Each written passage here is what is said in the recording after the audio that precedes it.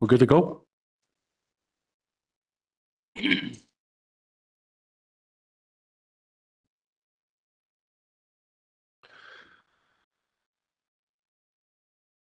Welcome back to the open meeting. I'll just remind everybody we ran a little bit behind and closed here, so we're on a bit of a tight timeline here. So if we can keep things moving along, it'd be much appreciated. Can I get a motion to adopt the agenda of the special council meeting of Tuesday, November 7th, 2023? Mover, Councillor Ray, Councillor Stetsky. All in favor? Opposed? That's carried unanimously. Welcome to the first budget meeting of 2024. I'm going to turn the meeting over now to our CAO and Chief Financial Officer to lead us through the agenda for this afternoon. All right, thank you, Mayor Price. So I guess I'll just start with saying thank you to all the staff that put a ton of work into this, and for council for the next few days. We're gonna, this is a tough budget year, as we mentioned before going into this. And so there's been a lot of work to get us to this point. We got a lot of work directly in front of us as well. So I just wanted to have a few opening remarks. First off, you know, the city pays the same as everybody else out there, and we're seeing inflation affecting everything and everybody. And so the same services that we provided before are costing quite a bit more to provide the exact same service. And the other thing is that as we were looking through for reductions, is the city's busier than ever, and there's more demands on our services, not less. And so you'll hear more of that, and we'll talk a bit more about that when Charlotte gets through her materials, and for the different departments as well. So I wanted to have a little overview on the governance side before we get into this. So I'll just go through my notes here. And so the city of Cranbrook as a corporation and as a community is growing in size and complexity. And it may be time to evolve our budget process to recognize this. In smaller communities, council's involved in the budget down to the very detailed operational level budget decisions. In bigger cities, councils don't see the operational level detail and focus on the strategic level, making decisions in overall services, service levels and costs, department level budgeting, and larger capital projects. There's simply too much information to be useful for council to see that level of detail in larger cities. Cranbrook, it's a small city, and so we're in between those two extremes. Council members have a limited number of hours in each day and energy to put towards all the issues of local government. And so where to best spend those council hours to get the most value and the most benefit to the city is important to budget as well. Council decision-making is at the policy and strategic level, staff is the operational level. The budget process has been the same for years in Cranbrook. As the city operations and requirements have increased in complexity, extending the details and hours of budget meetings for council discussions to include this level of detail may not be sustainable in terms of hours and time and energy for council members. It may be time to look at the format of our budget and process in light of the council goal of good governance, and focus council time on the strategic and policy level by moving the presented budget information up one level into the more strategic summarized levels. So as we move through this year's budget process, please keep this in mind. And at the end of the process, we'll discuss this with council before we begin to create the budget process for next year. It may be time to step this up into the strategic level, one more level, and make a change for improved efficiency and effectiveness for council's time and energy. And again, that'll be a decision of council. Different councils have different levels of comfort seeing different levels of information. It's just the time and energy budget of this council with so much going on in the city and how much we've been asking for council's time. It's a factor. So one last comment is a change we are implementing right away. So council and the public's aware, is starting the public consultation process earlier in the past. Previously, the consultation was done after the first rounds of council decision-making were done, and a nearly complete budget document was ready to be shared. There was very little time between that document being ready and the need to have the budget bylaw done, if you recall, in years past. So by starting early, the public sees the budget process and information the same as council does and can offer comments as the decision-making is underway. So the public consultation this year will begin November 15th and close on December 1st. That way that we have a week to consider how to integrate the comments into the package, being published on December 8th for the December 13th budget meeting for council consideration. So that's the change for this year. That's my comments. Thank you, council. Thank you very much. CO Osmer. Thank you, Mayor Price. So good afternoon, Mayor Price, members of council, staff, and members of the public viewing via our live feed. All my stuff here. Pardon me. Staff are very pleased to be able to present to you over the next few days the draft budget for the 5 years, 2024 through 2028.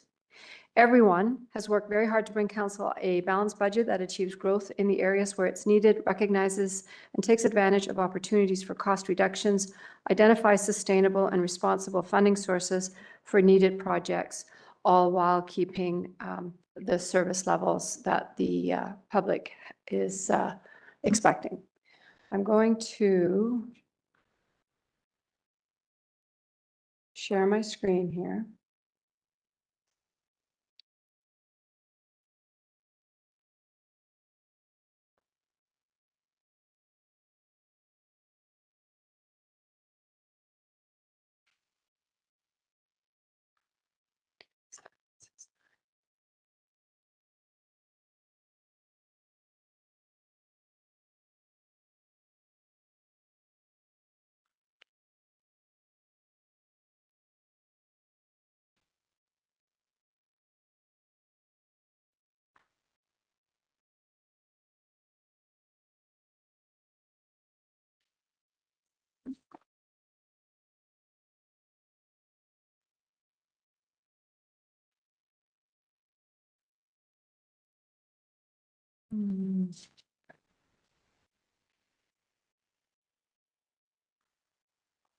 Come on.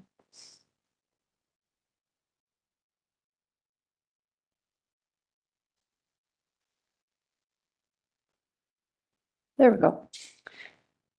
So this is a graphic representation of the annual budget cycle. I've provided council with a copy of the document or shared a copy of that document for you to insert into your binder. So the intent is to represent to council that this is really an ongoing process that doesn't start in November. It starts much earlier than that and flows through right to January. So you'll see that we've highlighted for council the various processes that take place each month of the year. Not all of it is related to budget, but you'll see that the annual setup for the budget starts in June. And this year we're targeting a adoption date of February. So we'll be adopting in February and starting right back into budget a few months later. So it is a very comprehensive process. Staff put a lot of time and effort into reviewing the various budget line items.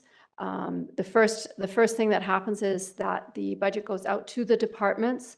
The departments are all responsible for reviewing the costs that are needed to run their operations.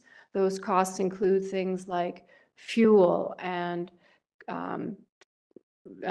trucking fees and parts and supplies. And just on that, in terms of price escalations, we have seen very significant price escalations across the board in some of those areas.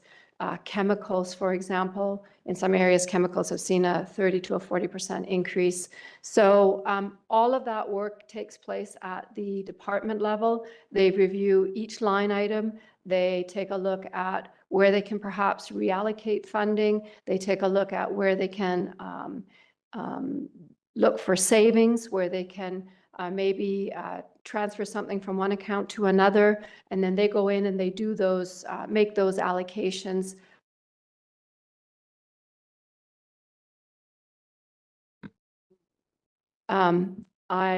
Each of the departments have regular budget meetings before any of those budgets are sent back to finance for yet another review and another examination against market conditions, trends that we're seeing across the board. We also in finance, after we receive it from the departments, we take another look at the trends. Admittedly, reviewing trends over the last few years has been difficult because of COVID, but nonetheless, that is an exercise we undertake. and the time frame is maybe a little bit shorter than 5 years right now, just because of COVID. But we take a look at those trends. We take a look at what we have seen out in the market, what we're hearing from suppliers, what we're hearing from, for example, insurance providers. So there's a lot of work that goes into each and every line item before we get to this stage. Just as an example, we have 18 utility account line items that include BC Hydro, natural gas, telephone. We have insurance. There are 18 GL accounts for insurance because they are allocated out to cost centers. So it is a tremendous amount of work that goes into it before it gets here. So I'm hoping that this that this graphic will illustrate to council, you know, the process and the cyclical nature of the process. In addition to this, I've also provided you with a detailed budget schedule just for your reference, and it does periodically change as we make tweaks to it. So I'll make sure that if anything changes, I'll provide council with an updated copy.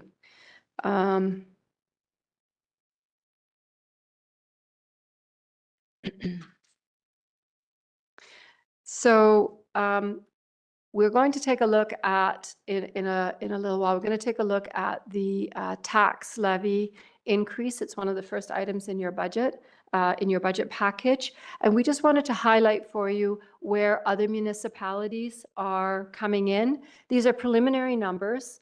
It's very early in the budget season, but so a lot of communities have not come forward with anything yet, but these are communities where we have seen publication of some indication of where their tax levy increase will land.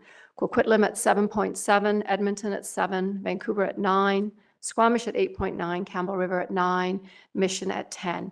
And it's very, you know, this is very, very high level. So in order to fully comprehend what lies behind those numbers, a really deep dive would be needed. But nonetheless, this is a high level review of where other municipalities are ending up.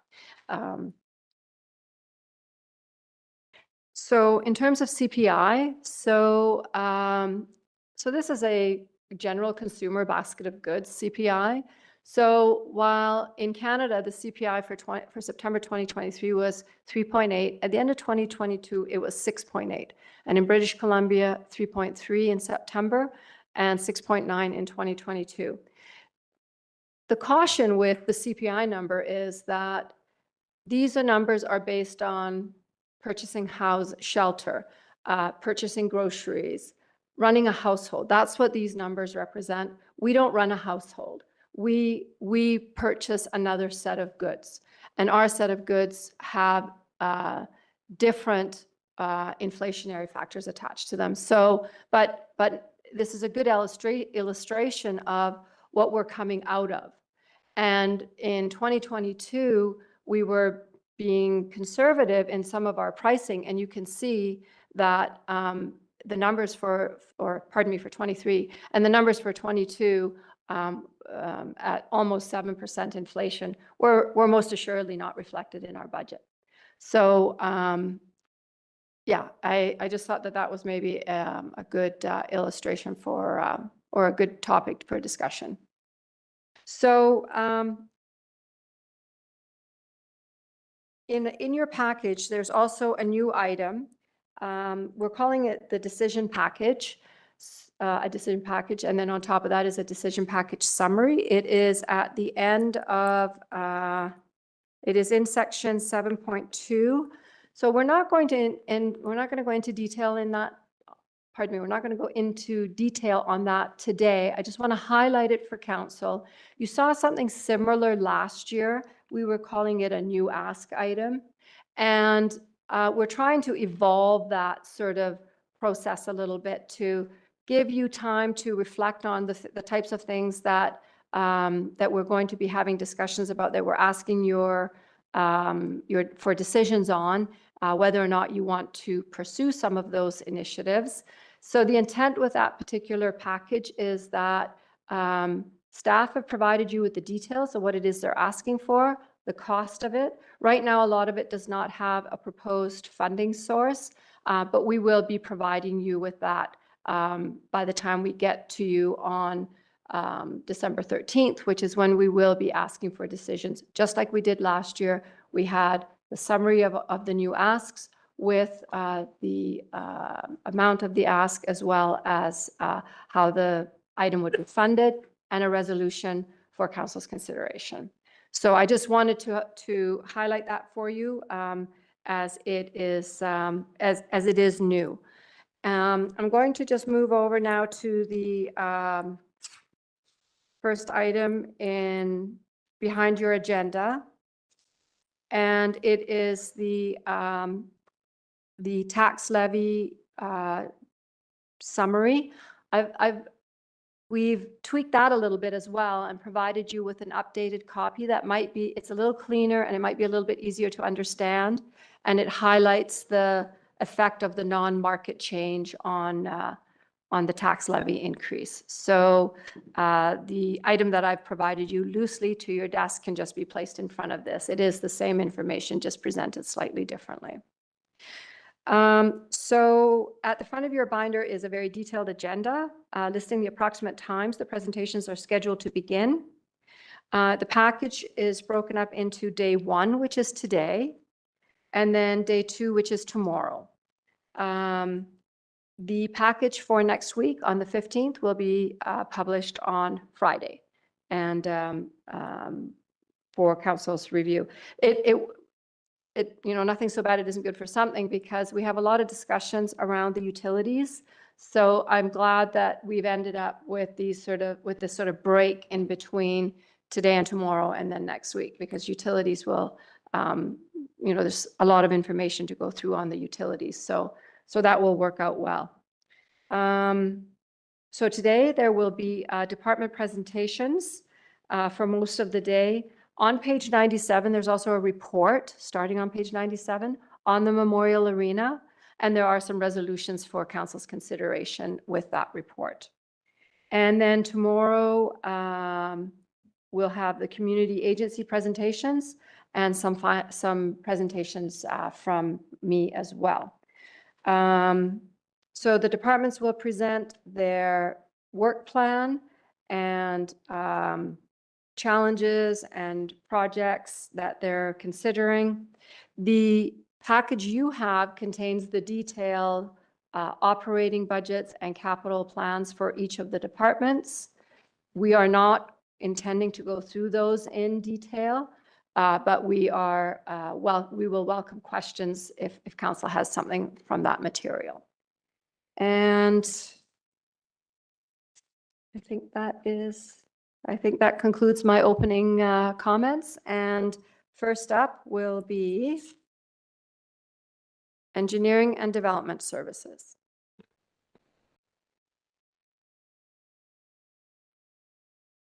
Question or comment from Councillor Stetsky?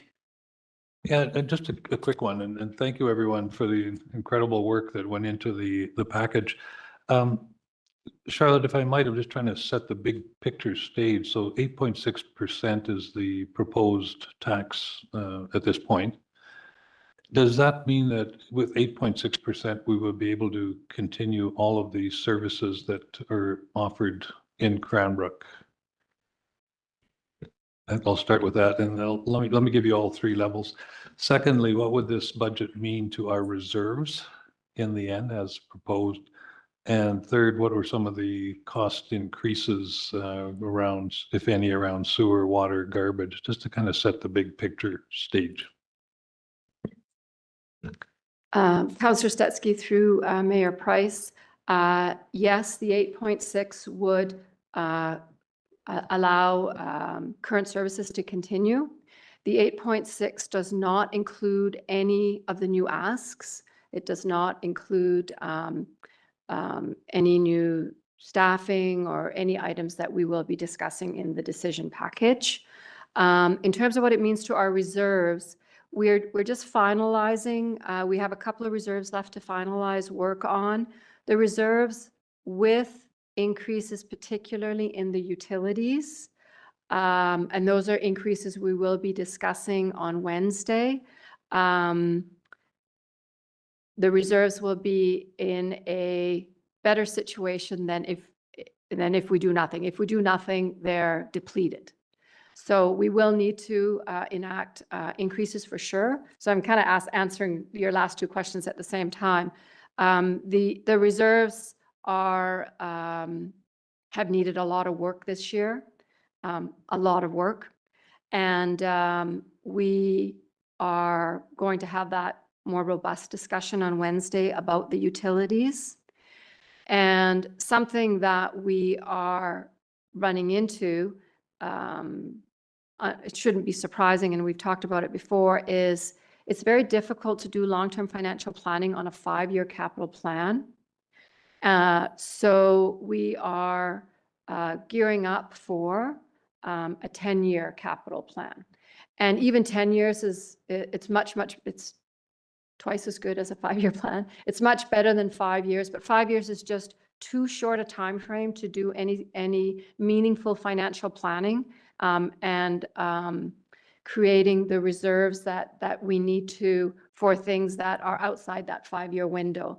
So we've done a lot of, I think the reserves look reasonable, all things considered right now, but they need some attention, particularly things like the Financial Stabilization Reserve and the New Initiatives Reserve. Those two are the ones that have been relying on transfers from surplus, which have been significantly smaller in the last few years than in the past. And those surplus transfers have been needed in the critical infrastructure reserves in order to keep them from bottoming out, quite frankly. So in the later years in the 5-year financial plan, there are some fairly significant increases to the transfers to reserves that are funded from taxes, but they're necessary. So that's in the general fund. That's aside from the utility fund. So there is the facilities reserve and the financial or the fleet and equipment reserve are vulnerable, we would say. And we'll have some more discussions around some other things that we've started doing in terms of debt expiring and what's happening when a debt issue is complete. Okay. Thank you.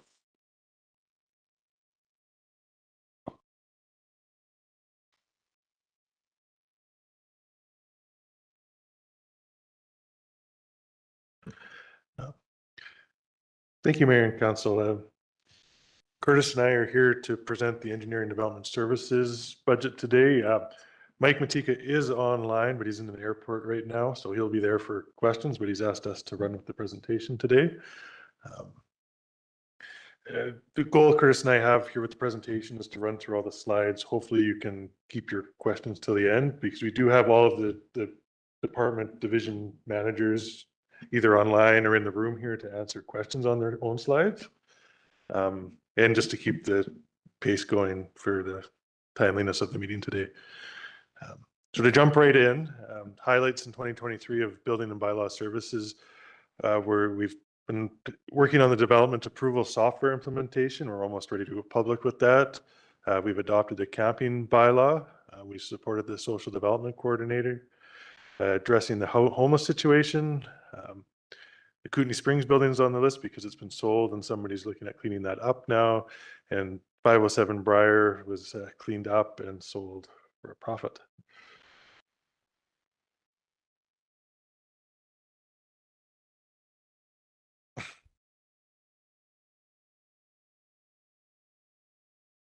On? Yeah. For me? Oh, thank you. Oh, sorry, back on. There we go. And then in the planning and development services, we've completed the plan for the downtown revitalization. We've been working on the official community plan, almost ready to bring that forward to council for adoption here. We've made the application for the Housing Accelerator Grant. Our housing needs update was completed and presented to council just recently, and we've got a draft land disposition policy ready to come back to council, but we're just waiting for the Housing Accelerator Fund, depending on the timing of that.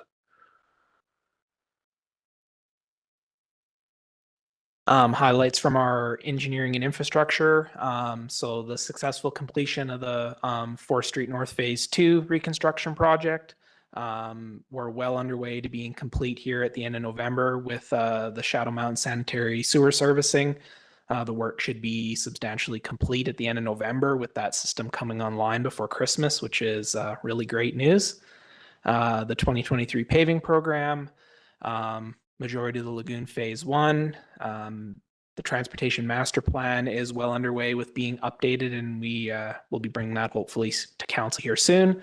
And then same thing with the sanitary sewer master plan that is in progress with our consultants, and hopefully be able to bring that to council early in the new year. Highlights from economic development. The city entered into the agreement with the Acom Community Enterprise out at the airport. Completed the tourism master plan, open data source portal that's going to be going live to the public here in the coming weeks. The completion of the outdoor patio guide and the BC Hydro Load Attraction program.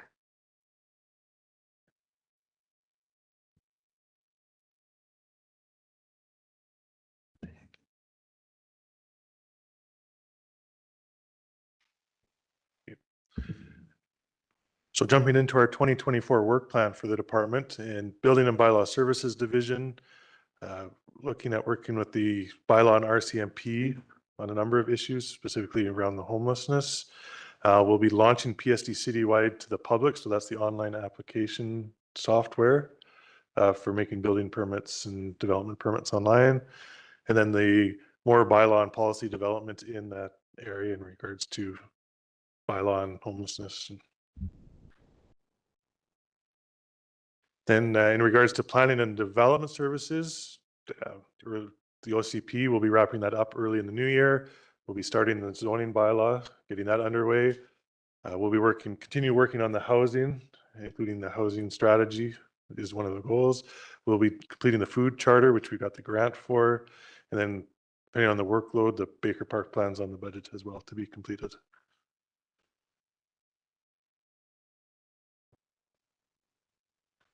So looking at our infrastructure and engineering for 2024, one of the major ones that we have on the list is the update of the subdivision and development servicing bylaw. This would be a complete rewrite of the bylaw. The 2024 capital works program, so that would include our combined infrastructure projects, water and road projects, or some of the paving program projects. The lagoons upgrades, the completion of phase 1 and the phase 2 completion. Finalizing getting permits for the construction of Gold Creek Dam and looking at funding. The floodplain bylaw, do an update of the DCC bylaw. Start working on a liquid waste management plan in relation to our lagoons and the spray irrigation facility, and then look at kicking off the South Hill local area service. From economic development, looking at ways to implement the downtown revitalization plan, look at continuing ways to implement items from the tourism master plan, looking at investment readiness, one of the new asks, wayfinding and signage program, the history center grounds, and workforce development strategy.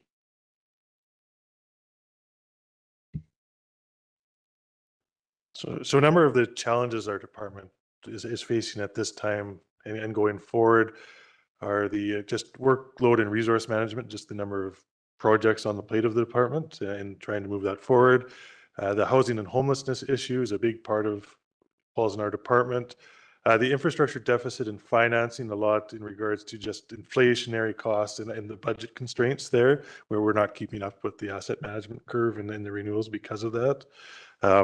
Climate change and resiliency, we are seeing climate change and trying to build that into everything we do. Some of the reasons for a lot of these projects, and just, yeah, the community and global uncertainty, which wraps a lot of that together.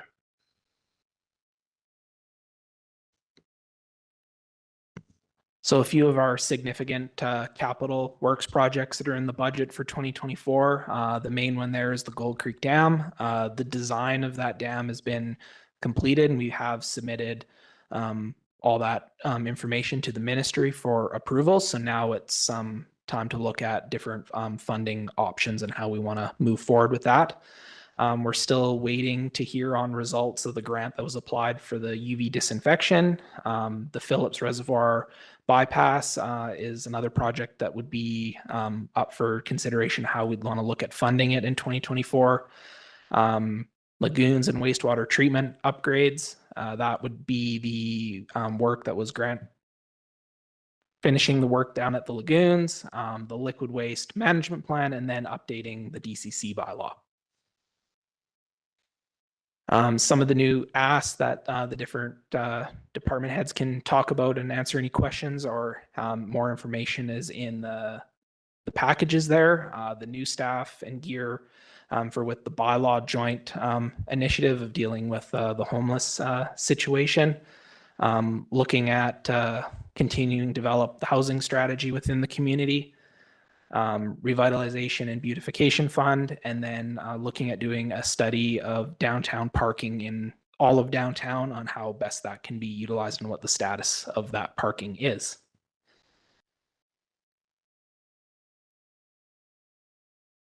And now we'll open the floor to any questions that Mayor and Council may have. Yeah, I got a quick question, just so we kind of stay focused here. Probably to Charlotte. Charlotte, will we be dealing with carry forwards later? Carry forwards associated with each of the departments. Will we deal with them all at once, or do we want to bring those up now? Would you rather wait? Just for order here. Mr. Mayor, if you have questions about the carry forwards, now would be the time to bring them up. Thank you. Just a quick comment going forward. You did mention the desire to go to a 10-year financial plan, and I think anybody looking at what we got hit with this year, I mean, it's exceptional. I think that illustrates right there that 5-year doesn't quite cut it. And this is not on the departments or anybody else. When we got something 6, 7, 8 years out, they don't get it in a 5-year plan. And all of a sudden they put it on in year 4. And now I'm going to tell you, look what happened this year. And then you look where the funding's coming from. That's borrowing. It also gives our staff more time to prepare for grant opportunities going forward. So that's just a quick comment. Now I'll take questions, Councillor Bassett. Well, thank you. I would like to look at the carry forward sheets. I looked at this yesterday, and so as of September for engineering, we paid for 30% of the budget, and so there's 70% still hanging out as of the end of September. So my question is, should we go ahead with all of these projects? And I understand some of this is billing, some of this will be billed before the end of the year, but it still makes me think that about half the work isn't accounted for in this year's budget. So then it's going to get pushed over to next year. So when we're adding on more projects, you were talking about workload, and I share your concern about workload, because I look at this and go, we can't do we haven't done the work we said we would, mostly. And so how are we going to complete that next year and add to it? So maybe if you could respond to that. Guys, it's Mike here. I'll speak to that. Can everybody hear me? Yes, we can, Mike. Okay, and that is a great question. We had several multi-hour meetings as we developed this year's or the 2024 proposed work plan. And the top priority that we had set when we looked at those meetings was making sure that it was something that would be achievable and something that wouldn't cause significant staff burnout, because we need to be accountable for getting the work done. But from my perspective, I need to make sure that we're taking care of our staff and making sure that we're not setting them up to fail when it comes from a workload perspective.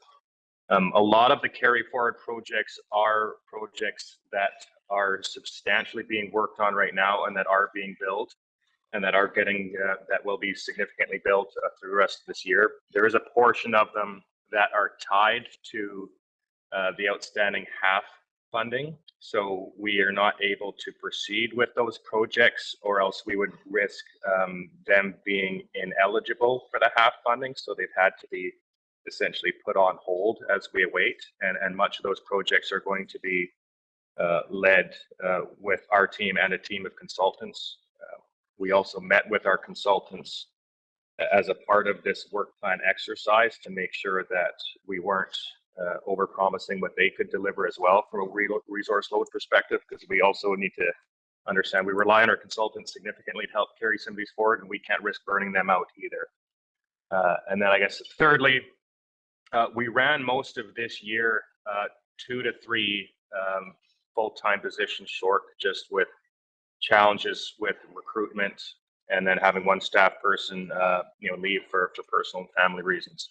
So what happened there is it pulled a lot of our staff and our managerial staff into more frontline roles, and a couple of these projects that required more time for them just were something that couldn't be done. I'm happy to say that right now we're just waiting for one more person to join the department next month, and they are scheduled to join. And other than that, we are at our fullest staffing capacity that we have been in the entire calendar year. So obviously things can happen, and we can have staffing challenges in the future, and that is something that we'll then have to communicate with council and public very clearly if we do have any challenges with that. But we do feel like we've really put a lot of time and effort into being realistic with what we can deliver here, and we will be open and honest with council if we feel that there are any challenges that come along those lines. Thank you, Mike. Further?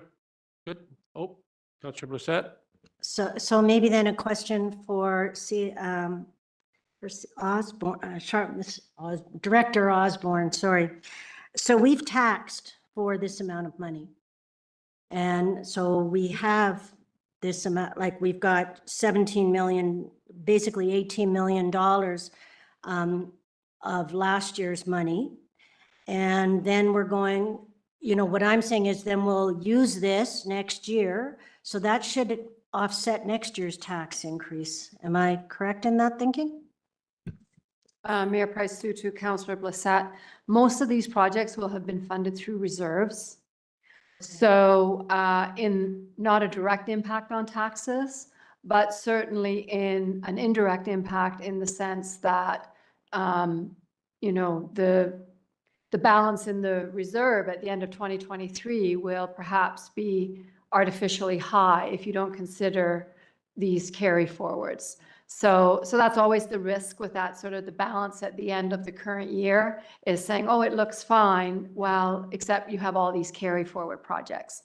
So as I said, most of the projects are funded from the reserve and would have they're being carried forward, has no impact on the tax levy. If they come in below budget, then that releases a commitment of funds in the reserve, and the reserve, might be a little better off than we had anticipated if everything came in on budget. Likewise, if it comes in over budget, we'll need to find additional funding. But yeah, it has very little impact on the tax levy. Yeah, Charlotte, but we've got to keep in mind that going forward, a lot of these reserves are funded from taxes. You see, so if a project doesn't happen this year and there's a similar project next year that's connected to that, I just look at Joseph Creek sediment and erosion. I don't even know if that may be underway for this year, but if it's not, we got it again and again. So what if we're a year behind? Why would we choose to carry forward and leave that reserve, for the 1 year? Just a thought. Mr. Mayor Price, so yes, as you were saying, they are funded from taxes, but in the case where they have annual allotments that are funded from the reserve, we only draw out what's actually used in the year. Okay. That, so if a department has only used $50,000 and the budget was 200,000, we only draw 50. And then in the case where it is an annual allotment, in some cases, you know, that might be purposeful, and I'm not saying it is, but it might be purposeful because maybe there's a ballooning workload in a year or two out. So they do less work in year one, but as a trend, it's $200,000 a year. And that's what we fund for, because over time, that's what on average we'll be spending. Right. Thanks for the clarification, Councillor Graham. Yeah, thank you. I'm just something on the new work in 24. I see we're updating the DCC bylaw, and I believe it's only maybe a year and a half, 2 years old. Is it outdated? Thank you, Councillor Graham, for that question. There's aspects of it that are outdated. The costs are a big one, given what we've seen for inflation. We need to update the costs. The other thing is the project list needs to be updated as well, given we're updated the master plans to update those. The other thing that's coming down the pipe as well, I don't know if Council has seen this yet, the BC government's just announced today that we're going to be allowed to collect more DCCs on things like fire halls, police stations, other community contributions that we haven't in the past. So we'll have to discuss updating those kind of aspects too when we look at the DCC bylaw this year. Further? Yeah, I guess just a supplemental then, in regards to that and the comments, because the DCCs went up substantially, like multiple times, 300%. So we're going to increase them more, is what you're saying. That's what the bottom line is, that this will create more of a cost with the DCCs. And I guess what I'm wondering is, I was a little cautious with doing the DCC bylaw when we did it originally a year and a half ago because of the time it took, and we hadn't completed the OCP. We're still not completed the OCP, and the province has made some major legislative changes. I'm wondering if we hold off on this until we actually get an OCP document that is up to date now with what the province is legislating, so then we could tackle DCCs with a fulsome discussion. Councillor Graham, through the mayor, the OCP is in final draft right now, subject to council and community feedback. So you will be seeing that very shortly here, and it's anticipated to be adopted early in the spring. So it definitely will be incorporated in this DCC revision, in addition to the updated master plan and plans that we've done in alignment with the OCP. Councillor Bissett? That's right. Looking at page 15, when it talks about the capital projects, and there's a number of them where the funding source is listed as revenue. So does that mean taxation? CEO Esper? Mayor Price through to Councillor Blissett. Yes, it does. And it's typically with respect to the capital works program. So, or in the case of water. So yes, water, sanitary sewer are considered funded from revenue. In that case, it'll be user fees, and the road dedicated tax is, yes, funded from revenue. What we do is we put it into the reserve, we tax for it, put it into the reserve, and consider it spent that same year. So would this mean at the bottom it's $4 million? So we're looking at $4 million in additional revenue generation, or in our standard amount? Councillor Blissett through Mayor Price, it's standard. Most of that money, if not all of it, is the road program, water, sewer, capital works, general annual allotment up at the top for $2.8 million.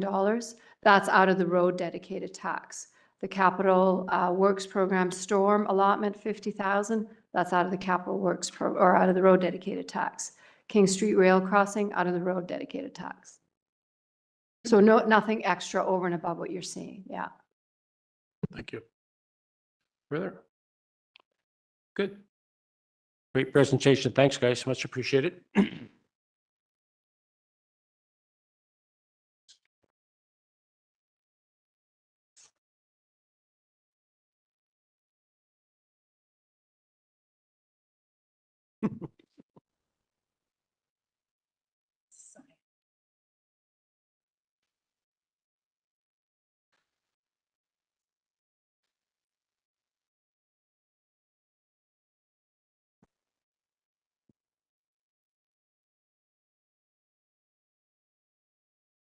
Thank you, Mayor and Council, for allowing us to present today.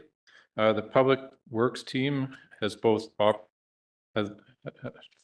the Public Works team has reviewed both operational and capital project and will be presenting a budget that will effectively maintain and improve current levels of services. This year, we're basically changing our core operation to just to focus to more of a asset management operational mindset. So we'll be we're going through some changes, and so first part of our slide, we really want these. We just want to make a point that these are our core services, and the reason why Public Works is here. So our role is to provide effective delivery of these services and provide proactive maintenance of city assets. So 2024, we will be working towards clearly defining the level of service that our customers can expect and prioritize our resources most efficiently to meet those expectations. So what we've been doing recently is reviewing our asset management operation just from a Public Works point of view. And through our own review of our asset management, we have identified a number of gaps. Asset inventory. So we are seeing a number of missing items in the inventory, which needs to be addressed. The inventory is not always being updated when assets are replaced or rebuilt. And also assets are not on a regular schedule to be reassessed. We are seeing inconsistencies of asset management between departments, and we also need to have better coordination between departments. Quality control of data, regular inspections and maintenance needs to take place, and effective PM programs include a process for supervisors to inspect maintenance activity after completion, so we are continually improving. Preventive maintenance inspection templates need to be created for all assets, and triggers need to be put in place. We need to look at capacity once our preventive maintenance program is defined. And we need to ask questions like, do we have the resources? Do we have the correct expertise? For example, we own a number of industrial machines and we have no millwright on staff. Other organizations I've been involved in with have specific trades group or primarily focused on a PM program. Also, a process needs to be put in place so that all new assets include an operational plan so we can ensure we are resourcing accordingly. With current inflation costs of replacing equipment and an effective PM program need to be resourced appropriately to extend the life of these assets, resulting in lower overall costs to the city. We need to ensure that we have succession planning. In some areas, we have the expertise, but nobody to back them up. This is also a risk because specific knowledge of equipment and specialized training is with one individual. Currently, some departments have very effective preventative maintenance program, and we will model other departments similarly.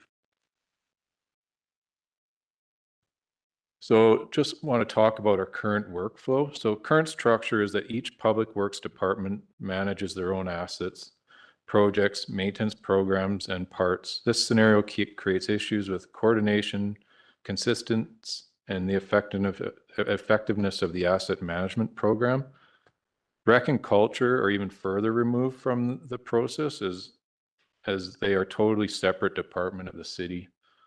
The large asset Western Financial Place was also added to the city's portfolio without resourcing for a long-term preventative maintenance program.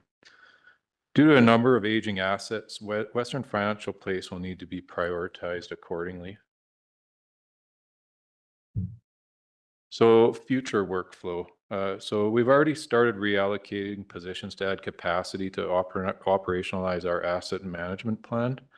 Currently, we have a number of reports and data in various formats that require a workflow management structure to ensure our assets our asset management plan is continually reviewed, updated, and quality control of the data is monitored. The project asset manager will lead this group. So they will oversee the workflow and prioritize the group, create policy procedures, and ensure that we are complying with the asset management best practices. We have already hired a stores parts person, which will provide parts support for city staff and maintain warehouse stock. This will increase efficiency and ensure we have the spare parts we need for regular PMs and breakdowns. This position will also help address the current supply chain challenges. We'll be adding a public works GIS coordinator through an allocation of another position. This will provide support for the preventative maintenance program, asset inventory, GIS support, and quality control of inspection work orders and data, as well as provide backup for the engineering GIS coordinator. The 0.5 position we added to the energy and environmental specialists will also add support to that group. Workflow will be structured in a way to narrow staff's focus on specialty areas such as warehousing, coordination, and asset management, which will leave operations to focus on their specialty, actually maintaining the asset. An estimated labor factor will also be added to the PM program so we can assess whether we can meet the minimum service levels of an effective PM program with current staffing. Through this approach, we will be able to bring clear and accurate reporting back to senior management and council for decision making. This process will be providing constant communication between operations and the asset management group. It will become circular, offering the benefits of continual improvements and be sustainable over the long term. So condition-based maintenance. So with accurate asset management data, we will in time replace scheduled-based preventative maintenance and move towards condition-based preventative maintenance model, which, as you can see, is much more cost-effective. Through regular inspections and PM, we will be regularly assessing the condition, ensuring we utilize resources on maintenance activities at optimal intervals.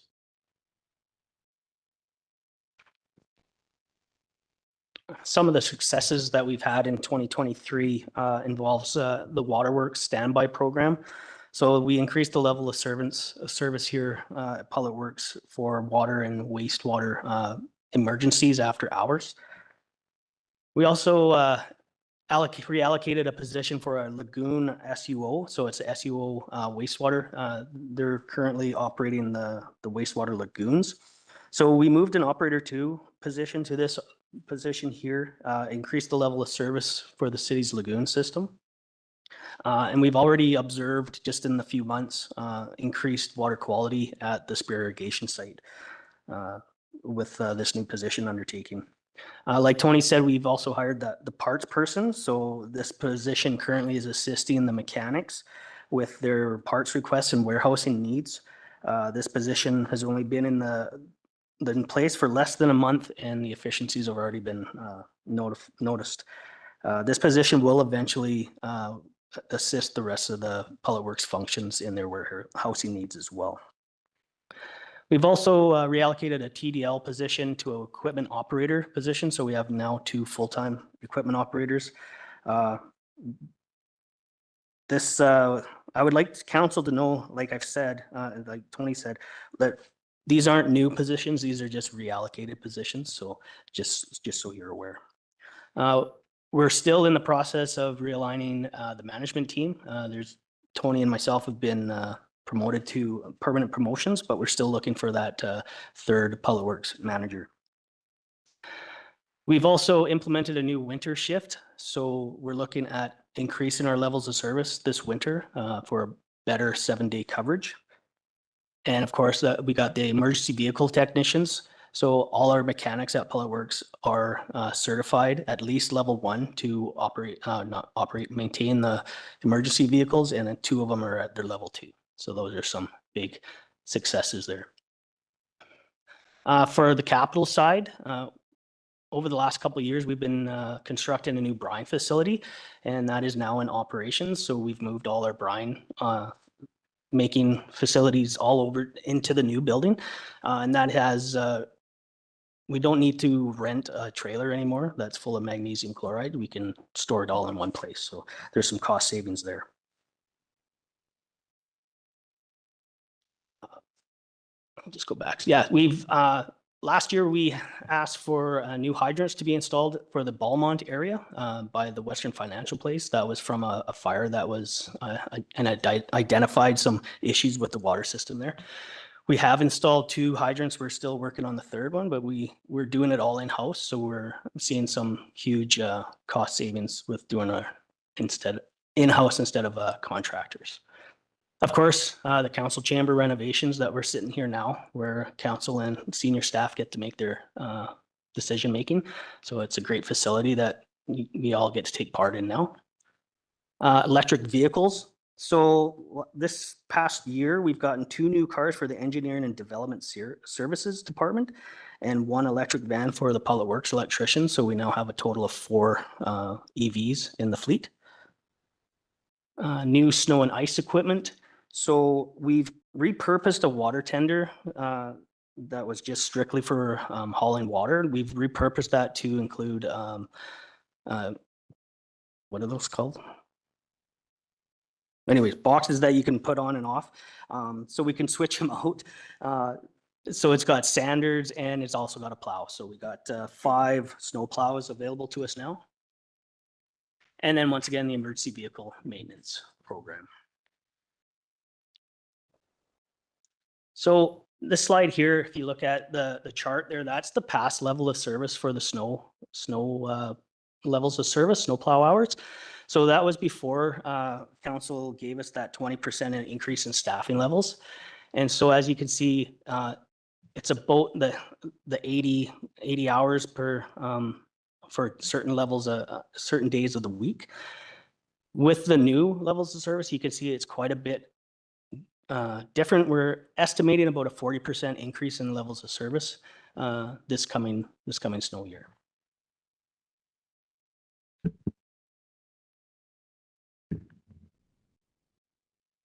Okay, so our work plan for 2024. In Q1, we're going to look at the procurement process completed for 2024. The summer work plans and priorities, we'll be focusing on that in Q1. Also, the policy review and bylaws. So there is several bylaws and policies that will be getting reviewed this year. Every 3 years we review them. So that includes the sidewalk management policy, water turn-ons and offs policy, the sanitary sewer connection and sanitary main operation maintenance.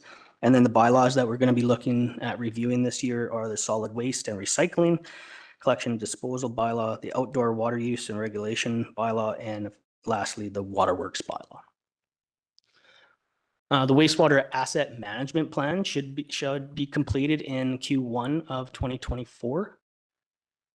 Review recycling contract. So the term is ending at the end of 2024 with a 2-year renewal option. So we'll be looking at options for that. And you'll see a common theme here for asset management. Every quarter we'll review inventory and assess the asset management. In Q2 of 2024, the construction season focus of operations kind of takes over. Review and update to assets for 2025 budgeting. So like Charlotte said, pretty much as soon as the budget is approved, staff is working on the following year's budget. So review past winter operations. We always want to review what we've done in the past and learn from that. The West Lawn Cemetery Master Plan will be completed in Q2. And again, asset management review. So Q3, the automatic garbage collection services should be starting up sometime in September. We hope to get those new trucks Q1 or early Q2. Review the work plans and adjust accordingly. The snow and ice control program preparations. So early in Q3, we're already planning for the upcoming snow and ice control. and again, review asset management. So Q4, construction season completion, we're wrapping up all our projects for Public Works.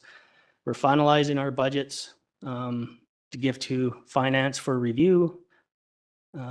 Again, policy and review of the bylaws, and again, asset management review. So throughout 2023, the Public Works Department did experience a variety of challenges. These have included difficulty attracting subcontractors, qualified staff, and student workers. Our Waterworks Department has also been completing a large number of water main breaks that have required additional repairs into the summer months, and this has been taken away from their time to complete regular maintenance activities. We've also been managing banked overtime that has been accumulated from staff responding to snow events, emergencies, and special events. This banked overtime results in a loss of man hours for regular operational and maintenance duties. Over the last several years, we've also experienced delays in equipment orders and on specialty equipment parts, which has resulted in our equipment to be out of service longer than anticipated. Additionally, Public Works staff is often utilized to support larger projects and events throughout the organization, and this also results in reduced man hours for our day-to-day maintenance. We have also seen an increase in support required from our city trades at Western Financial Place, which has impacted the amount of time we have to perform our other day-to-day duties. Although these were challenges throughout 2023, in the previous slides presented by Tony and Jason, we have addressed several of these and will continue to work on addressing them throughout 2024.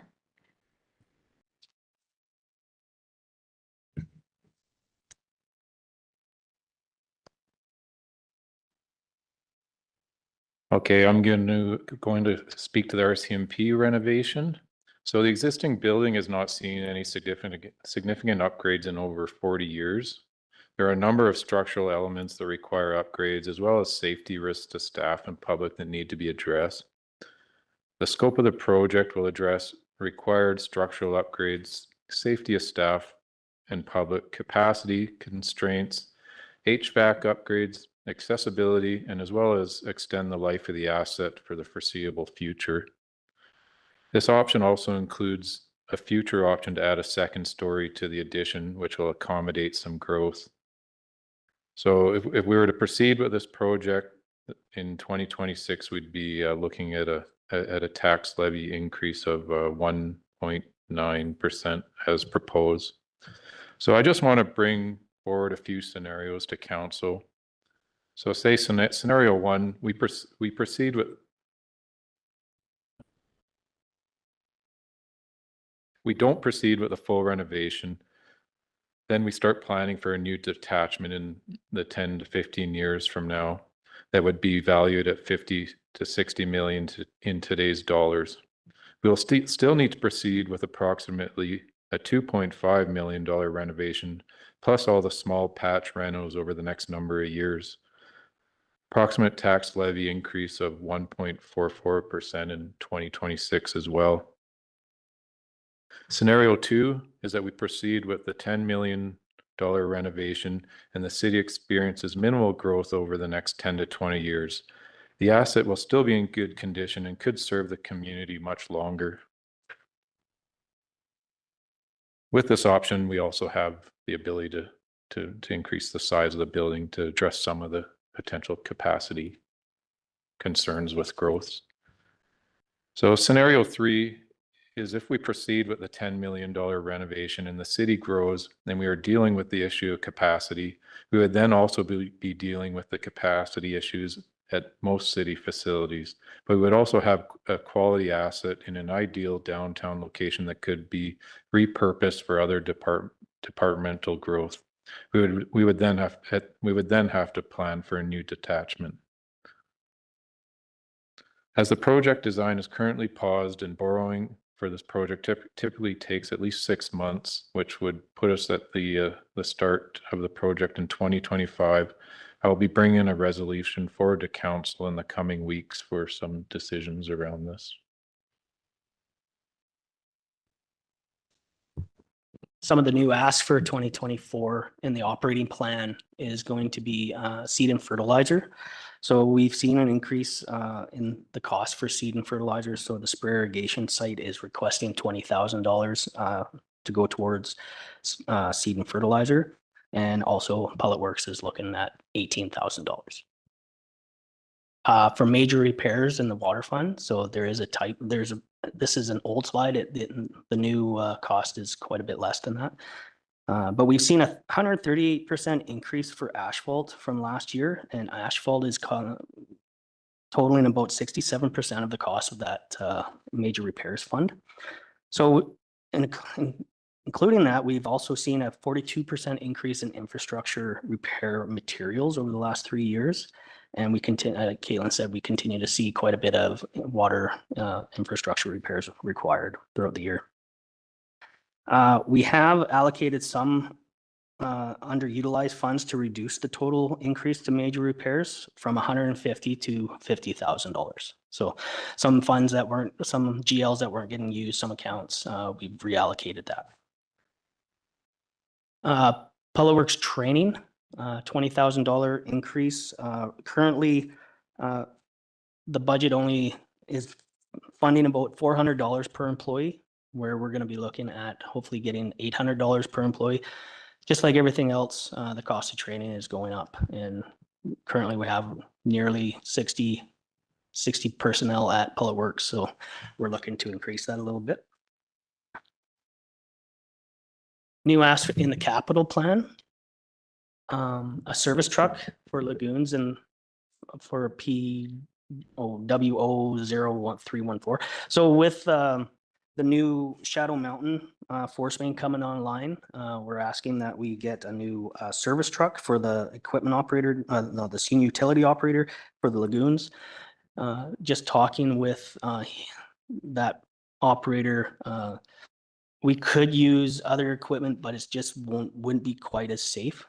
So we're looking at hopefully getting a new service truck. For the brine facility, so like I said, over the last 2 years, we've been able to construct that facility, and it's operational. We'll just look to finish it off with a concrete floor. A fluoride analyzer up at the treatment plant.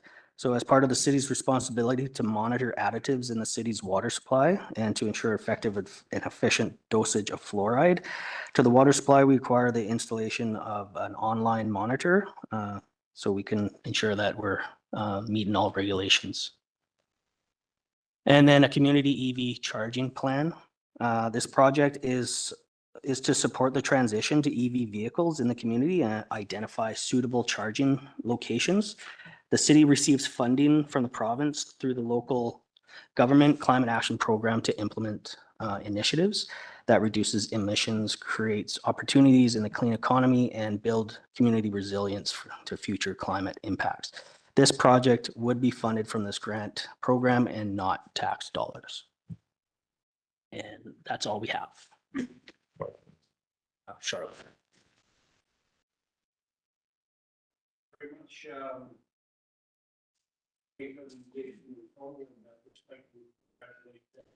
I'm sorry. Yeah, thank you, Caitlin, Jason, and Tony. I'd just like to congratulate Tony and Jason on behalf of council on your new promotions into the director and assistant director position.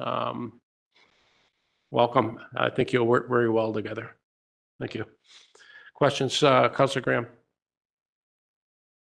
Yeah, just a couple of questions. One, I'm just curious. I've seen like we're doing regular maintenance, and there's nothing major happening out at spray irrigation. What I'm curious about is, as we are working on reducing usage, water usage, and making people, you know, more cognizant of what we're doing, even with in the house, how does that affect the outputs? How does that affect the amount of water going to spray irrigation?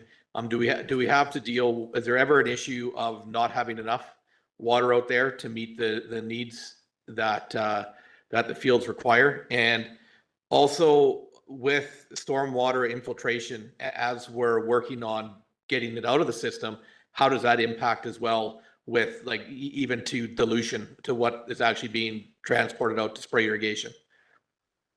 I will defer the stormwater question probably to Jason, but with respect to the spray irrigation, the summer was a bit different with all of the drought and the work going on at the lagoons.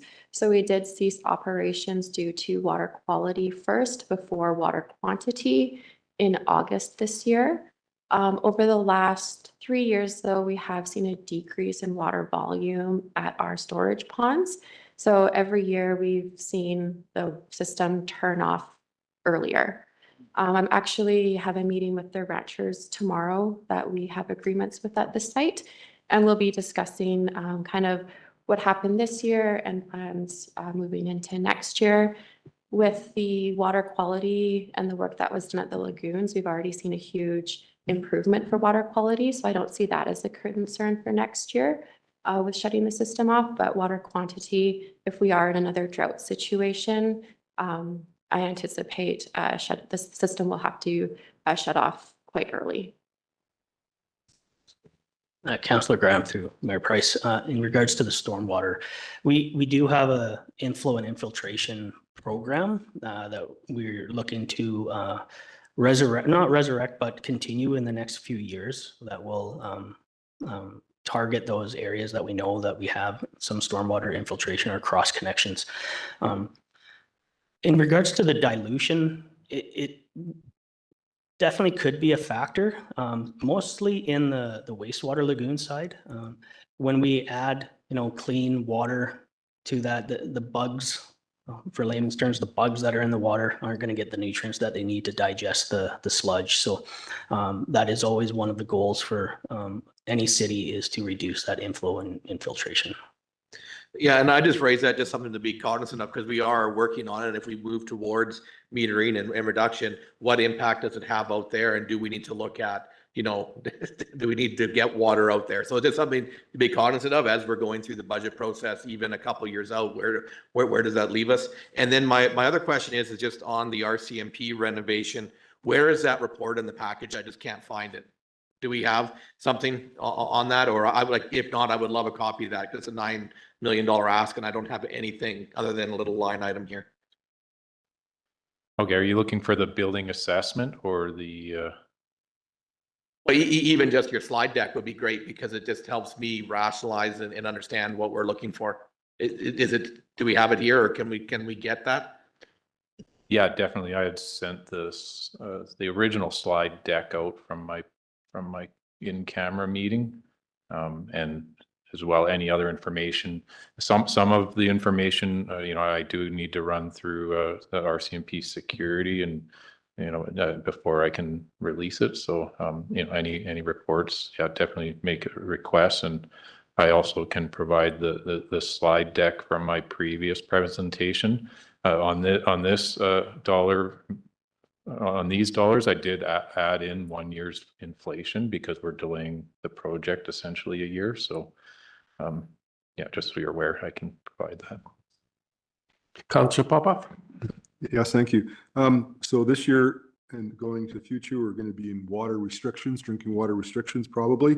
I'm just wondering, I didn't hear anything in your updates on water main leakage plans. So we anticipate that there's some major water lines out there that are leaking 24/7. Is there a plan for detection and identification repair? And is there a cost associated with that? Councillor Popoff through the mayor. Yes, we do have a water loss monitoring program. We do have an ask in the budget. It's fairly small, $20,000 for improving some of our current equipment that's kind of outdated. So that is in the budget as well. But yes, we do have a water loss program, and I believe even later on in the years, we're looking at doing an assessment on that to find out where we need to improve on that. So the plan is to identify where the major water lines are leaking and then capital money to do the repairs, and that would be a separate item. That's correct. Yeah. Well, what we have is they're called district metered areas. So we have certain areas that we know the water coming in and the water going out and then the population of it. And when we start seeing a big rise in those numbers, then we go out and then we do some step testing, it's called, with some acoustic work. And then we find the leaks and hopefully repair them. And if they're getting too bad, of course, we'll let engineering know to maybe up the asset into a replacement program. Thank you, Jason. Councillor Blissett, then Councillor Steske. So back to the carry forwards. So we paid for 14% of the work. 86% is on carry forward. Even if we adjust that 20, let's bump it up to 20% and 80%. So my concern with this is, again, we're going to carry this forward, 80% of the work, okay, maybe 75% of the work, and then we're going to add more work to this. So, I mean, I'm getting to I'm thinking this is unrealistic. And I don't know how you would manage all this.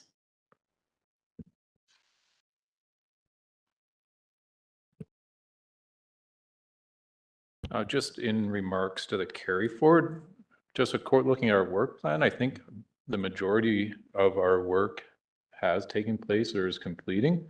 But a lot of the carry forwards are due to probably large piece of equipment that takes multiple years to receive, and then we do have a few projects that straddle, from this year to next year. But I'd have to review those numbers a little closer to get into the specifics. Right. So you don't have to get into the specifics on it, but there are a number of projects where there wasn't any billing as of the end of September. So, I mean, that's the only information I have to go with. You've said that your workload is high.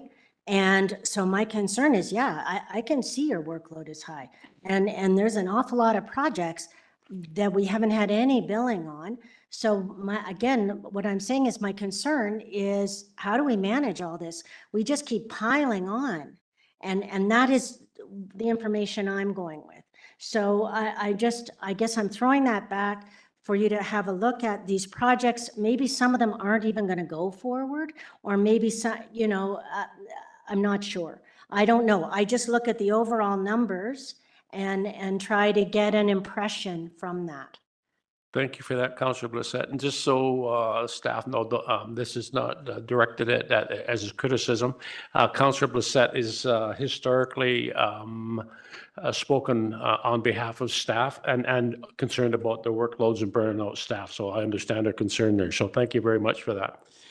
Councillor Steske. Thank you, Mayor. Respond? Yeah. Mayor Price, through to Councillor Blissett.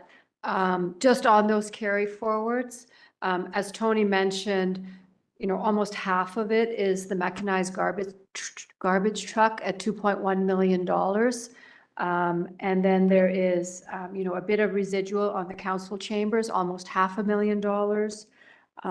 There is the $590,000 on the electric vehicle charging station that is kind of being held up because of other issues. So there are some really large items out there that are, that explain the large number at the bottom. And the other thing I would say is this list is created after Melissa, after someone in finance has discussed the projects with the departments and has talk to them about, are you going to carry it forward? If it's not going to be carried forward, it doesn't appear here. And the other thing to keep in mind is, because we're very early in the year, so if it's as at December, very early in the year in terms of, relatively speaking, so as at September basically means billing to the end of August, because contractors send you the bill for August and you pay it in September. So, it's really 8 months worth. And it's entirely possible that some contractors haven't billed you maybe since June. So just keep that kind of stuff in mind. There's a fair, these projects are not put on here lightly. And there are discussions with the departments about what they're planning to carry forward, where they're at with the projects. Perhaps what I might offer is, I don't know if council is interested in having even more detail on these schedules with some comments around some of these projects, in particular, some of the larger ones. I'm not sure if that would be worthwhile for council, but we could consider that. Thank you for that. Councillor Stetsky? Thank you, Mayor. Of course, with climate change and the conditions that are occurring along with that, and water becomes more and more critical, of course. And Councillor Popoff asked the bulk of my question, but one of the things that keeps coming up in when you talk to people about water restrictions is the leakage factor within the city. I'm just wondering whether you can comment on what percentage of loss do you think we're experiencing through leaky pipes, and because that really does need to be a priority going forward, is to fix those leaky pipes. Yeah, Councillor Stetsky through the mayor. We just, through our water master plan that was just finalized last year and was reported to council, we're looking at about an 18% leakage rate. Well, I shouldn't say leakage, it's unaccounted for water. So it does involve leakage, but that also accounts for unmetered and unmetered water and in other areas such like that. So I don't want to say like 18% of our system is leaking, but we do have 18% of unaccounted for water. We always have priority for water leaks. We are proactively looking for them. When we do find them, we repair them right away. So. CEO Fritchel. Thank you, Mayor. I just want to go back to Councillor Bassett's comment. So part of this conversation of the budget is an exchange of information between council and administration. So I think that was a good comment. If you're making decisions on carry forwards, expenses to September 30th aren't reflective of the project. So Theodore McPhee rail crossing intersection, anybody that drives there knows they saw that work going on. Just the billing doesn't go through. So I think we might want to just add a column perhaps on, completed or something, some other just a checkbox if it's done this year. Because if you order the vehicle this year, it's not arriving till next year. It could be checked off. Theodore McPhee is done. We just haven't got all the billing yet. There's just this document speaks to the financial side, and you're looking for information on the project completion side. So there are two different languages being spoken, and I think we can handle it with one column. I've got a question, and I don't want to get project specific, but I think it relates to our electrification policies and whatnot on our go forward. Just on the charging station, I know that's a heavy duty. I believe the intent there is, when we start going to electrification for the larger vehicles, they will have the capacity. And I know this is grant. We've got a significant amount of this is paid out of a grant, but we still do have to pay our share. I'm just wondering,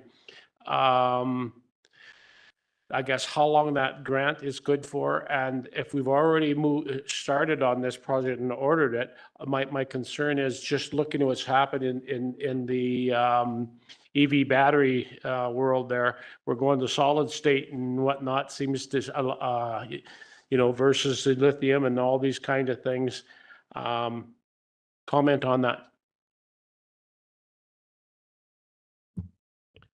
Thank you, Mayor Price. Just with regards to the EV and the capacity, so that budget line item is there, sort of there waiting for a grant. So it's, we haven't started on it. We're not going to proceed on it unless it becomes grant funded, and looking at various grants, if we, a lot of them are 50% funded, and we're hoping to fund the other 50%. Also this year, we've already awarded a consultant, and we're looking forward for some of his to gain some of his capacity early in the new year to do a complete fleet review and non-bias, and provide us with this roadmap on our fleet and what financially is the best option. So, you know, it's, we're, you know, out of that, we're hoping, you know, to create some policy and just something to guide us with all the changes going on. Yeah, thanks very much, Tony. That clears up my questions. Anything further, guys? No. Thanks very much.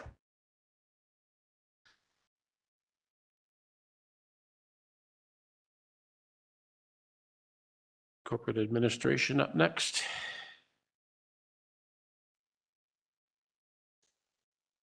We've got corporate administration up next, and we'll be taking a break after their presentation.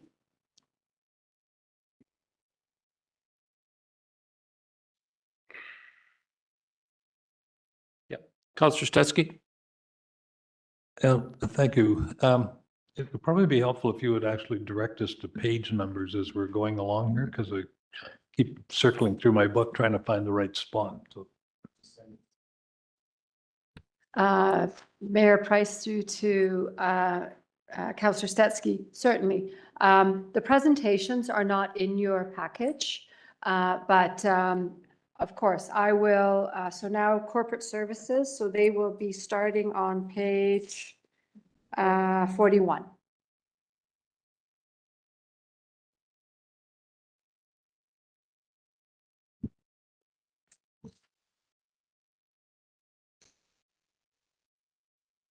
So we'll start by highlighting administration, some of the highlights from the administration.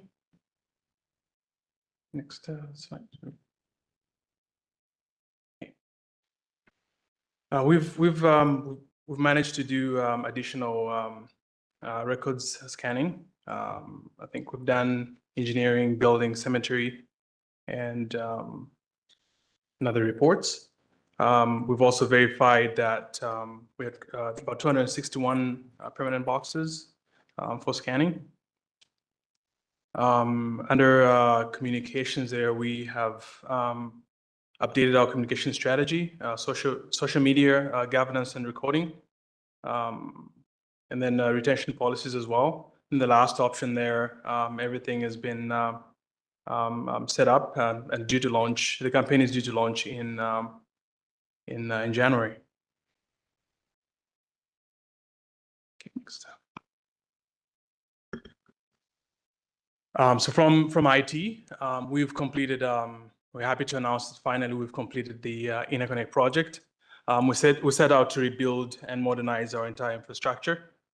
Through the project, we found a lot of efficiencies actually than we had initially planned for. Our approach was to simplify and consolidate our systems. This approach has significantly reduced the reliance on IT consultants for high-level IT functions, resulting in a lot of savings on our operating budget. In council chambers, we are sitting at 99% completion, and by the end of this month we'll move to 100%. This is from the AV installation in council chambers. The project has also allowed us to overcome an office space issue that we had for IT staff. We've co-located in the boardroom and brought the boardroom functionality right here in council chambers with the head of space option. Backup and disaster recovery. Disaster recovery is our ability to recover in case of disasters such as fire and flood. We've highlighted this in the past that our two main data centers are in the same disaster zone, which is here at City Hall as well as the fire hall. With the efficiencies that we found in the Interconnect projects, we were able to integrate our airport into our network as another backup site, giving us the option to build additional infrastructure and the high availability configuration to replicate some of the critical systems to the airport. This has allowed us to offer, it's also allowed us to offer the airport redundancy and backup options to some of their data. The value of this option cannot be underestimated, especially with the threat our airport was subjected to from the raging fires this past summer. unified our communication. We've modernized our workspaces. With unified communication, improved our ability to work collaboratively. Connecting staff, remote staff is offering us increased productivity as our main departments are spread across the different facilities within the city. Our modernized workspaces are also offering agility to staff that need to work between the different facilities.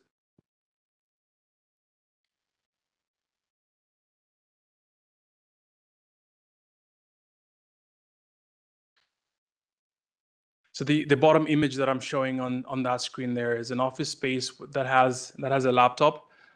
It offers us the ability to just unplug and plug into a different workstation that is configured identical to that one.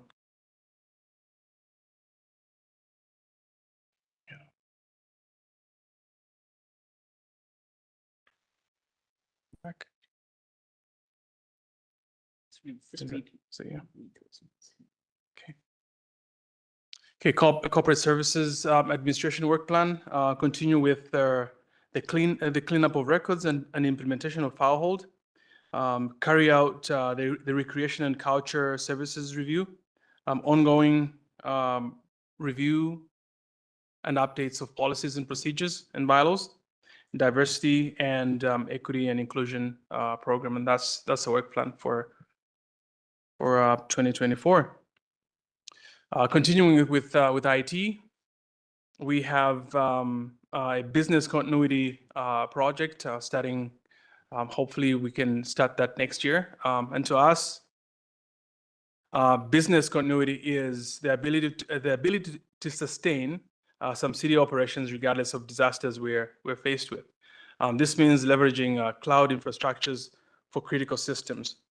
We'll achieve this by upgrading our current internet connectivity to a fully managed business connection that offers a higher throughput and a 99.9% service level agreement through our service provider. Our ultimate plan is eliminating as many single points of failures as we possibly can. An example of this is our current phone exchange device that is fairly old. I think it was released in 2001. We're still operating on that device. What we're hoping to do is migrate that service into the cloud, and that offers us a lot of redundancy with that option. If we had to lose our current phone system for whatever reason, we'll have no ability to use 311 and no incoming calls, and we can't send out any communication. So this is a critical project for us. Another one of the things to highlight here is I think all of us have experienced this with our emails. We all get malicious senders pretending to be someone they're not. What we're hoping to do with our email system is to build brand trust. We achieve this by adding our logo into the emails. So when you receive the emails from your buyer service providers, the city logo is going to appear as a sender from the city. So this fosters a trust to know that this email is as legit as it could be.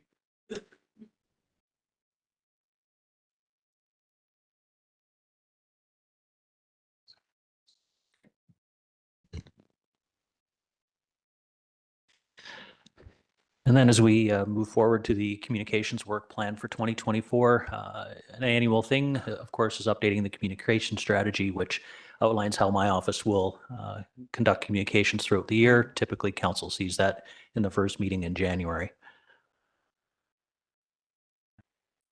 One of the more significant projects this year, it is ongoing, of course, is the Water Conservation Public Education Campaign. It's certainly going to take much more focus this coming year because of the drought and the water or lack of water, I guess, we had this year. So this has become much more, I guess, urgent and important. So this is going to be a significant focus. Another significant focus is developing and implementing a comprehensive corporate public engagement plan. Certainly involving a lot of the different consultants and people that we bring in. getting communications involved earlier in the process just creates some consistency in messaging and branding and those types of things.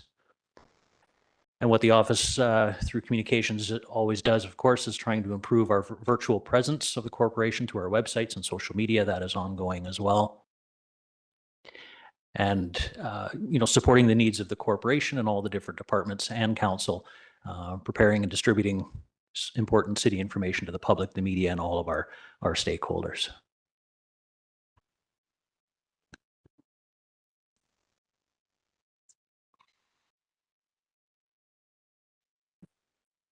So I will just highlight one of the challenges that corporate services is experiencing is with the records management. So I'm just going to read through a little bit of the current state, and there's a number of different pieces that are part of this. So I'll start out with the records staff.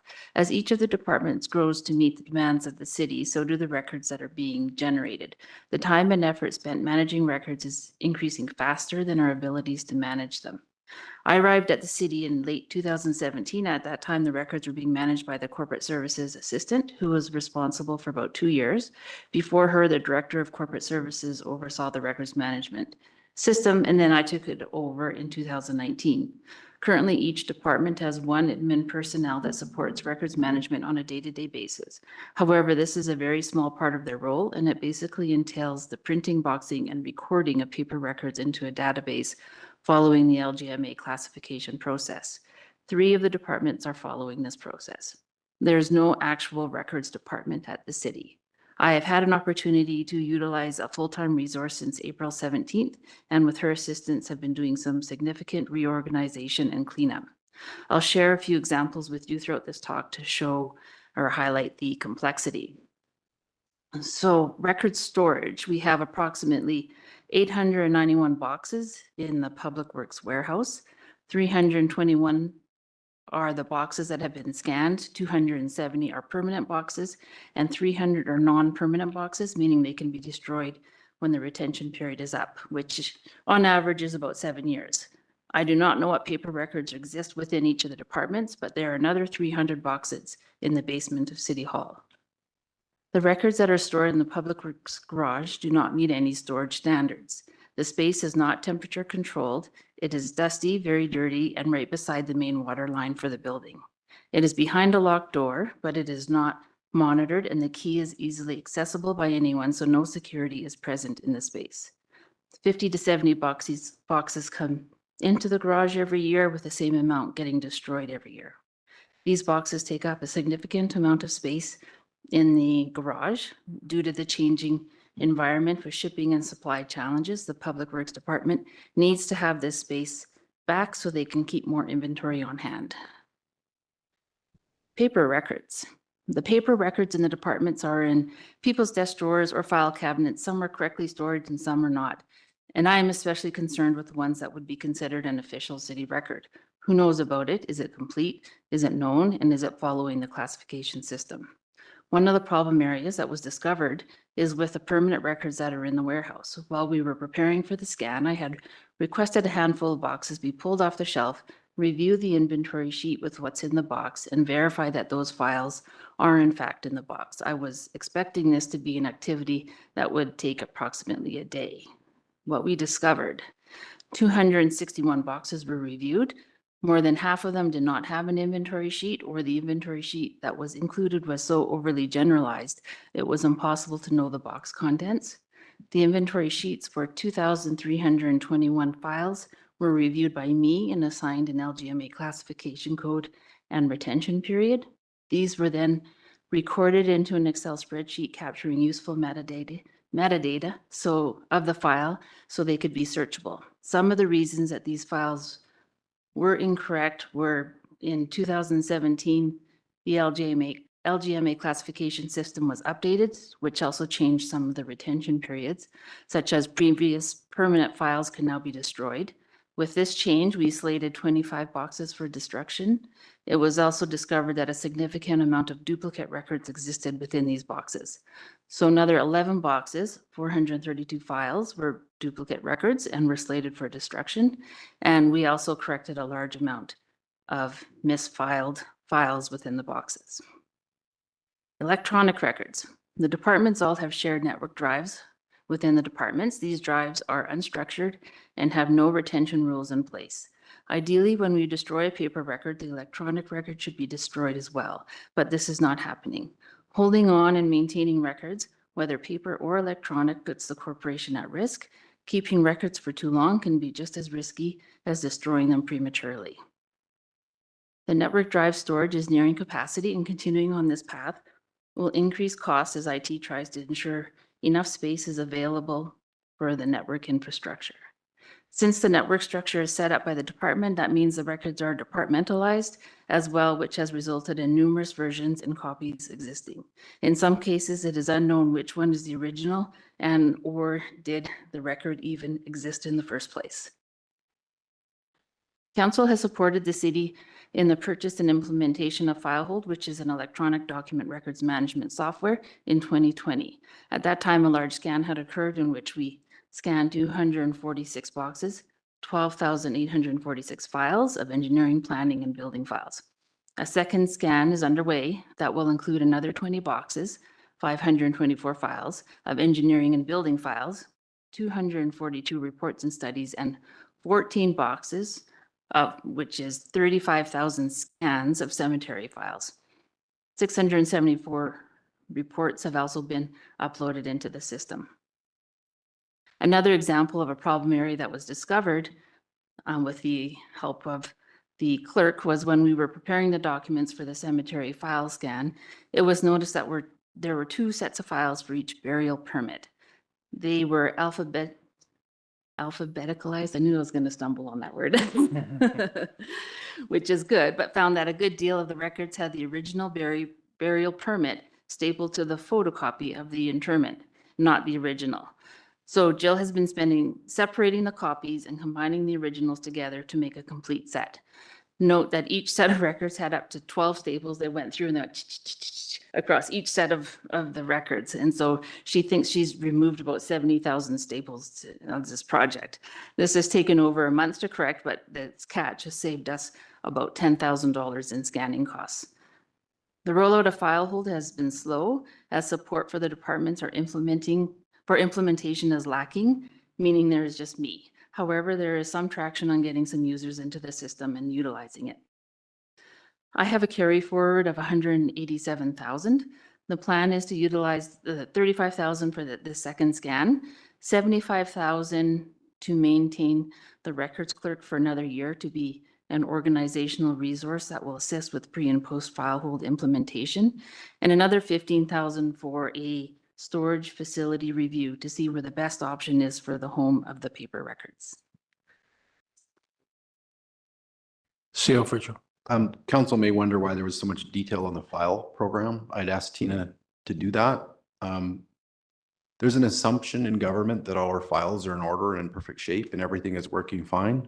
Council did support the file management system for the city to be started and implemented for Cranbrook because as a corporation, we are far from that. And there's another factor at play, and that is in addition to having proper files managed properly, which when you don't have that for all of the years of history, it takes a lot of work, a tremendous amount of work to get us there in a short time. And that's been taking place. And I just wanted to highlight that. And secondly, is when we're dealing with FOI requests and when the files are not in order, the amount of staff time and energy that goes into retrieving files that are not in a proper system is extreme, and we deal with those. So I just wanted to highlight, yes, we did spend a little time on this, but I think it's important because most people file management, okay, next item, and then you don't understand how much that affects this corporation. Point made, point taken. Yes. Questions? Councilor Graham. Yeah, thank you. As you know, I'm quite passionate about data file management and digitization. Been talking about this for a lot of years, so it's good to see it moving forward. Like a couple questions I have is with the digitization, like how long do you think it'll take before everything's captured? Just a rough idea, like you're still finding boxes and still having to go through boxes, like just kind of how many more years do you think that'll take? Second of all, do we have a policy in place on file management And if we do, is that being followed? Like I would assume, and I know what they say about assuming, but I would think right now that there should be no paper going into boxes. It's digitized and thrown in the cloud. So why are we still putting paper in boxes?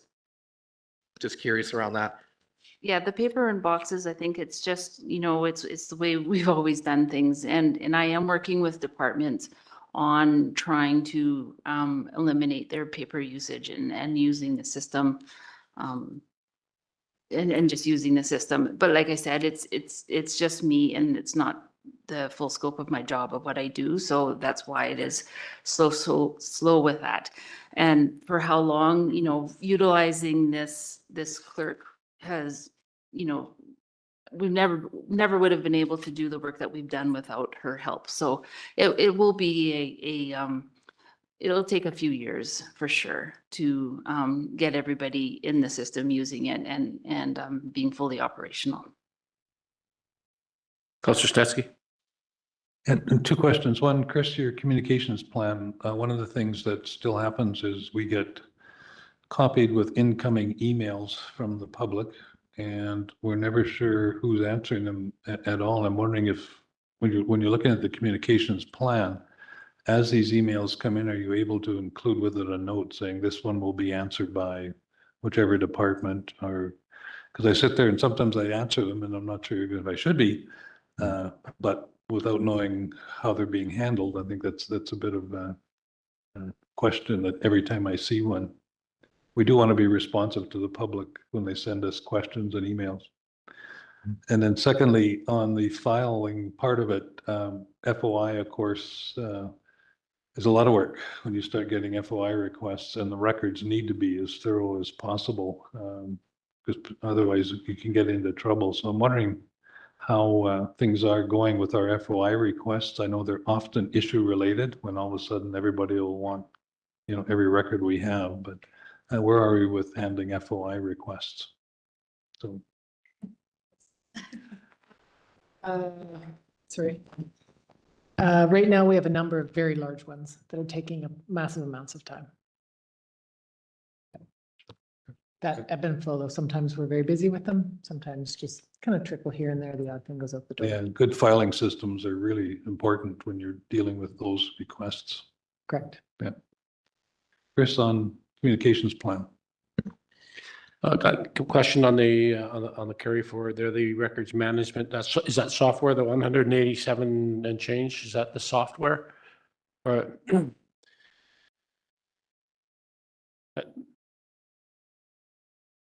No, we've already got the software. So that was just a carry forward that was there from last year. It was to bring in different departments into the file hold system and kind of do some other scanning, but we've kind of decided that it's not worth to just automatically scan old records. We're doing the ones that are permanent and that are considered vital records that we don't want to lose. If we ever was to lose the paper copy, we would be in trouble. So yeah, so the status of the, I guess, the status of the 187,356, what going forward, what are we doing with that?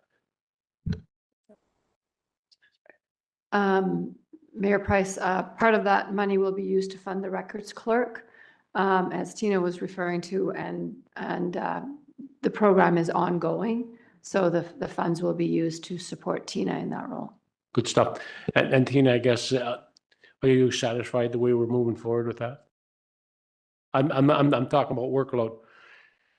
Is it yes, is it helping to reduce your workload? with help with having that clerk in place, then that is that's good. So yeah. Okay, thank you very much. Anything further? I'm waiting to hear back from Chris. Oh.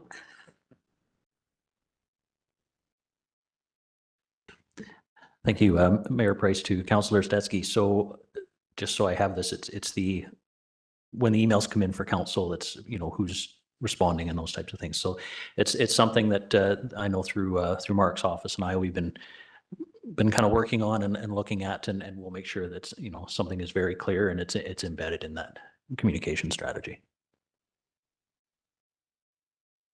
Anything further?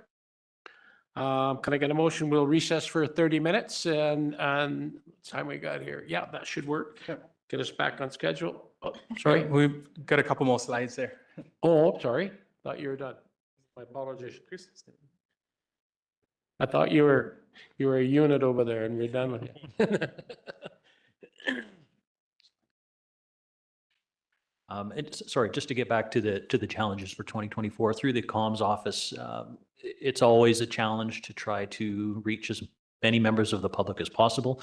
So it's an ongoing thing. We're always trying to find new ways to reach people through alternate avenues. So that's going to be an ongoing challenge.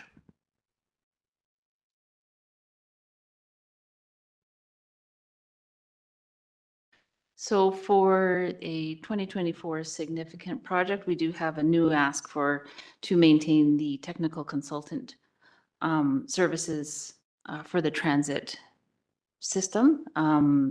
This would be on an as-needed basis. We do have two initiatives that are in the planning phase right now. The first one is the 2023 Transit Future Service Plan.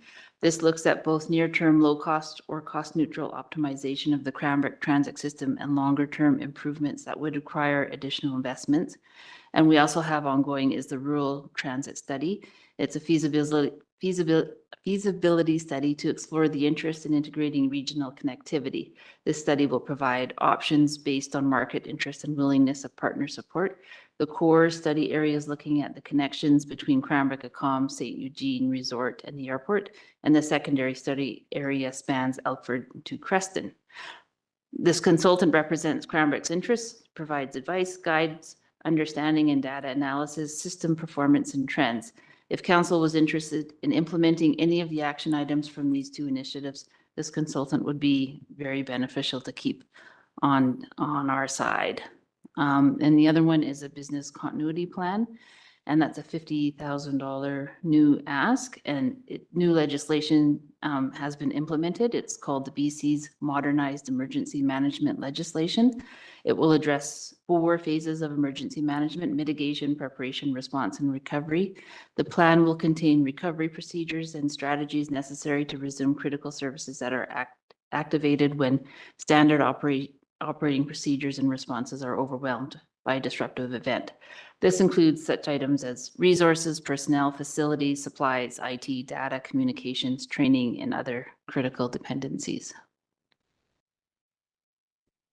And then another significant project will be the childcare facility planning. So we are looking at a consultant that will assist with the planning details on submitting an application to the Childcare BC New Spaces Fund. This entails identifying a location to review. So we'll be reviewing the city's existing land assets and choose the best possible location, prepare schematic design. This work will be guided by the requirements of the province and Interior Health, outlining the needs of the spaces in the childcare program. Prepare the costing. Once the design is completed, a Class D estimate is created, and then we will submit an application to the Childcare BC New Spaces Fund.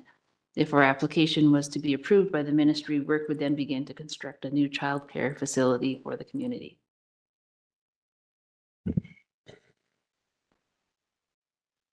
And from IT, we, in collaboration with their Public Works Department, will be looking at doing an audit of our security at all our different sites.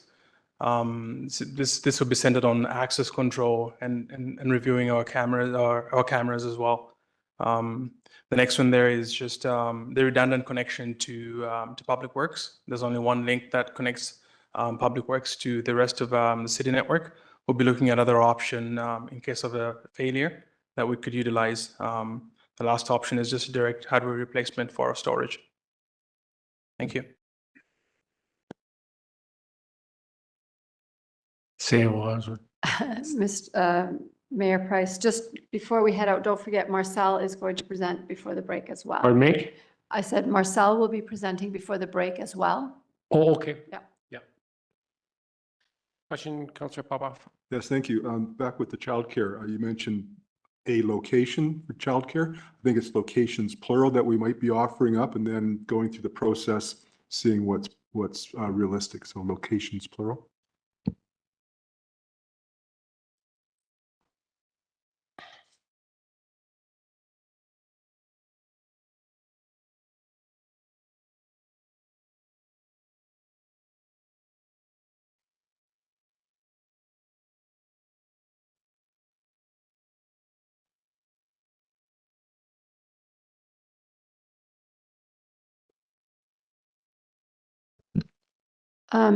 Mayor Price, if I might, through to council, some of those items that were highlighted as new asks for Public Works, in particular, the items that relate to the utilities, but not exclusively to the utilities, have been embedded into the financial plan, primarily as a way to balance the utility funds so that when we have the discussion on Wednesday, those costs are already embedded.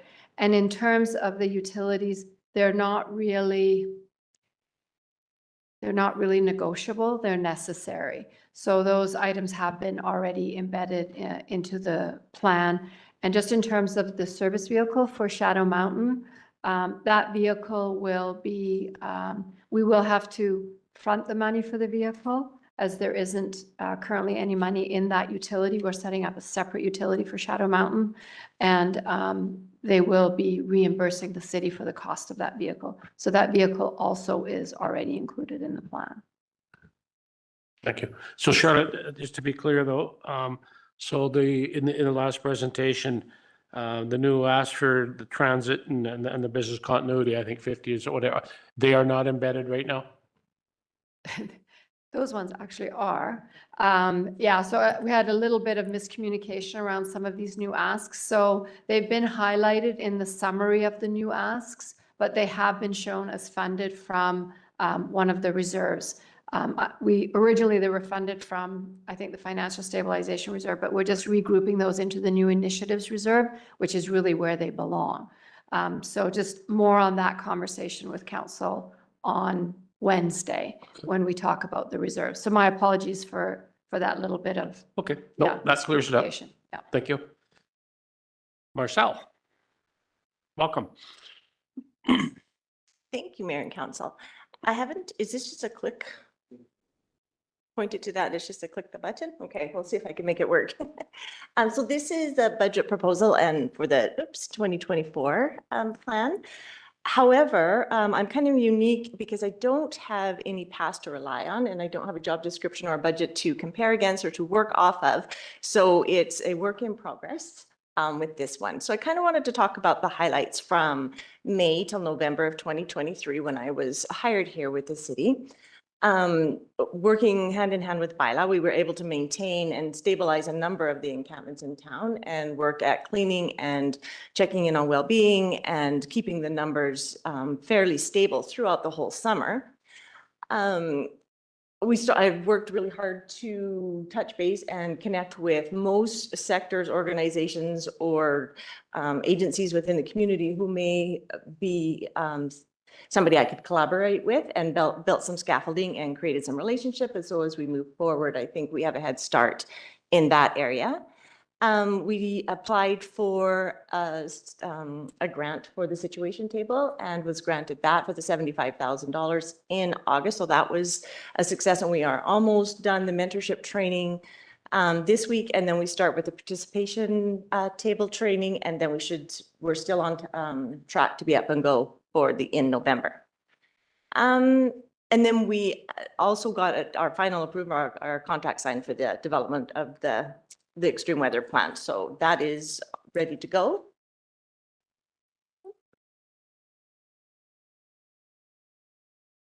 Sorry, it worked and now it won't work. Oh, there we go.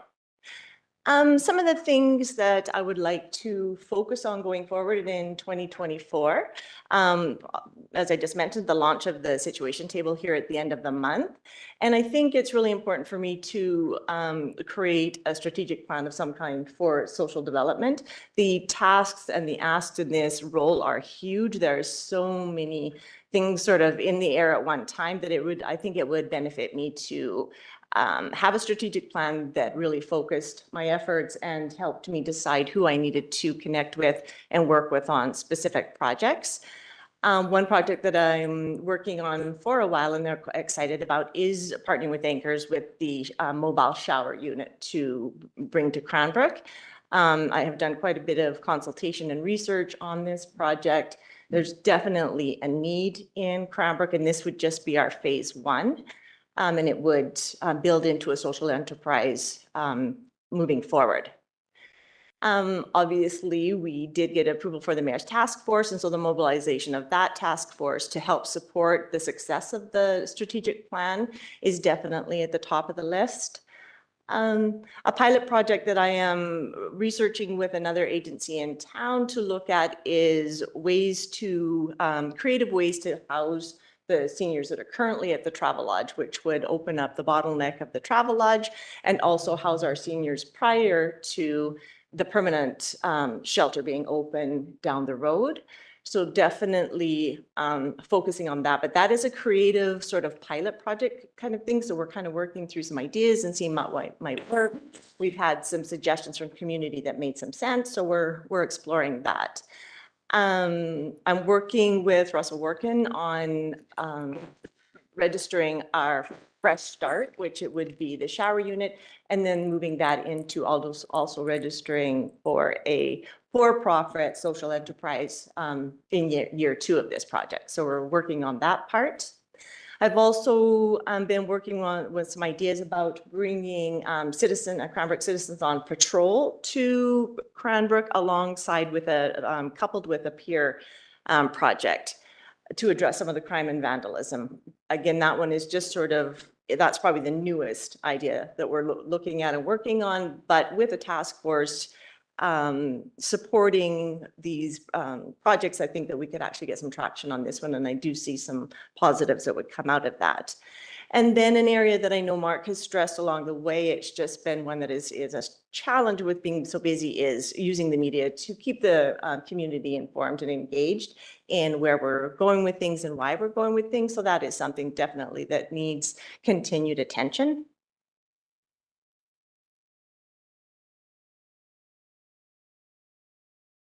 Oops, works. Sorry, is there a... Oh, I see, I'm getting one. So challenges for the 2024 is obvious, is the large gaps in our housing continuum. Most of the things that we focus on or working towards are really challenging to do when there is no housing options to actually move people into. So it doesn't matter if we're doing some good work, if we can't move them into housing, it can't really be seen as a success. It's hard to service people who are living the intense and transient and moving around and things like that. Another big challenge that I'm finding in trying to get more movement happening in some of the projects is the increasing anger and frustration in the community towards the unhoused population. And I think while it's warranted, there are a lot of things that people are becoming tired of. I think there's also an opportunity to turn that around with better community engagement, with having some really strong projects that they can see that the local government is supporting. They can see that we are partnering with community agencies and other organizations. They can see we're not missing sectors, that that we are communicating, collaborating with all sectors. So I do still think that we're able to turn that around in 2024. And I guess the next point kind of feeds into that yes, when we're approaching businesses or community, we do get a lot of pushback right now because they don't think we're doing anything to help solve some of the problems that they're experiencing, like crime and vandalism and needles and stuff. So they would like the business sector and other sectors would like, I think, just to see the engagement that that we're starting to show. And of course, the challenges that we're still looking at the new shelter, but there's also a lot of worry or thought that it will just increase our homeless population because it's not going to house all the people that are currently in the Travelodge. So those are some of the challenges that I'm still trying to work through, and I think will be ongoing. And so this is a new capital project, and they ask for 2 things from social development part is a new mobile shower unit that we would like to bring to Cranbrook. This is not the specific unit I've been looking at, but it was just a picture that was pretty close. In partnership with Anchors, this unit is completely self-contained. It's winterized. It can be used year-round. It can be pulled to any area of town. I went and viewed one. They're very well built. They're winterized. They're built for up north. It really has, I think, a lot of potential. And I think it's really a priority in Cranbrook right now for two reasons. Number one is that a lot of our business community are feeling the pressure of people living unhoused, trying to access bathrooms and their facilities. And we have heard of a couple of violent incidences recently where the business person had said no, and then they get assaulted by somebody living unhoused who needs to use a bathroom. We also know that going to the bathroom is everybody has to do it. We can't just ask them not to. So the other part of it is a lot of our unhoused people are not accessing showers and bathrooms because they're quite a distance, and their tents get ransacked and their items get stolen when they're gone. They're not allowed to go into the buildings to shower with their backpacks or possessions. So it kind of creates a thing. And it just really, as I'll speak to a little bit later, it just really stops people moving out of poverty and out of living homeless if you don't feel comfortable going to your appointments, or you're pushed to the back of a line, of a rental line or an employment line or anything if you haven't been able to keep yourself clean. My fairly comprehensive first budget I think is $130,000 for the first year. That would allow us to purchase the trailer, purchase a truck to pull the trailer, insurance, supplies, the generator to run the trailer, maintenance, insurance. I have sent out a request, an inquiry, grant inquiry on 2 large grants. I have verbal confirmation from both that yes, they will fully donate to the cost of the trailer. But I don't, until we get the application in, we don't actually have that money in the bank. So that's just kind of our breakdown. 80,000 I'm looking for grants, 25,000 I am hoping from the local government. It seems that if you have local government support, that other funders are more likely to come on board. And then 25,000 through donations and fundraising, and the breakdown is on there to the left. The trailer is obviously the most expensive. Ask on this one coming in at about 71,000.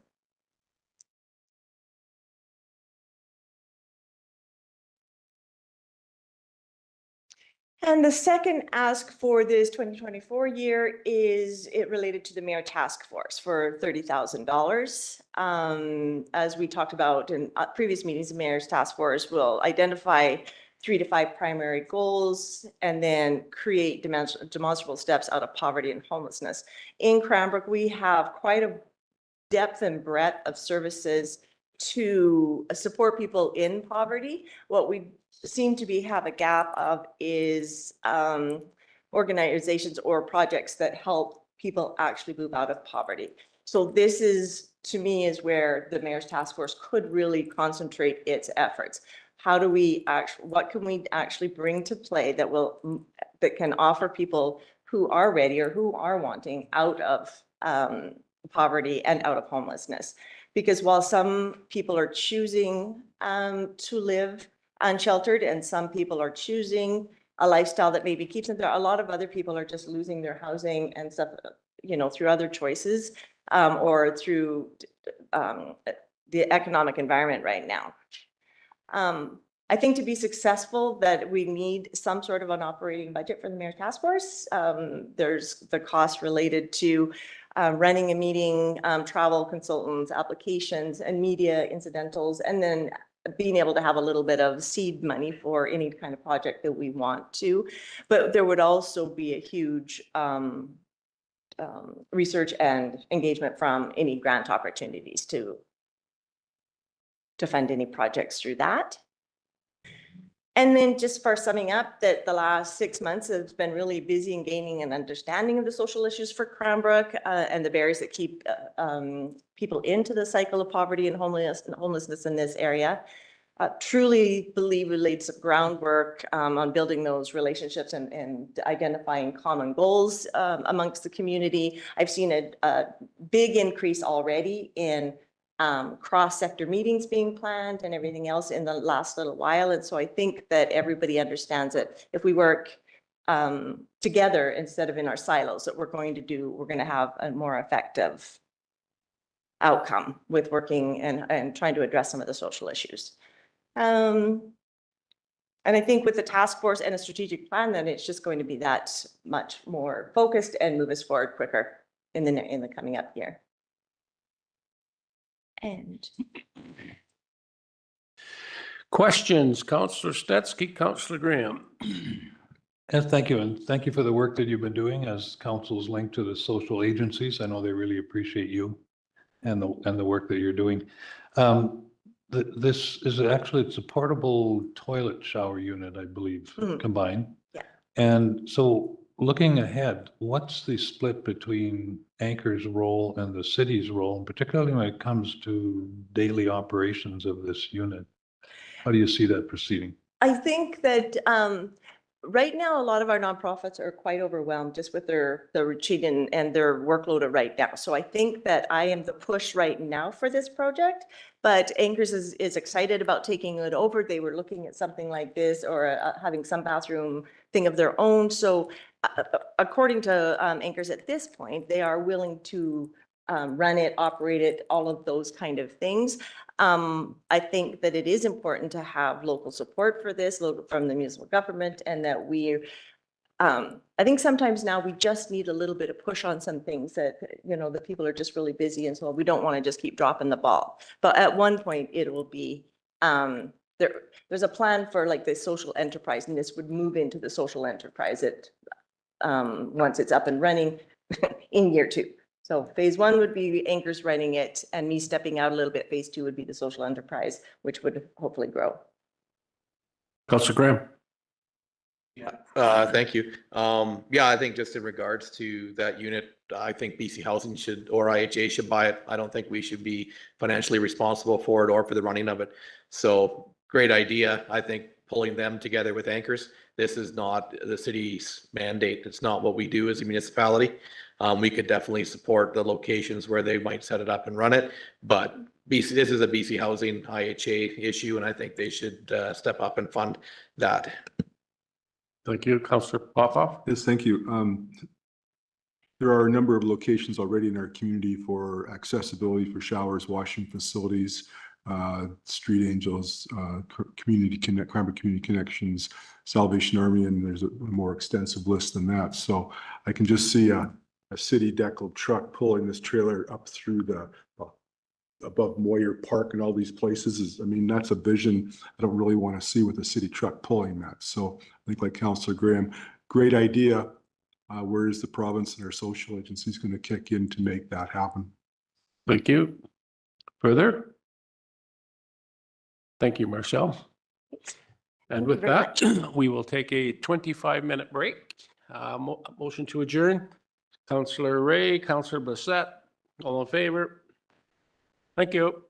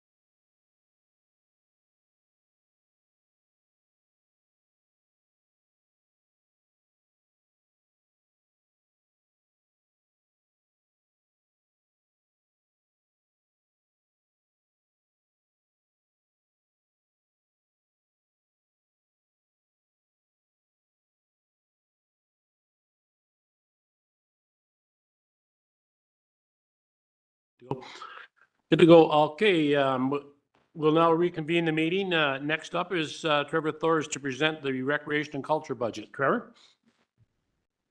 Afternoon, Mayor and Council. What you'll see on the screen shortly is my presentation.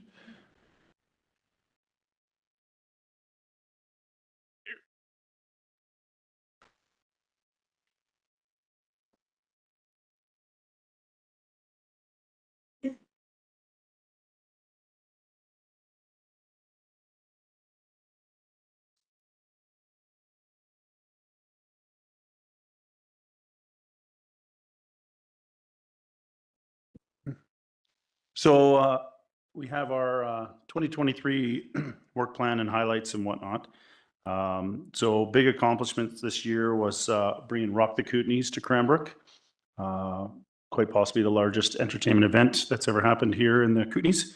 Our LED screen replacement on Victoria and 2nd, security cameras and whatnot installed at the Memorial and Kinsman Arenas.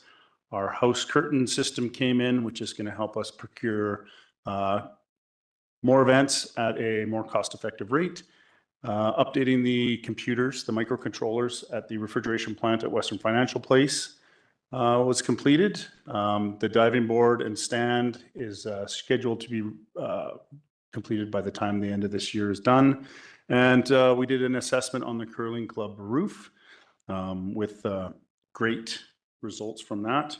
Additionally, Winter Blitzville in February was another amazing event that Recreation and Culture pulled off. And this year we also did a bit of a reorg of the Recreation and Culture leadership structure and filled in 2 of our vacant management positions. So we are a full squad now, ready to roll forward here in 2024.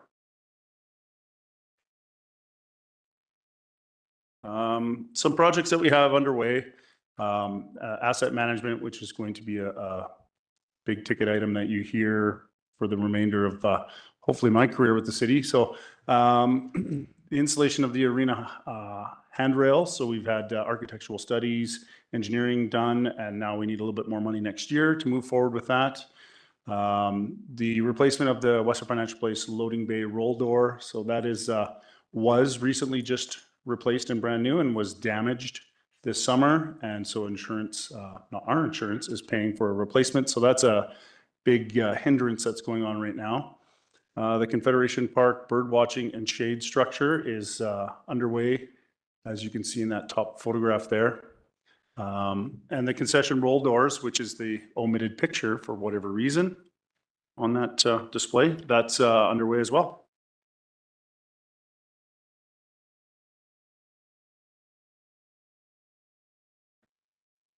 Thanks. And so some of our work plans for 2024 coming forward here. So obviously the Memorial Arena is a big project that's taken the limelight with all the residents and culture, staff and council. So really the discussion today, I believe we are doing a report to council after my presentation about securing funding for the repair.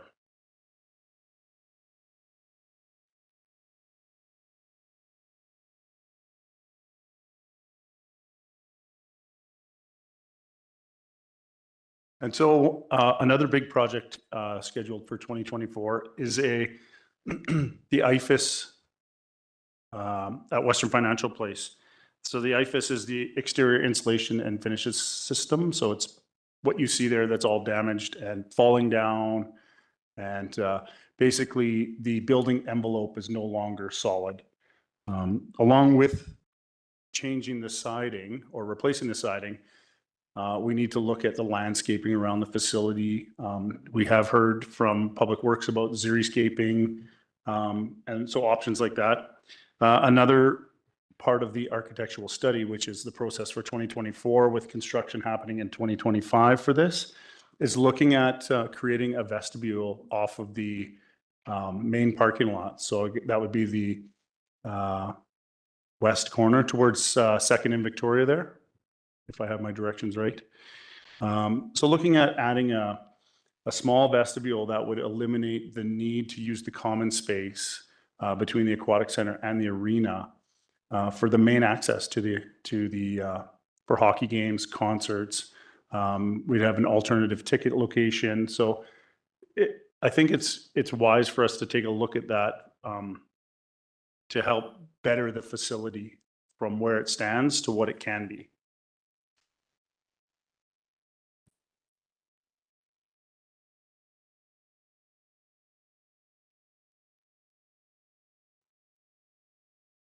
Another project that we're working towards is the aquatic center tile work. So currently we have we do repairs and maintenance on the tile work every year. And trying to replace individual tiles or sections of tiles no longer is feasible. What happens is the tiles just lift from the grout work. So we've had professionals come in and, you know, we're maintaining what we can to the best of our ability, but the underlying system from the tiles is no longer feasible. You can't attach more tiles to these. Every time you pull off a broken tile, the rest just come off as well beside it. And that's just because of that grout being so old at this point in time.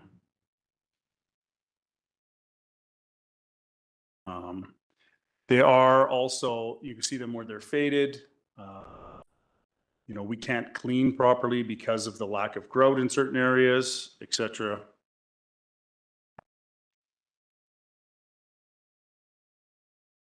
Next one is our squash court.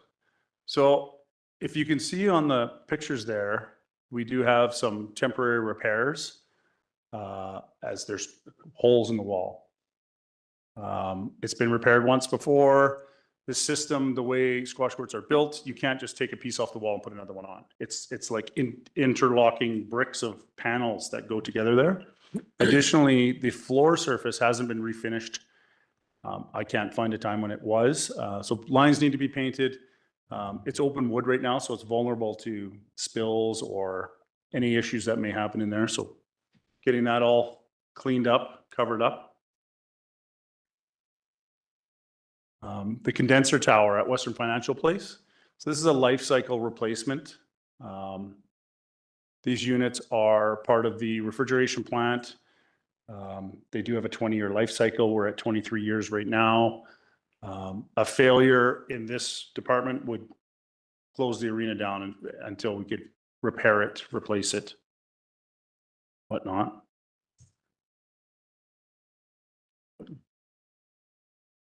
And then we move to our seniors fitness park at Western Financial Place. So you'll see in the pictures there that the units are just, they're getting older. There's multiple that don't exist anymore in the fact that we've had to remove the items because they're unusable. They're about 14 years old. It was originally done with grant money. Replacement parts aren't available. The company that built these no longer exists.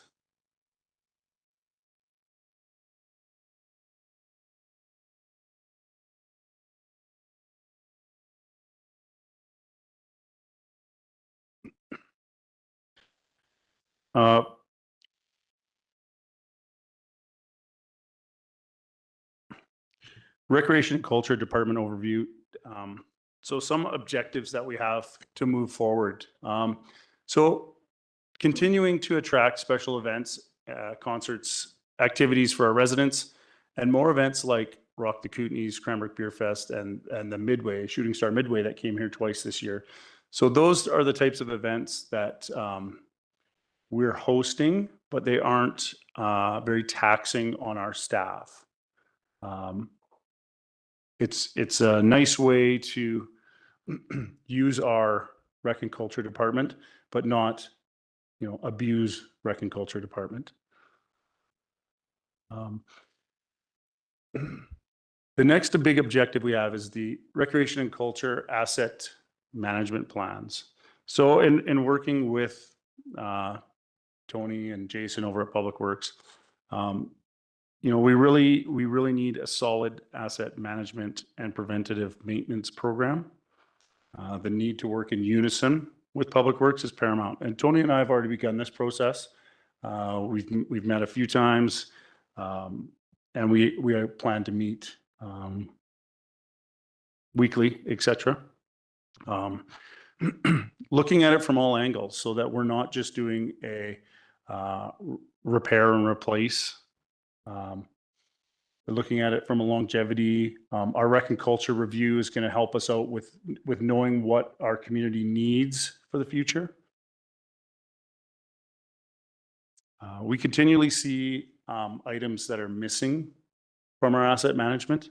So we have a plan, a high-level plan, and some of these items get replaced, repaired, rebuilt, and the asset management plan currently doesn't get updated. So that's something where the administrative side of the plan, which Tony talked to you about earlier, having that staff member that's dedicated to that portion of it.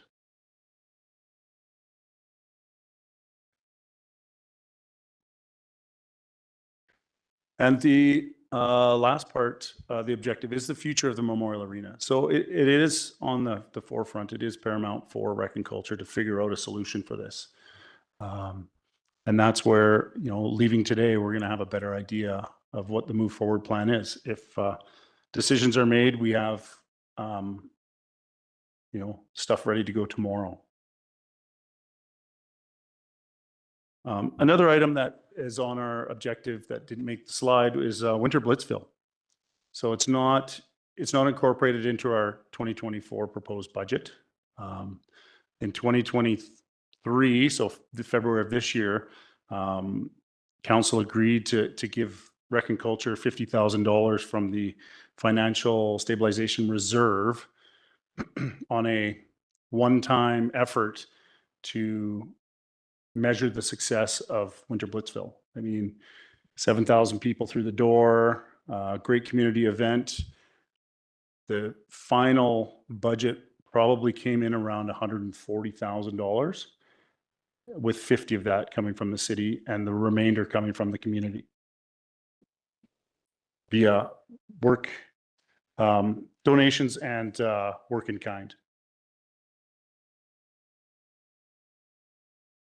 Okay. Thank you, Chair. Really quick, how did the numbers with Blitzville compare to the numbers from Rock the Kootenays? Do you have a general idea how many people came through for Rock the Kootenays? Yes. So, Councillor Peabody, we had approximately 10,000 people through the door at Rock the Kootenays and 7,000 people at Winter Blitzville. And we made about $100,000 from Rock the Kootenays. Is that correct? That is correct. We're estimating that. Financials have not been completed. Okay, great. Thank you.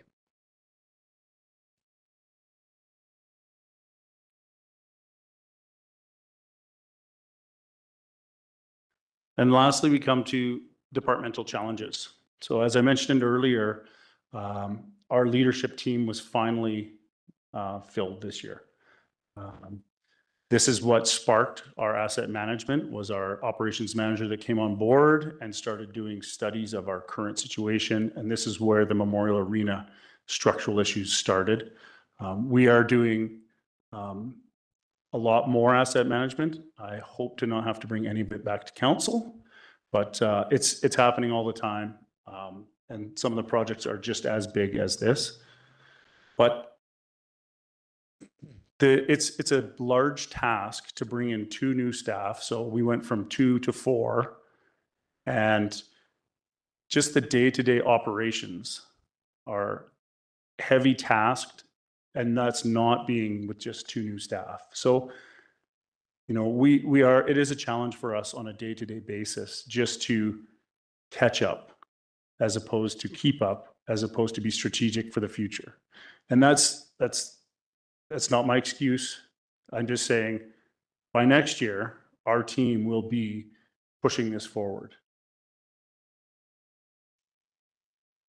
And another big challenge, you'll see if there's asset management. I told you you're going to hear it a lot, and you're going to continue to hear it because that is a challenge. And it's not just a department challenge, it's a city challenge right now. and working with Public Works, working with Tony and Jason and Caitlin and the team over there, we will overcome this. It's, it's going to cost some money, but it's going to be done in the most cost-effective way we can do it in. I put a note up here on special events about the struggle about canceling special events. So coming back from the pandemic, concerts cost not even double, triple, quadruple. I mean, you could get a band like Bare Naked Ladies for $100,000, and now you're looking at $250,000 US.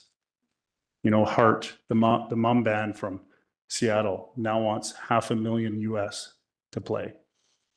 We're not going to be able to get bands like that. So when we do have the opportunity to bring in bands, like Glorious Sons, it's at a cost-effective, manageable risk for the city. So in Rec and Culture, we haven't stopped taking phone calls. We're not telling people no. We're telling them that, hey, we're looking at, a year from now, 6 months from now, 2 years from now.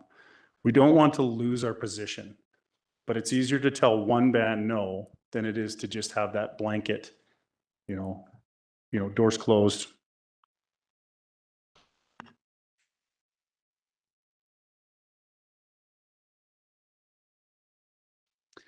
There's another challenge that we're facing right now, and this comes back to Western Financial Place. So you've seen we've altered our hours of operation and how we allow public in and whatnot. So we're dealing with just direct issues from mainly youth, violence, theft, graffiti, underage drinking. We've adjusted our security hours. We've adjusted the open hours to the public and the process to enter the facility. So minor hockey parents can only enter through one door. They have to do it. It's manned by security. We turn off our public Wi-Fi in the evenings now. We've locked out all of our power outlets, so nobody can charge their phones publicly, just in the common space right now. It's just an ongoing issue. We've talked with Marcel. We've talked with the police. We've had meetings with the high school's counselors, principal. So it just is another challenge that we're dealing with. And this always happens at night when typically there's no managers around. There's only a few staff in the building. It's a big building, and we're doing our best to make sure that everybody feels safe, users, staff, whatnot.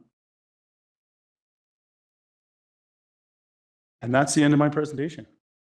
Thank you, Trevor. We'll go to the council. Are there questions, comments? Councillor Gray and then Councillor Popov. Yeah, thank you. I just, when you're talking about the vestibule, or maybe a few changes there, is there any consideration because of the work that would undertake to dig out and add more change rooms? Is that even looked at? Because if we can get more change rooms there, we definitely can host broader tournaments or bigger tournaments in the hockey front. So I just wondered if that was something to be considered or to be looked at if we're doing a somewhat significant change there that might help out. And then my other comment is around special events. Is the quicker we get the memorial fixed, the quicker we can get events flowing. So I think that is that's good to hear that that's a priority. So then it might not be a major issue. So. Councillor Pava. Thank you. A couple of questions, Trevor. You mentioned the missing towels in the aquatic center. Are any of these missing towels causing any safety hazards? Have we had slips and falls? Mayor Price, through to Councillor Bottoff. No, we haven't at this point. We do have the odd foot get cut, toe get cut, but we do have procedures in place to cover these tiles with it's an extra sticky tape so that there are no sharp edges. Secondly, you mentioned the need for a new compressor plant. So what if we didn't be proactive and just waited for it to fail? What would be the time to get it, order a new one, get it in place and up and running? Councillor Popoff. So the condenser is what we're scheduling to replace. So the condenser is where the ammonia gas is cooled down or heated, I guess, to a liquid state. So the environmental impact of releasing ammonia, if there was a fail, would not be nice. So that would be the outcome. If it failed, it would release the ammonia into the air. Okay. That is one possible fail for sure. Right on. And now that you are 100% staffed with your events person, you know the question I'm going to be asking.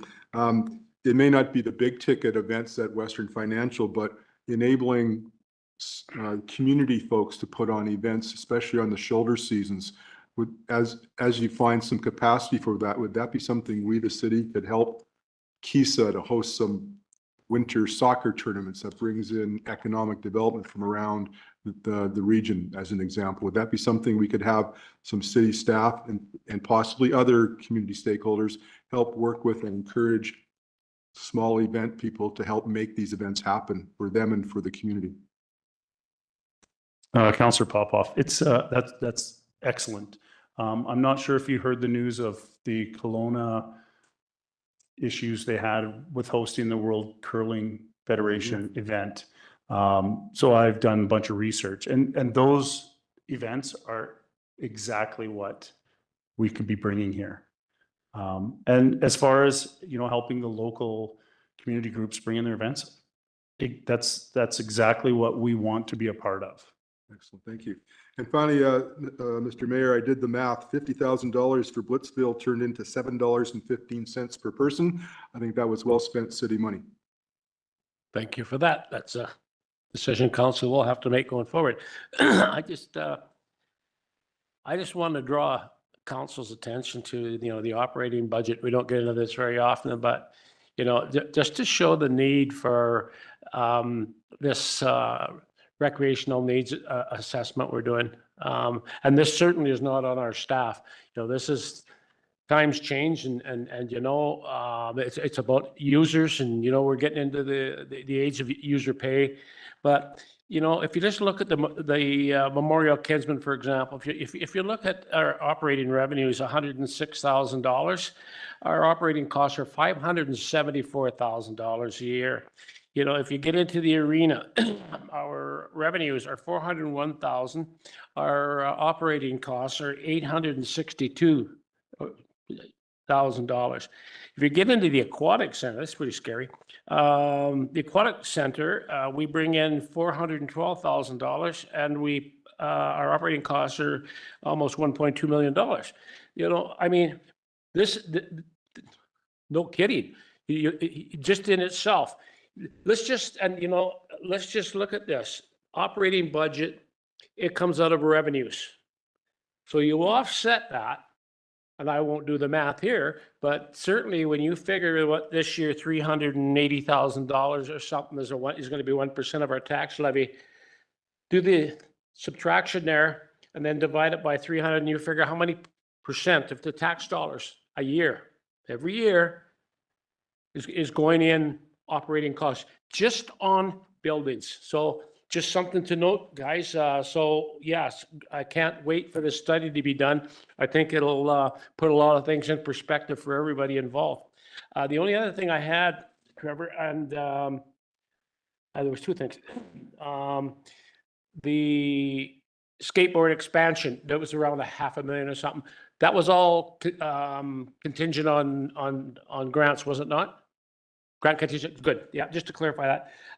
Where I do have a bit of a concern is we got Moyer Park, Ball Diamond, lighting and bleachers. I get it, but we're in a year, and that's $800,000 funded from a reserve. We know what our reserves, they're getting decimated, literally decimated right now. And I just wonder, you know, I think we all agree we're into a critical stage of budgeting this year.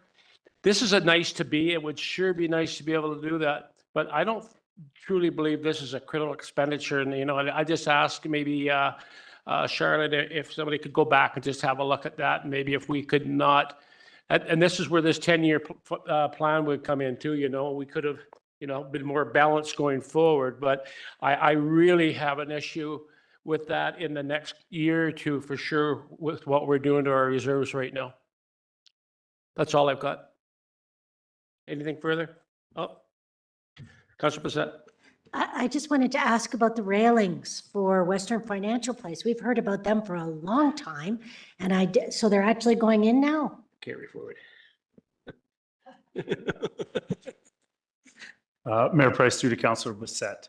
So we have completed our engineering and our architectural design, and we have gone out to get quotes. And so we need to add a little bit more money into the kitty, and they will go in as soon as we can get that budget approved and get our updated quotes, and they'll be in there. We are, instead of doing a trial phase, my understanding with the building code is once you start updating a building, you can't stop or go backwards. So if we're going to do it, we're doing it, and we're doing it all. Councilor Ray. Thank you, Mayor. I don't know if this is a question or a bit more of a comment. So thank you for the information about the challenges you're dealing with around vandalism and problematic behaviors. And I appreciate the steps that you and your team have taken to connect with community partners and to try to make a positive change with that.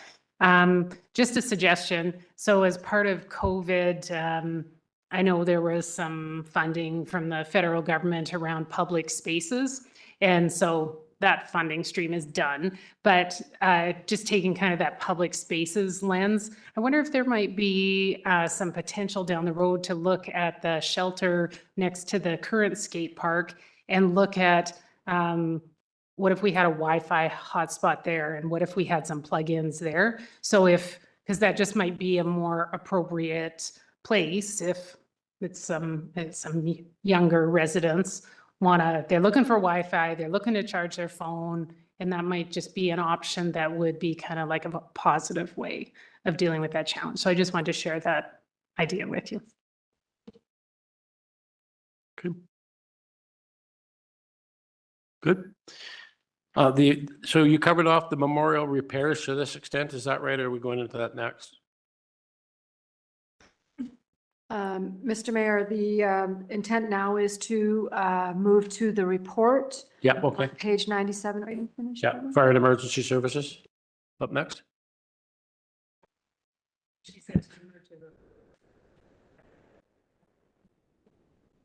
Yeah, that's the next item on the agenda, I believe. It's 7.1, is that what you're saying, Charlotte? Yep. Okay. Okay, the next item for consideration is a report from Finance and Recreation and Culture Departments regarding the memorial arena repairs. I'll ask staff to give some information on this report, please. Thank you, Mr. Mayor. So we did some research on funding the repairs out of the money from the Moyer Park Reserve. There were two items that we looked at, or two ways that we looked at this. One was to do a direct transfer from the Moyer Park into the Facilities Reserve. In order to do that, under the legislation, we would require to deem or declare the money in excess of the purposes for which the reserve, the Moyer Park Reserve, was established. So in our discussions with engineering and other stakeholders, I, as the CFO, couldn't confidently say that $3 million is in excess. So that option, that closed that option for now. So the other option is then to interfund lend from the memorial or from the Moyer Reserve into the Facilities Reserve, and then affect the repair. So the way the resolutions have been set up, we've set up to $3 million. And of course, we would only interfund lend the amount that was needed. We've settled on 3 million versus the 2 million because of the high level of the quote, the professional fees not included, the potential for scope creep. So hopefully the $3 million is a safe number. And then the plan, as laid out in the report, would be for the repayment to the Moyer Reserve to commence in 2025. So we would have to pay interest in 2024 for whatever we withdrew, and interest would be at the rate of that we receive on our cash balances from the bank. Currently, 5.6, I believe it is. And then, of course, we'll monitor that for changes, and we would only charge the interest on the amount that we withdrew. My report does also reflect that there is a bylaw required to do the transfer, but we've had confirmation from the ministry that that bylaw is not required simply for interfund borrowing. And then we recommended 20 years for a repayment. That's the length of repayment that we would have sought on a debenture debt through MFA, given the nature of the asset. A couple of things here. So during that 20 years, I'm sure that a lot of things will happen. Hopefully, there will be some resolution to what exactly is going to happen with that land. And hopefully that resolution doesn't result in us having to pay back the money immediately, because that's what would be required. If for some reason the money becomes needed in the reserve, then we have to pay it back immediately. And so that's the risk, if you like. And other than that, you can take the 20 years to pay it back. And so I think we've structured something that, that is, that represents that honors the legislation in terms of paying the interest, which is, by the way, required. We have to pay interest under the legislation, and then ultimately repays the reserve. It could also happen that a decision is made to do the reclamation, and the cost to do that reclamation falls well below the balance that remains in the reserve, $900,000 plus whatever we contribute into it. And at that point, we could do a bylaw declaring the balance of the funds surplus, and then abandon the repayment of the balance. So a lot of words, but I hope that was clear. And if there are any questions, let me know. So, pardon me, Charlotte, where we're at, we've got, everybody's got three options in front of them. Fair? There are three resolutions. Resolutions, sorry, yes, It's yeah. really one option.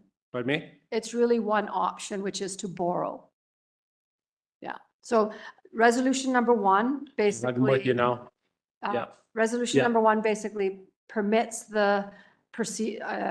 council authorizes the project and authorizes the project to be funded in that way. The second resolution asks that council direct staff to initiate interfund lending. Gotcha. And then you can, I think, Marnie, can we just not say the second part of resolution number two?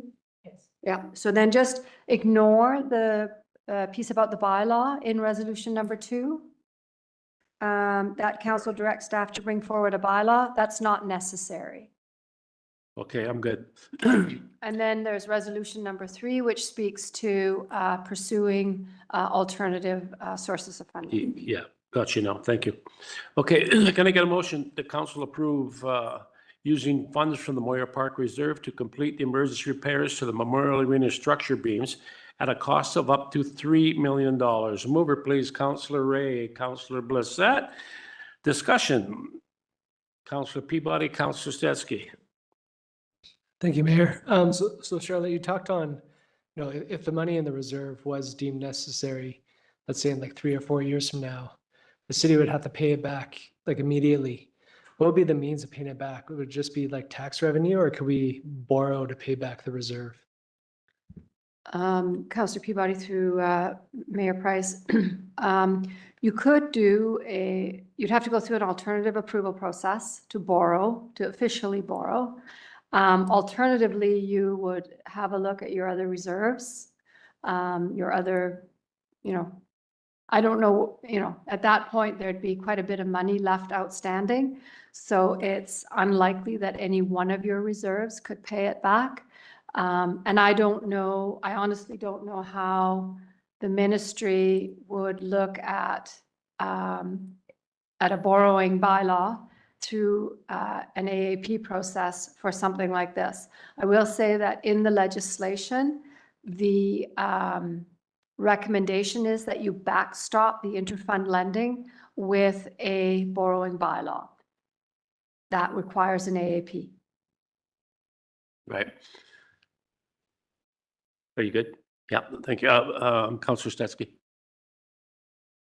So the difference between number one and number two is that if we go with number one, there are no interest implications to add on to the loan. Is that correct?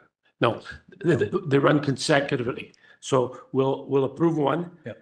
And then two will follow, and it'll be the terms. Okay. And then three is a final to go out. As a package, okay. So, yeah, because the second question was going to be around number three. And if we've fronted the money up right away, is there going to be any incentive for RDEK or anybody else then to kick in if we've covered the cost? CEO, first, you want to speak to that? The way the motion is worded is up to. So anything exactly. we can find others funding for will reduce the amount that we have to interfund loan. Council just authorizes up to 3 million, but if we're able to secure other sources of funding, the up to won't be up to 3 million. It'll be a lot less, hopefully. Okay. Councillor Graham. Yeah, just a question.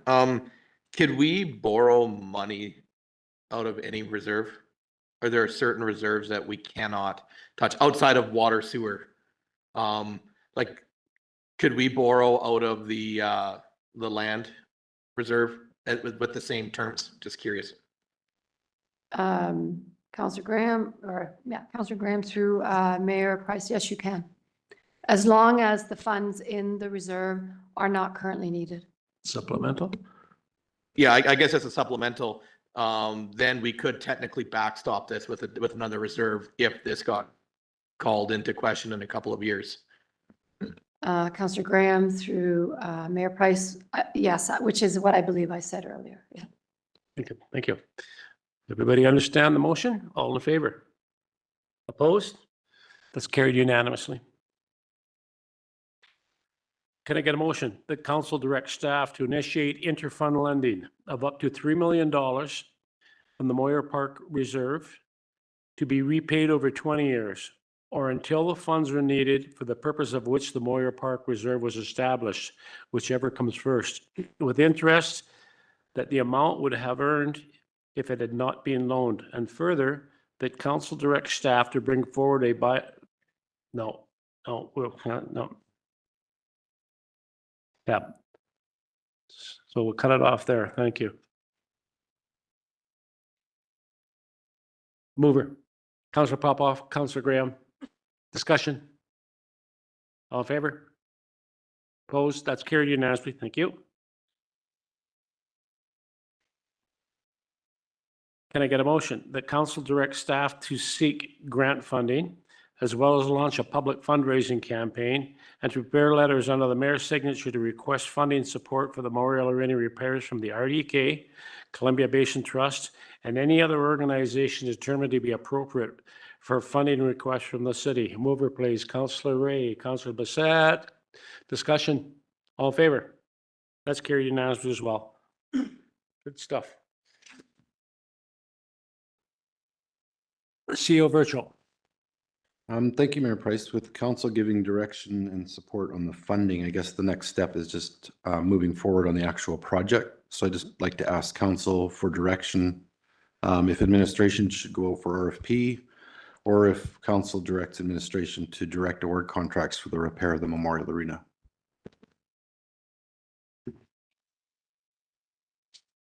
No. Could you repeat that, please, Mark? So the question is next steps for the administration, because now the council has approved the funding and source of funding it's how do we move forward on the project. So looking for direction from council to either issue RFPs or to the council directing administration to direct award contracts for the repair of the Memorial Arena. Okay, thank you. So A motion, Councillor Graham, would you like to put a motion forward? Yeah, I would like put a motion forward that council direct administration to move forward with the direct award contracts for the repair of the Memorial Arena. Thank you. Seconder, Councillor Bassett, discussion. Councillor Stetsky? So 2 questions with the direct award, CEO Fritcho. One, we've been given a set of numbers, and I don't know whether staff have had the opportunity to review those numbers and decide whether they're comfortable that they are correct. But regardless of that, if we agree to this motion, we are agreeing to only the amount that they have put forward in writing to us so far. In other words, if all of a sudden you sit down with them and they come back and say, no, that's going to cost another couple $100,000, you will have to come back to council for further direction. Is that correct? So that's correct. And remember the quotation we received so far was simply on the construction side. It didn't include the engineering side at all, which is another big component, and the permits and construction project management. So any contract then we would secure in the proposal talked about a cost plus. So that's running. So we're always under a standard construction contract. You're going to have all the detailed pricing.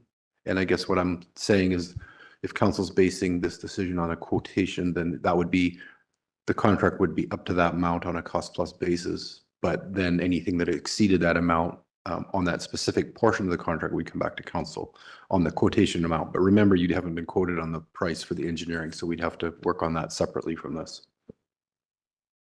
Councillor Stetsky? But under no circumstances are we committing more to $3 million than based on what we just approved. And again, administration wouldn't expend more than what has been approved by council. And at this point, like I said, the construction side has a price that you've seen. So we'd look at a contract that reflected up to that value. The engineering side, we don't have that secured yet, but we could negotiate that directly as well. Further? Everybody understand the motion? All in favor? Opposed? That's carried unanimously. Thank you.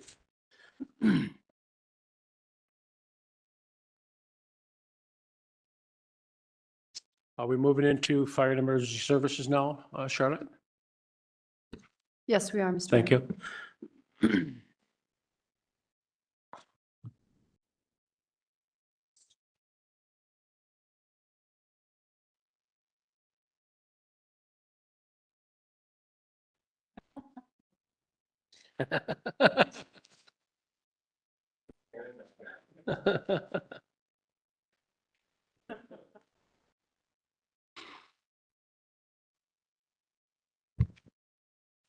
Good afternoon, Mayor Price and Council. I'm going to have a conversation with you today about the fire service. We've talked about it at quarterly reports for the last 9 months, but a little bit more in depth. And the last slide says questions, but I'm more than happy to take interruptions and questions throughout the engagement. If something pops in your mind and you need to ask the question, please do so. So like we all know, Cranbrook Fire and Emergency Services has seen a pretty significant increase in demand for service from the public. At present, we're projecting 36% increase in calls. Last year we had 1,700. This year we're looking at 2,300 calls for service. We haven't changed the type of calls that we go to. However, we're experiencing a population that needs to use 911 quite a bit more than they used to need to use 911. In these 2,300 calls for service, we're seeing a 29% increase in the amount of time we spend at those calls. So it's a little bit smaller than the actual number of calls because it's steered a little bit further towards first responder, but not much. We're still seeing a very significant increase in fire and rescue calls as well. The number of on-site inspections of commercial properties, which we're required to do, remains steady at 950 over last year's numbers. And I will say that that number is being significantly bolstered by our graduated return to work program, which is proving to be a bonus for us here, but there is a cost to that. And we're making the best of the available staff that we have. Because with the increase in the amount of time that we're spending at calls and the increase in calls that we're going to, is we're actually really struggling to keep up to date with our day-to-day scheduled activities. So we've hit our ceiling for the amount of work that can be done on a day-to-day basis. And when we look at our scheduled activities, which I've been tracking for about a decade now, we're seeing significant decreases in training, hall maintenance, our regular programs, and our ability to complete those things on a regular basis. We're starting to see it in the data that we don't have that available time anymore. And so training hours decreased this year by 19%.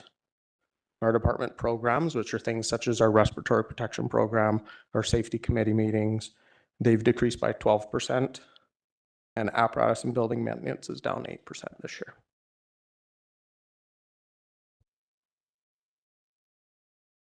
The 2023 work plan laid out like most of the work plans that we do, with a couple special projects built into the center, but efficient and effective emergency response and prevention programs are always our primary goal, and they always will be our primary goal. Like I said, we're seeing a lot more of that coming in from the public in terms of 911 calls, and it makes our prevention, our public education, and some of those scheduled activities that we do harder to accomplish. The fire department master plan is very near completion and should be in front of council before the end of the year. Community wildfire protection plan was a grant funded plan. Still have hopes that that's going to get done, but the grant hasn't been awarded yet. The Community Fire Smart Committee, that's ongoing, and it is successful at this point.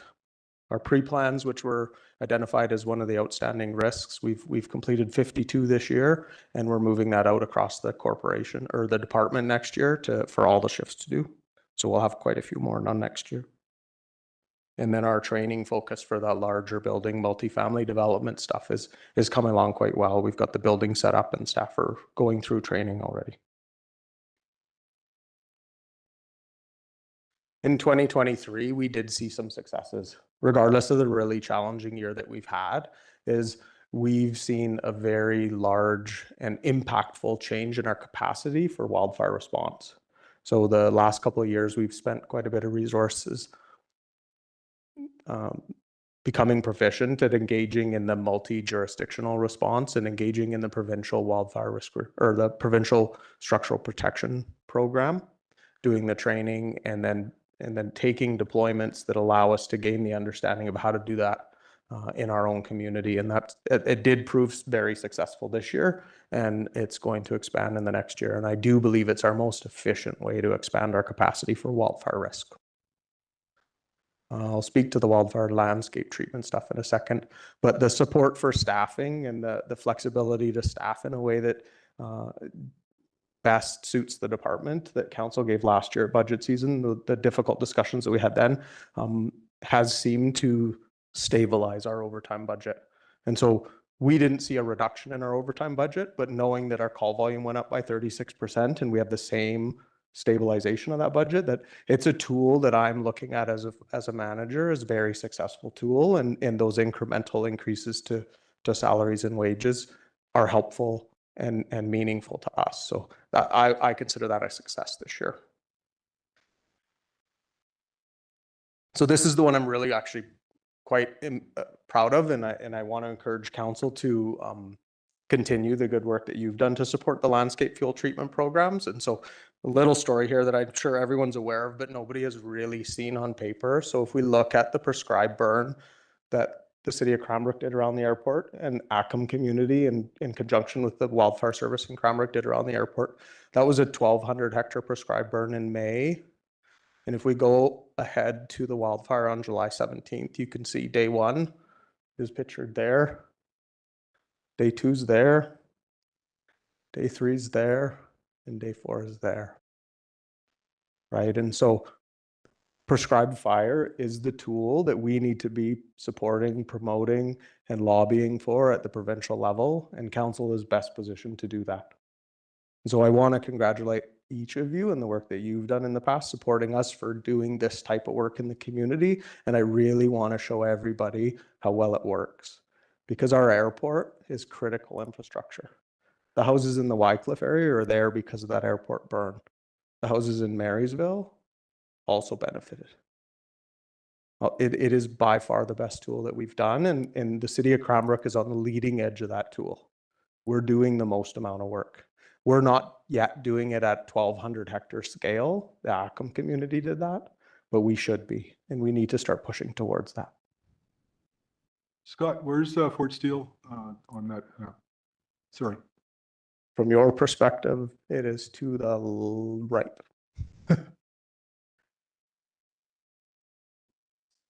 Do I have a pointer here? I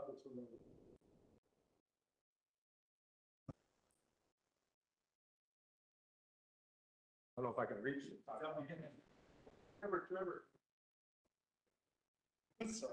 It was slow.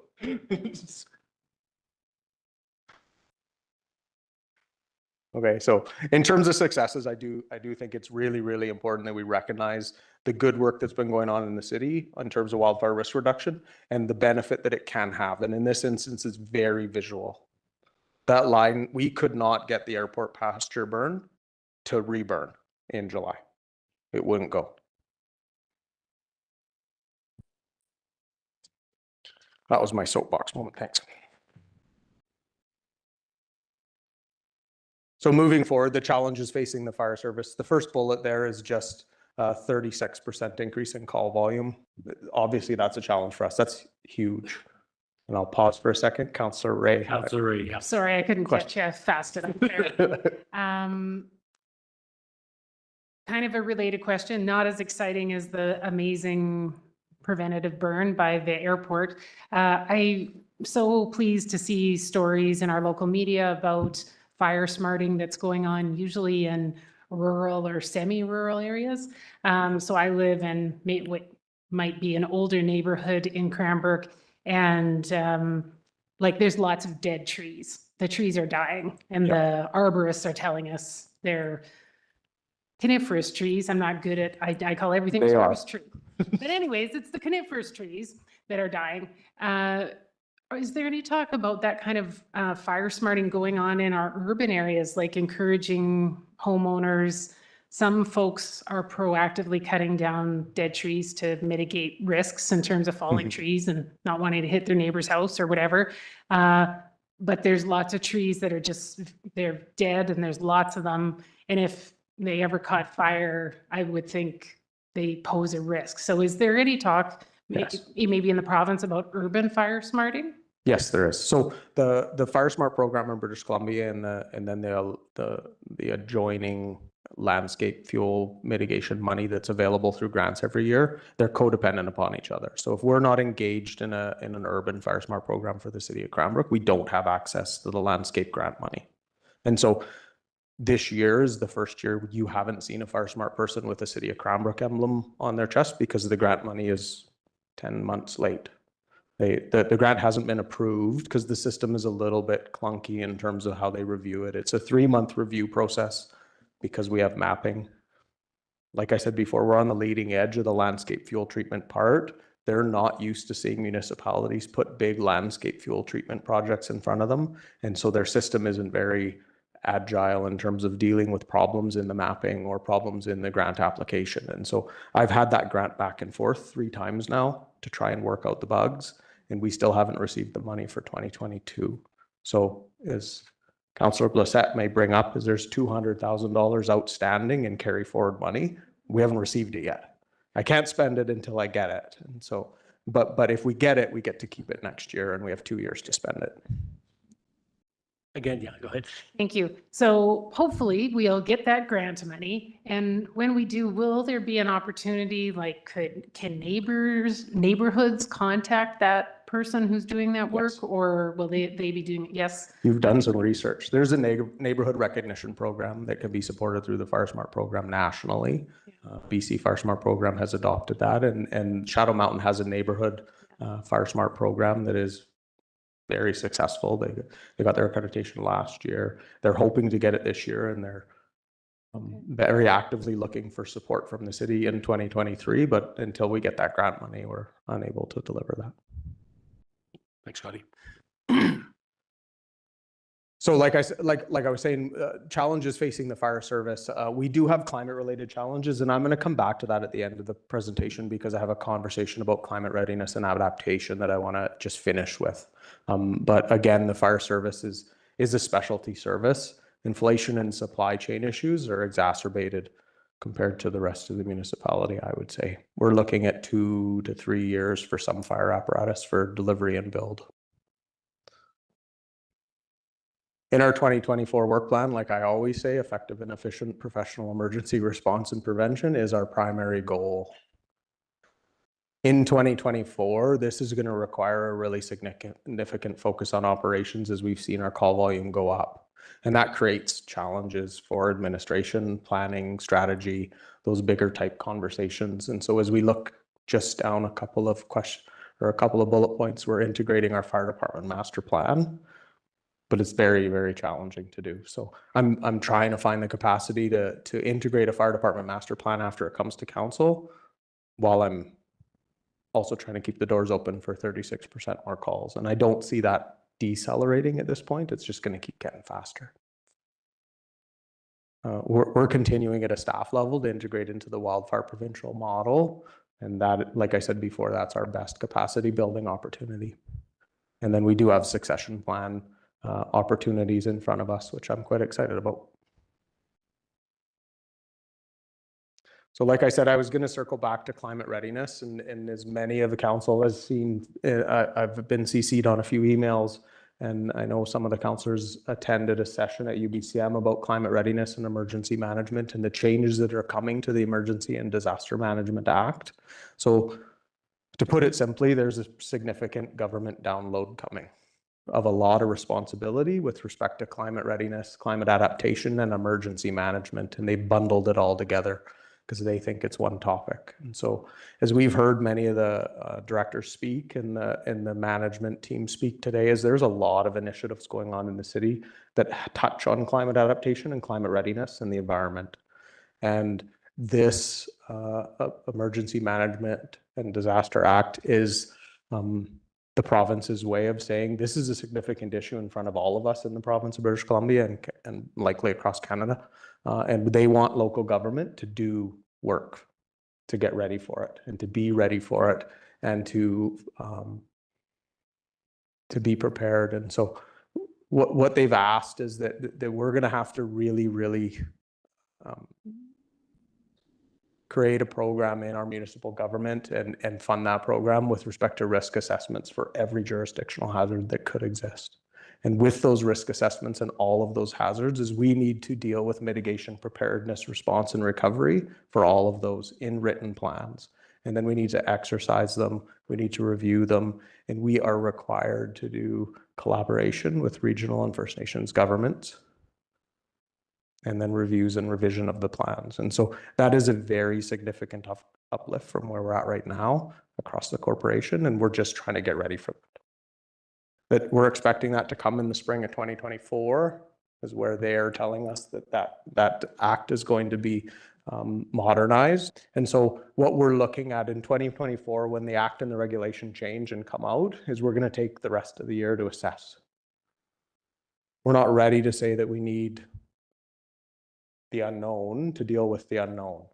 And so what we want in 2024 is time to assess what they actually are saying, where we're at, where that gap analysis needs to get done responsibly for us as a community, because I do think there's opportunities because we're required to collaborate and work together with regional and First Nations governments, is there's opportunities for us to increase our capacity without duplicating the increase in capacity.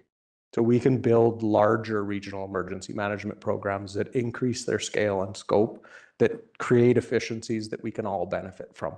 Because the emergency management piece of this whole thing comes from the efficiencies that we can see in other organizations helping us, and then we help them in their time of need. And so there's a lot of opportunity for us as a local government to do this efficiently rather than just duplicate the same thing our neighbor is doing. Councillor Statsky had a question, Scott. Good. Okay, go ahead. Just looking for a status on where things are at with the development of the master plan. and whether or not these new requirements for under legislation might be included in there and recommendations, or is that not part of the terms of reference for it? So the fire department master plan, I'm meeting, doing the final draft review on Friday morning, and council should see it this fall. So what we're trying to do is make sure that it's aligned with the OCP and the things that the public are going to see as well. And then we're working very close to the end of the master plan for you to see soon. Will it include some of the new legislation requirements, or is that? It's one, to be honest, it's one of the challenges is that the fire department master plan consultant isn't as privy to the information in the Emergency Management and Disaster Act as the local government staff are. So I'm encouraging him to change some of the language in the master plan to align with what we're going to see in the new act. So we're working on that, but it does touch on it just briefly because it's a little bit outside the scale of the fire department. Sometimes emergency programs are outside fire departments. Councilor Popoff. Yes, thank you. Just a quick question answer. Scotty, are you taking the lead on behalf of the city of Cranbrook For the upgrades you just mentioned for the Emergency Management Act? So at this point, I'm the emergency program coordinator for the city, and it's happening kind of off the side of my desk, right? In the old system, in the emergency management world, there was capacity in the fire department to manage it. In the new system, we need to look at that. And there are interdepartmental efficiencies to be had, but it might belong in corporate services when this is all said and done. It might belong in engineering and asset management. Like there's a lot of city assets that fall under the new Emergency Management and Disaster Act, like the reservoir and our drinking water supplies and all of our critical infrastructure, right? And so it used to cleanly fall within fire departments and kind of be neat and tidy there. It's getting to be quite a bit bigger and a lot more broad in scope. And thank you. I'm not the guy to talk about water quality, so. Thanks, Scott. Okay, so what you can expect going forward, I've kind of covered most of it, is that we're going to take 2024 to discuss it across the corporation. And we are bringing together all of the managers that do this kind of work, like Caitlin and Jason and Tony and Mike and like all of those. We're all coming together and we're going to assess this and see where it best fits and what we can best do to go forward. We're also looking at those partnerships with the regional district and our First Nation neighbors. And I will say that in your role as board members at the regional district is those efficiencies to be had there politically. I would encourage you to seek those out and encourage the regional district to look at those across the region for us all. And that's all I have today, unless you have some questions. I don't see anything. I got just a thought, Scott. You know, with these numbers, and these are just starting, 30%, 6% increase. This is just starting. So the whole business is changing. And again, not just the business, the whole emergency management side now. So I guess I asked the question, how sustainable is the current model and the current funding formula that we use, the models that we use? I have heard that there are municipalities that are considering putting fire and some other departments under one umbrella and doing very similar to what we've done with our roads program. 1% or so much percent every year, and that's it. And then manage your, almost operating like the airport or something. There's that, and where I get concerned is, people go, well, geez, that's getting pretty costly. Well, you want to remove the service, life safety gets pretty costly. So, fire protection is probably the only service at any level of government that you actually end up with a monetary benefit to anybody that insures their property. So if we did not provide fire protection, and you just get that on your insurance just for the fire protection, now you get this all hazards type of service, the first responder thing, which is, let's be honest, added benefit to that.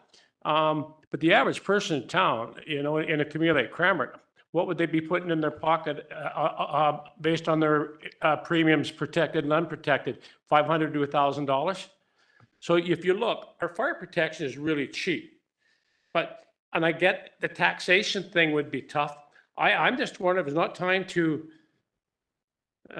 This isn't immediate, but we got to look longer term here. This is not sustainable at this level. It's not. You're going to burn people out. I see the life of people in our emergency services, whether it's police, fire, EMS, they're going to have a 15 to 20-year shelf life at best, the way things are going. And part of that is overtime and burnout and everything else, not just the job, what they endure during the job. So, I'm wondering if we can't look at that and fund that similar to what we do with our water funds, sewer funds, something to that effect, and just put a set rate. So, it's a fee for service. And it's a rate. I'm just throwing that out there. It's food for thought, because I can see in 4 years, if we're having this conversation in 4 years, I question how we're going to fund the fire department. I mean, we can fund it to a certain level, but I don't know that we can fund some of our emergency services at the level that we need to, because the whole social side is just going like this. The costs of our social. We didn't used to be, municipalities, we weren't involved in the social aspect of government. Boy, we're all in now. And the cost to our legitimate services, our required services, it's decimating our budget. So anyways, it's just a thought going forward that I think we need to seriously look at that at a new model of doing business. Thank you. Thank you. Thanks, Scott.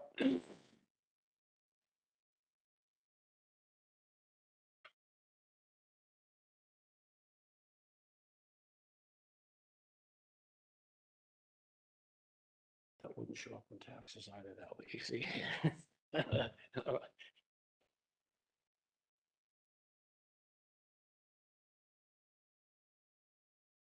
What we got next? Human Resources up next. Dandy, welcome.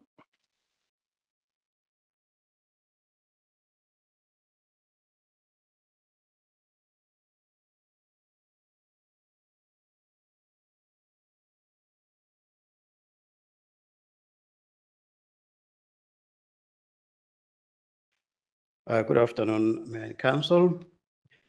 I am going to present an overview of the HR plans for 2024 to 2028.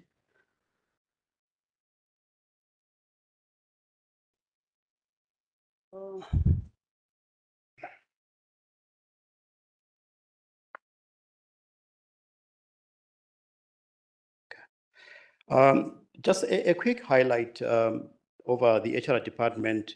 It's important to explain the context. We established the HR department back in 2019. This is about now 4 years, and really had a clear structure within the organization service delivery. So this is the structure you see. What you can expect in 2024 going forward is some emphasis on other functions that are coming aboard.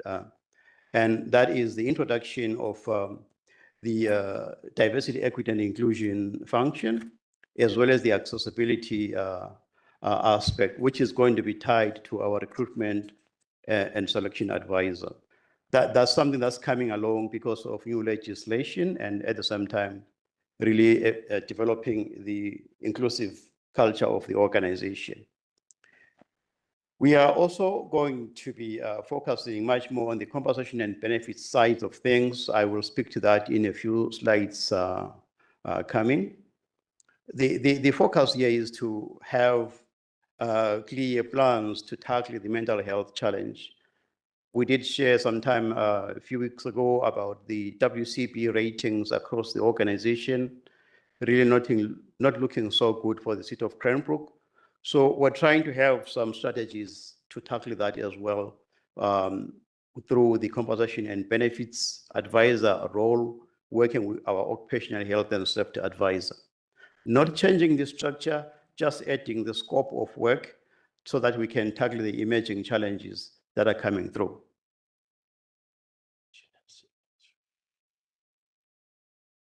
Back in 2019, when we established the department, there were reports that were within the organization that indicated some priorities. And out of those priorities, we identified these 7 goals.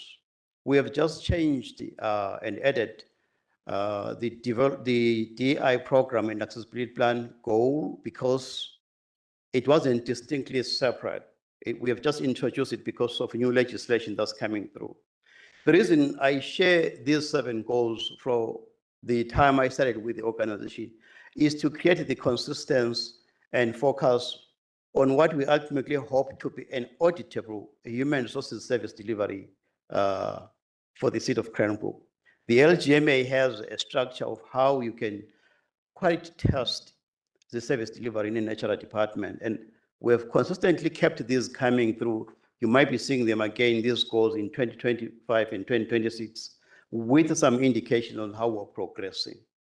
Most important really is at the top there, focusing on leadership and development, because we believe, and we have seen some positive signs, that when we invest in our staff, we start seeing some dynamics that change. It's very difficult to quantify culture transition, but when you see the dynamics and the silos starting to collapse and people collaborating much more, that becomes evidence that training and development certainly has a value in an organization.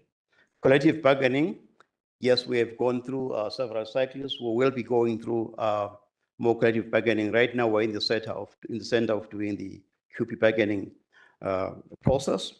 Must mention that due to our investment on training, we are witnessing a lot of collaboration at the bargaining table without assistance from external consultants. It is us and the union, and we're having very fruitful conversations, albeit a very difficult time to bargain. The policies and procedures, we've made some progress there, and we have some key policies in place. We continue to review some and develop some. We will be introducing some HR manuals in 2024, particularly to focus on the exempt staff, because there was really nothing comprehensive to guide the exempt staff as to what are their conditions of employment. That is going to be clear in 2024. The HR processes, we are coming out of a very paper-based system, and we're very optimistic that in one of the projects that I'm going to explain in a few minutes, the HRIS project is going to help the organization moving from paper-based manual systems into online intelligent systems. It improves every aspect of information management for an organization. And then, of course, the job evaluation system. We are going through the QP one right now, hoping to have it complete by 2024. We are also having some focus on improving the exempt side of things. The job descriptions for the exempt employees are very old. They need to be reviewed, and we will be doing more work in that particular area. And the last goal there is on occupational health and safety, which I'm also going to mention in my few slides, next slides coming. That one is a big one because this is where our tactics and strategies are aiming to address the WCB claims and also at the same time tackling mental health and making sure at some point, very optimistic that around 2026, 2027, we might be here to report that the city is core certified, which means we'll be the best managed municipalities. For us, it's important to keep that optimism. We fall forward. We hope we're going to achieve that.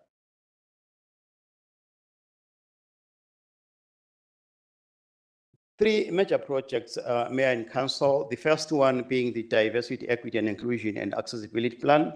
We did come before Council to report that we have achieved the terms of reference for the internal committee. The ultimate goal is to develop an accessibility plan, and we're still on target. We hope to produce a report and come back to Council by December this year to lay out the accessibility plan and then move forward. Then this work will continue. The legislation requires us to do a review after 3 years and report back. So that's why we are projecting that 3-year evaluation in 2026.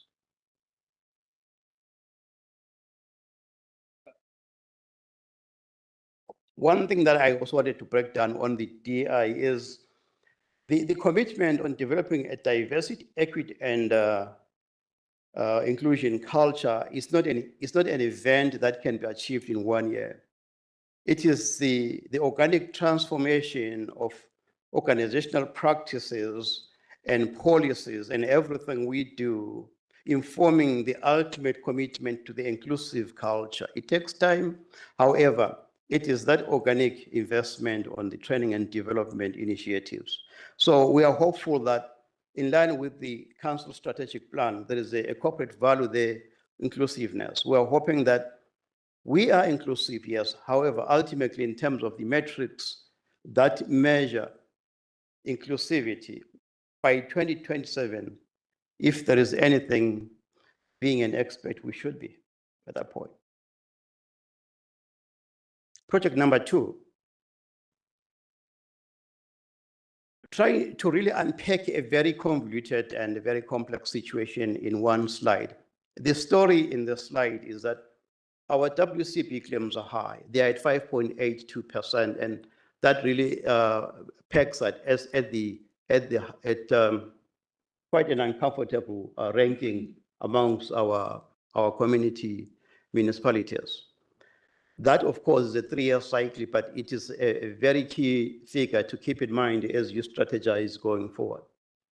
Along with that, reports are showing that 70% of the injuries that are happening over a 5-year period have been on strains and sprains. So that's good information to work with because it's helping the occupational health and safety function and the disability function to focus on initiatives to tackle that.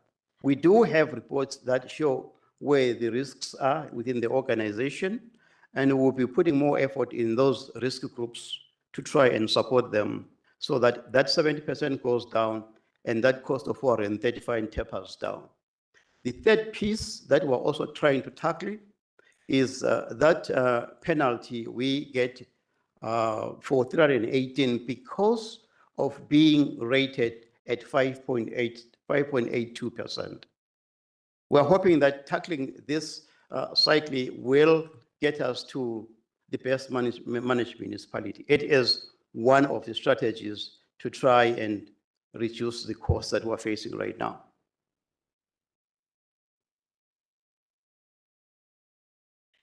So we are doing a few things, and the changes that we're seeing are not very big changes, but it's worth celebrating the direction, the trajectory of what is happening. If you look at this slide, in 2020, the cost was 227,000. And in 2021, it's tapering to 162. 2022 is going down. I thought I should highlight these small wins because they are evidence that we are doing something right towards tapering the 5.82%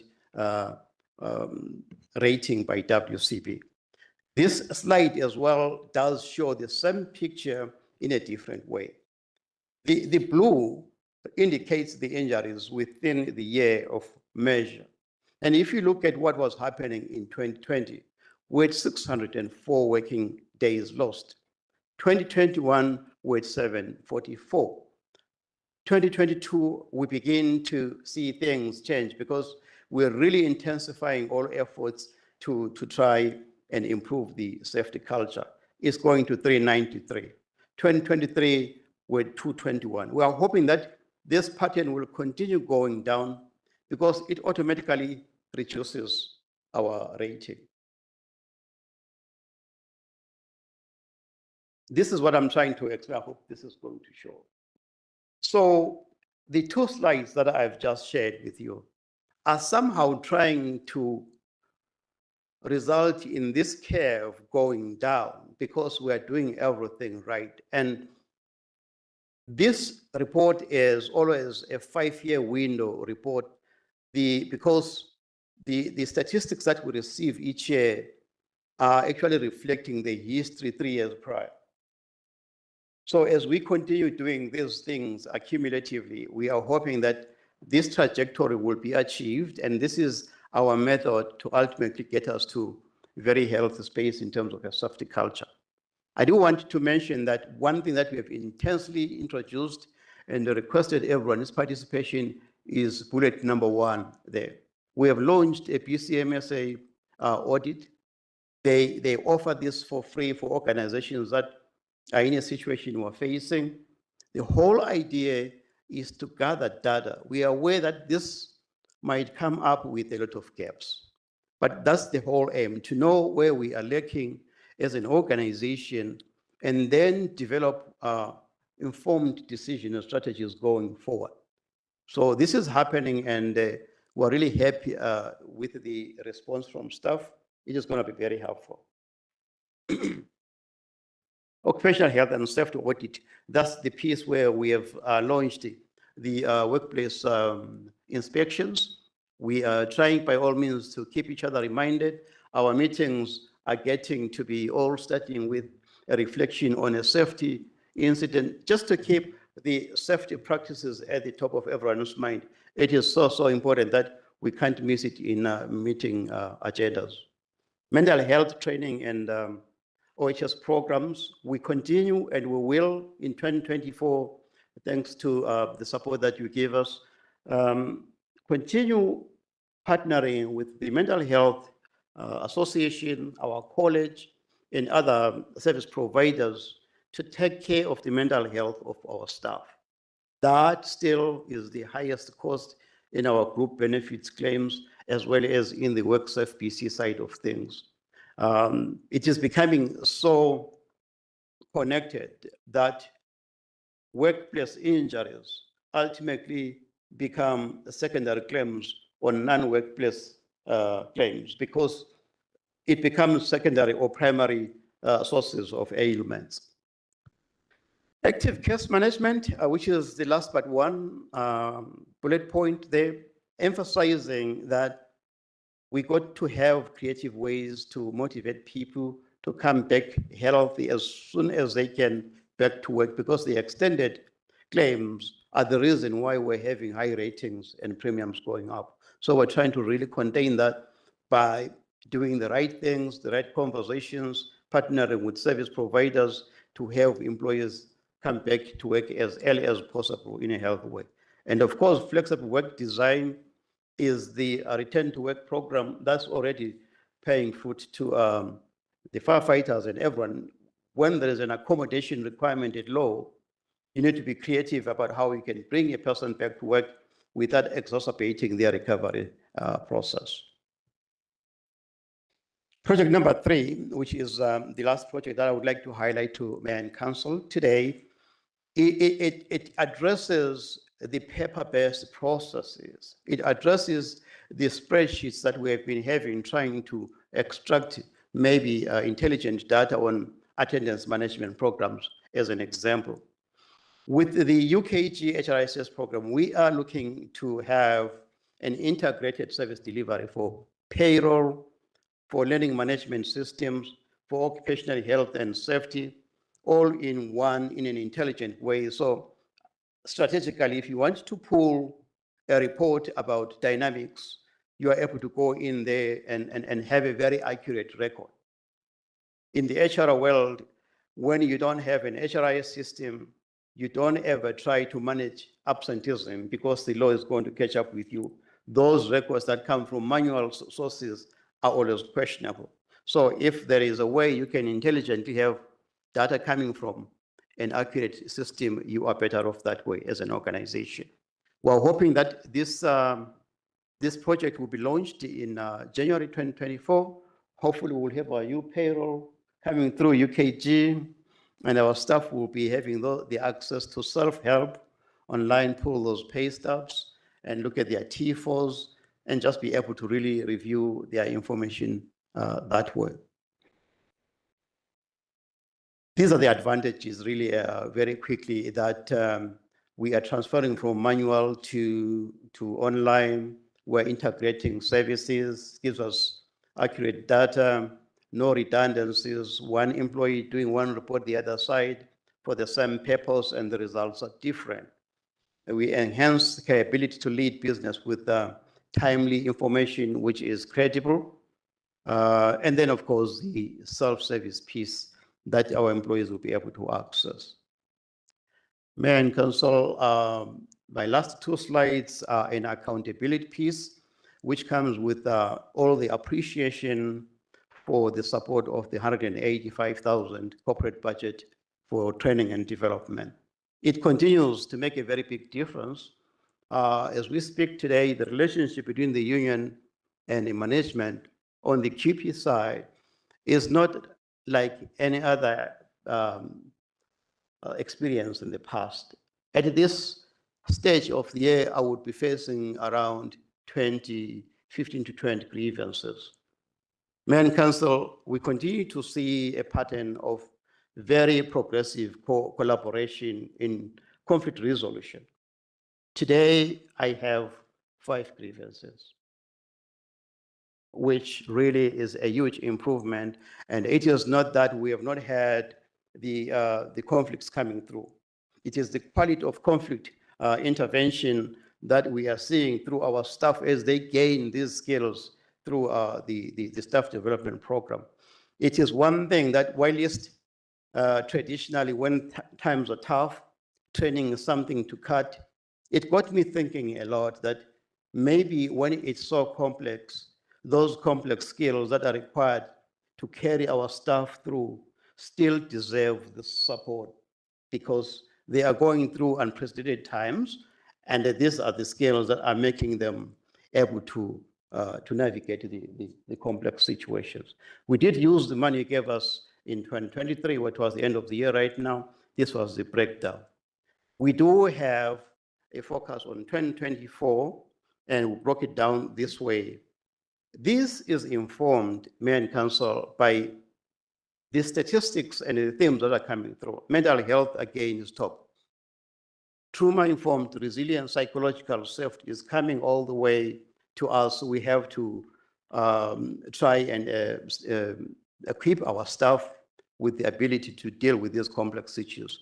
There has been a discussion around de-escalation techniques coming more and more because it's amazing that the impact of mental health, either within a workplace or outside the workplace, creates this continuous space where staff have to deal with the challenge of people maybe not so happy from time to time. So there's a key skill here that needs to be shared with staff to be able to navigate those difficult times. DEI, I've already spoken to that. We continue to have a budget for this. You'll note that last year we requested for 80,000. We have reduced this to 45,000 because of our optimism that as far as accessibility is concerned, we will have access to some grants from the province, because when we have an accessibility action plan, there is some options to get to that. There is, however, a piece here that doesn't have access to grants, which is the diversity, equity, and inclusion piece. This is why we still have some dollars here to take care of that second piece in the budget. Leadership development, Mayor and Council, the organization doesn't have a clear succession planning. If I may have some water, just one second.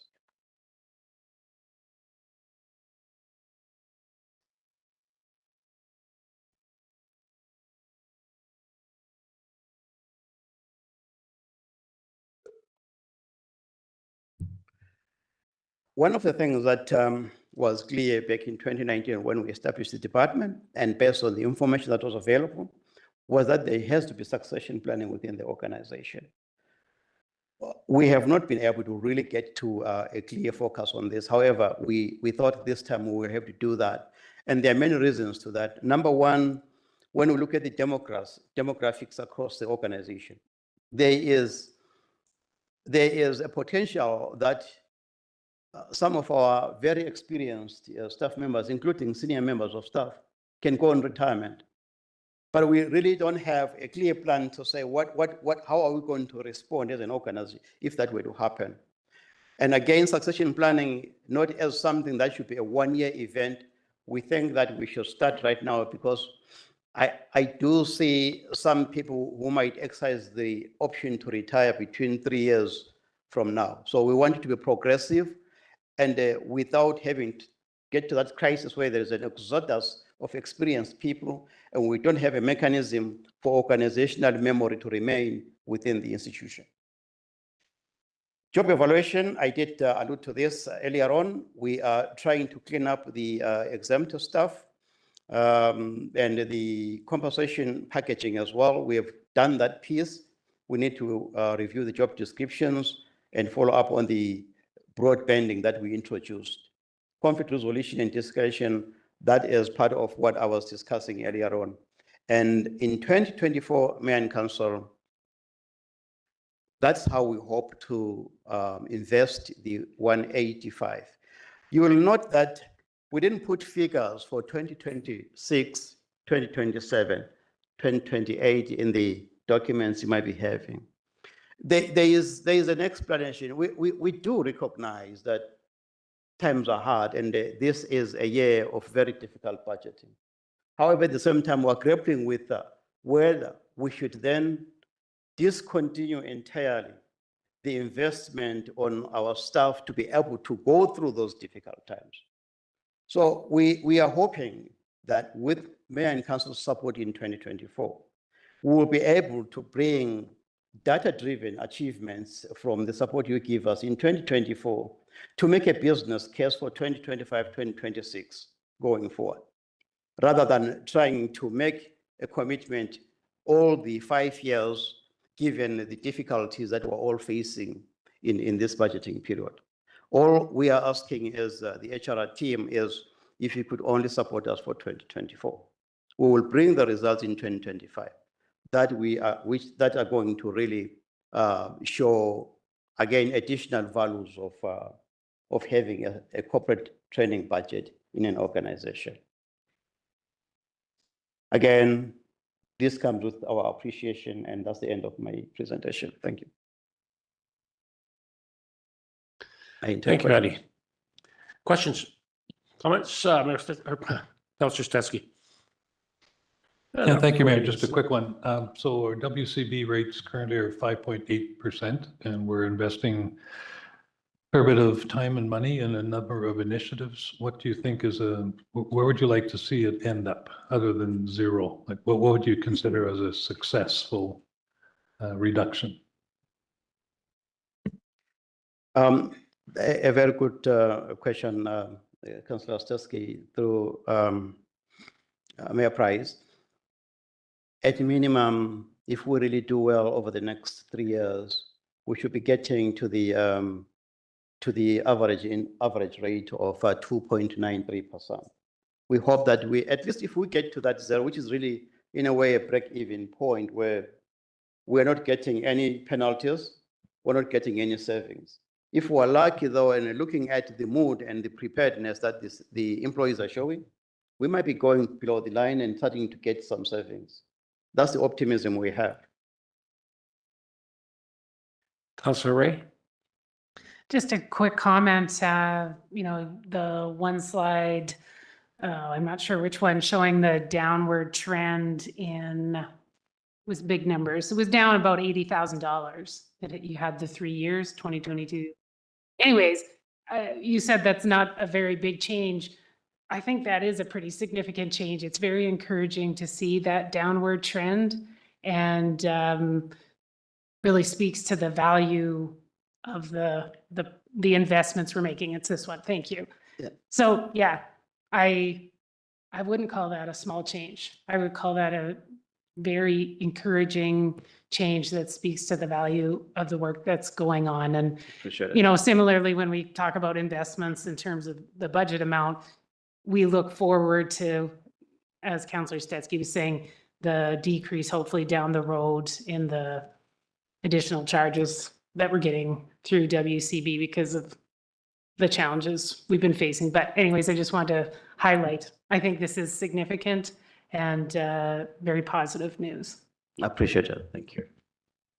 Anything further from council? Oh, thank you very much, Andy. Yeah. Next up, our CMP, we have Amanda.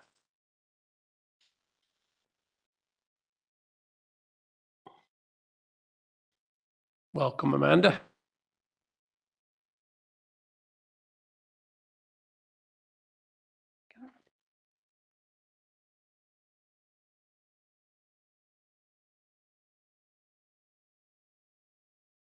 There we are. Good evening, everyone. The information I'm going to be presenting to you this evening is specific to RCMP support services and not RCMP.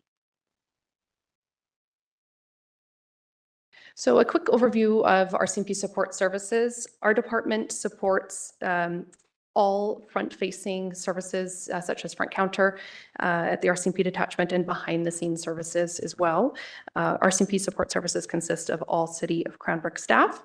We currently have 16.5 FTE municipal positions and 16 casual staff who provide 24/7 support to RCMP.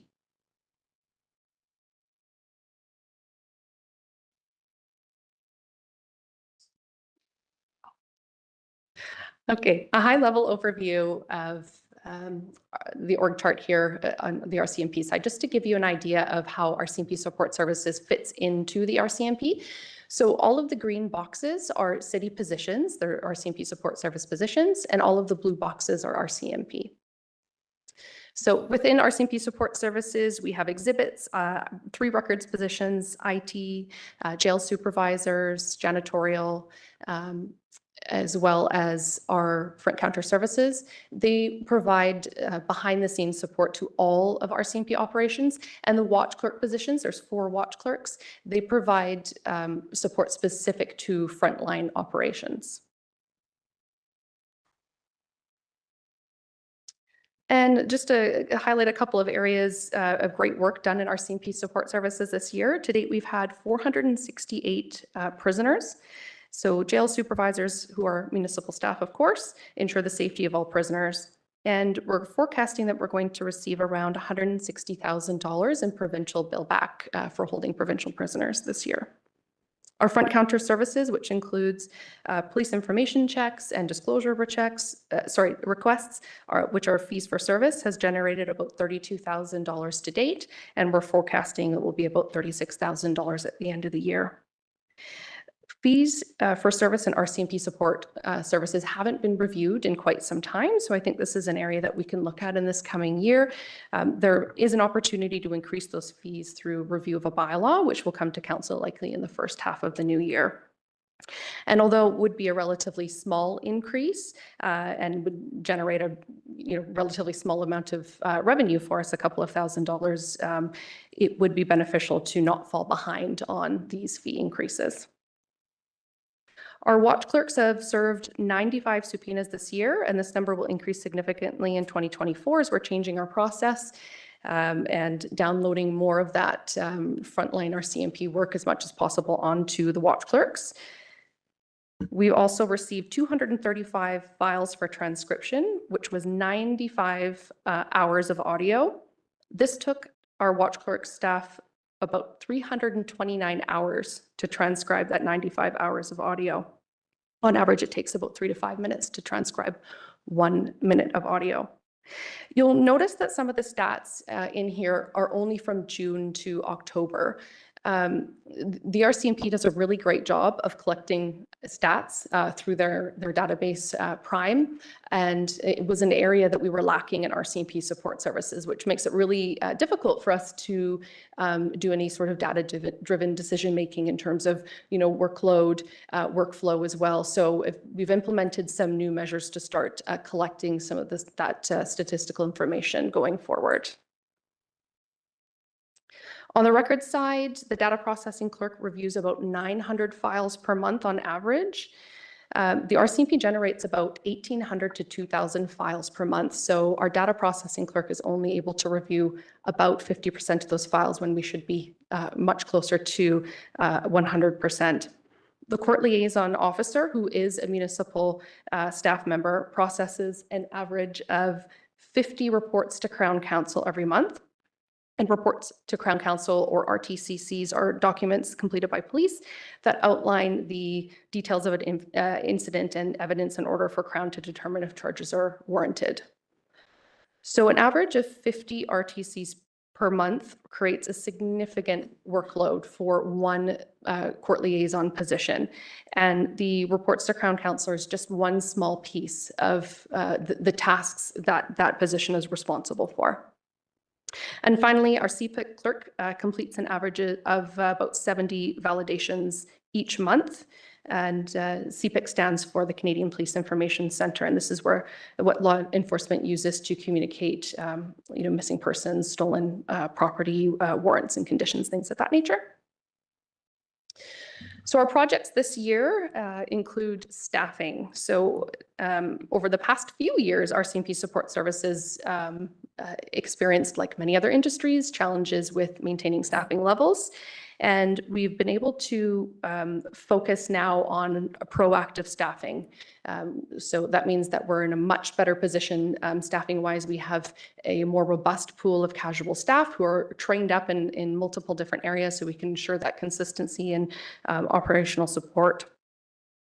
One of our challenges, of course, with staffing is our CMP security clearances. So it's even more important that we stay proactive and be recruiting for positions now that we know we're going to need 9 months or a year down the road from now. We also filled the 2 full-time watch clerks positions, which means we now have 4 watch clerks or 1 watch clerk for each frontline watch. And this has been a huge support to frontline policing, and it helps keep police in the community rather than behind a desk working on administrative work. We've also focused on improving our data collection, as I mentioned, and we'll continue to do that in the coming year as well. We've also started developing SOP manuals, standard operating procedure manuals, which we will continue to do for all positions. So the work in RCMP support services can be quite challenging, and there's a tremendous amount of policy on the RCMP side and complex databases and systems that staff have to use. So it can make learning a role for a new staff member very, very challenging, and also ensuring that we have consistency across the board in terms of the service that we are providing to the RCMP is really important. And that's something that those SOPs are going to help us do, ensure that we're really consistent and efficient in how we use our resources and in our decision-making and operating as well. We've also implemented a point-of-sale system. This is the same system that City Hall uses now. So gone is our old-fashioned cash register and cash and check only, and we're now accepting credit and debit as well, which is very exciting for our community and far more convenient for sure. And in the upcoming year, we look forward to a few new projects on the horizon. We'll be conducting unit reviews of each section within RCMP support services to ensure that those sections are operating efficiently, effectively, and adhering to RCMP policy. And this again ties into those SOP manuals that we've started working on and will continue into 2024. We'll also be reviewing our front counter services to determine what we can do to provide better service to the community. Currently, if someone needs fingerprints, for criminal record, they have to book in once a week. Sometimes, if the weekly appointments are full, they're waiting a couple of weeks. So we're going to expand that service and offer fingerprinting at least 2 days per week. We're also looking at how we can speed up processes behind the scenes so we can be getting police information checks or criminal record checks back to people much quicker. That will help them in their endeavors for volunteering and employment as well. And another major project in the year to come is digital transformation. So we're going to be looking at how we can better utilize technology in our day-to-day to make sure that we're being as efficient as possible in all areas. This includes RCMP-approved software for auto transcription. We're also working on creating an intranet within RCMP so we can better share and house information. And a couple of challenges ahead. Managing the workflow in our records section has been extremely challenging, and staff are left feeling the effects of burnout.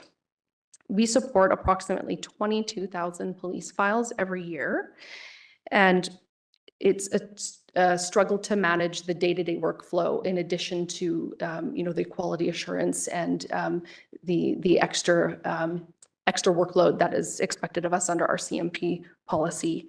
So I've included a request for an additional 1 FTE record supervisor position, which is in your decision package, I believe, on page 121. We're also trying to plan for the implementation of body-worn cameras with little knowledge of how that will actually impact workload. We're still waiting on information from our CMP, from E-Division, on what this rollout is going to look like. We're expecting this to be rolled out probably by, it's going to mean more disclosure requests as well. So it's going to have a huge impact on workload. We just don't know with the limited information we have what impact that will have. But that's even more important, or sort of really emphasizes the reason of why we need that full-time record supervisor position to manage that additional workload and the changes in workflow that are going to have to occur because of that. And that concludes my presentation. Thank you very much. I'm happy to answer any questions. Thank you very much. Councillor Stetsky. Thanks, Mayor. This might be for you or the CAO or for you. Any indication from the RCMP in terms of whether they will provide funding? Because it will be more work. Absolutely. Yes, all the indications so far is no. Do we have a rollout date for that locally? I know they're probably doing it staggered, but. So Cranbrook has been selected as Wave 0, they call it. So we'll be one of 5 jurisdictions that are going to be receiving body-worn cameras first. We're the guinea pigs, so to speak. Yeah. And unfortunately, it sounds like that doesn't come with any extra support or funding from our CMP. And, part of the reason why we don't know how this is going to impact workload is we don't know if there's going to be an auto transcription feature that comes along with the body-worn camera system. That could make a huge impact to the resources that we would need. So lots up in the air, difficult for us to plan until we know where things will land. So up to date, there's been no consideration for demand on our IT, number one, capacity, and number two, on our services, so on our staffing. So do we have the capacity to store? And secondly, there's no question there's going to be an impact on our staffing resources. Absolutely. Yes, Mayor Price. So the IT support will be done by RCMP E-Division. So there's it's going to be approximately $2,000 per camera. That's a licensing and camera fee. That also includes the behind the scene IT support from RCMP. So the IT side is covered, and it is all cloud-based. And so the RCMP has already confirmed that they have the bandwidth in place in order to be able to manage that. So that will be our CMP side. So the $2,000 fee per unit. So each individual is going to have their own unit, I'm assuming. So is that in the budget, the $60,000 for? I mean, these are little incidentals, but these little 60 here and there, I can see this getting out of hand really quick. Mayor Price, yes, that's included in the policing contract. Okay, thank you. Thanks. Any further, guys? Thanks so much, Amanda.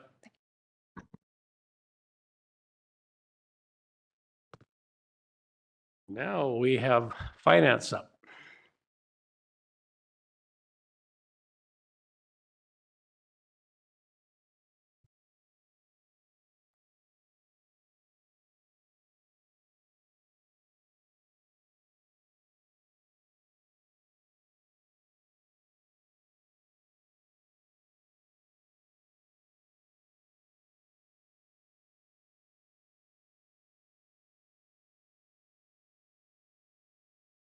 Just Charlotte, do we need the department heads here for the next little bit, or can we kick them loose? I mean, it's 5:30 now. We're going to be another hour and a half at least. So Yeah, they can. good to you guys probably, thanks very much for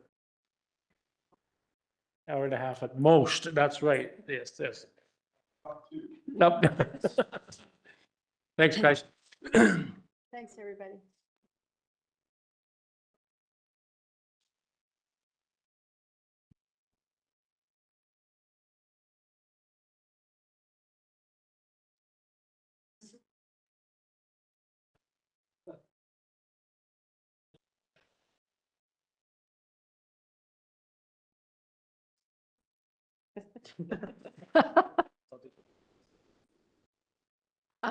So I've just brought this, the conventional transit budget up, but I'm just going to run through a couple of things in the finance department first. I don't have a PowerPoint presentation. I was a little busy, but we were busy in finance. So we worked very, very closely on the HRIS, on the HR information system package. Charlene specifically has been working with the vendor for the setup for payroll. We are in the process right now of testing that setup, and the intent will be to go live with the first pay period for 2024, which commences December 18th or 23rd, one of those days. So it's very exciting. It will be very nice to finish off that project for finance. It's been a long road for Charlene. Yeah, and now Joyce will get to have the fun of actually working with the program. We've also been supporting engineering and development services with the rollout of their development software from a finance perspective. Charlene and I both attended long-term financial planning workshops through GFOA in May. Very exciting, and some excellent networking opportunities and some really excellent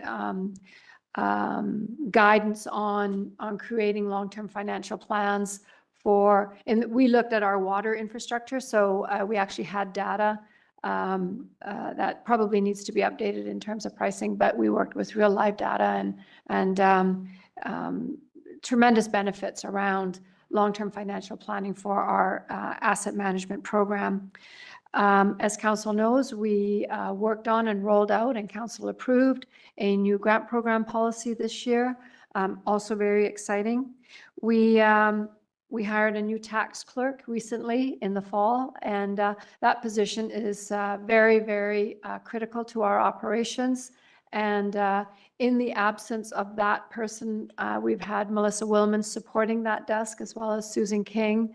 It's an unfortunate position to be vacant, and those two ladies, as well as the rest of the team, banded together, and we're through it. And we have a wonderful new employee, Lucinda, and she is coming up to speed and doing a great job.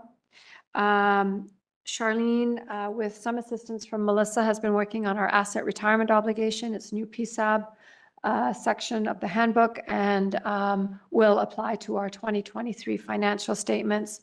It essentially has us add a value to retirement, asset retirements, and create an obligation on the financial statement. So look forward to that fun day.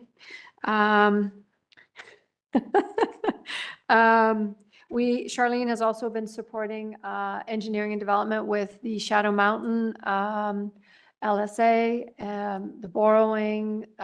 We're working with engineering on the rates. Engineering is definitely running the ball with it, but we've been supporting them on that. And as usual, of course, the budget rolled out with council at the beginning in January, and here we are already, not even a year later, working on the next package. So yeah, this is a little accelerated in 2023, but worth the time. And then, of course, the year end and permissive tax exemptions. So our world in finance does tend to be very cyclical, and sometimes may sound a bit repetitive, but it's we think it's important work, and we enjoy doing it. And we have a great team supporting the city and the residents and the rest of the departments. So of course, I will happily answer any questions about the finance department. I will also be going through the information for the conventional and the custom transit. as well as our policing contract tonight.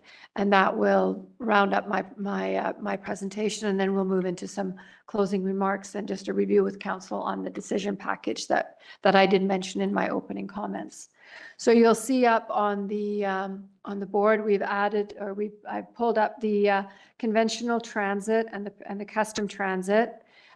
I've also provided you with a replacement sheet. The replacement sheet has just added the 2023 figures. We did notice or we did remember from council last year a request for 2023. We were more than halfway through preparing all the work papers when we took a look at it and said, we really do need to add that. So we have added it in some of the working papers and asked for council's consideration and let us get that caught up for you next year, where we would be including the prior year, the current year budgets, so that there's a comparison.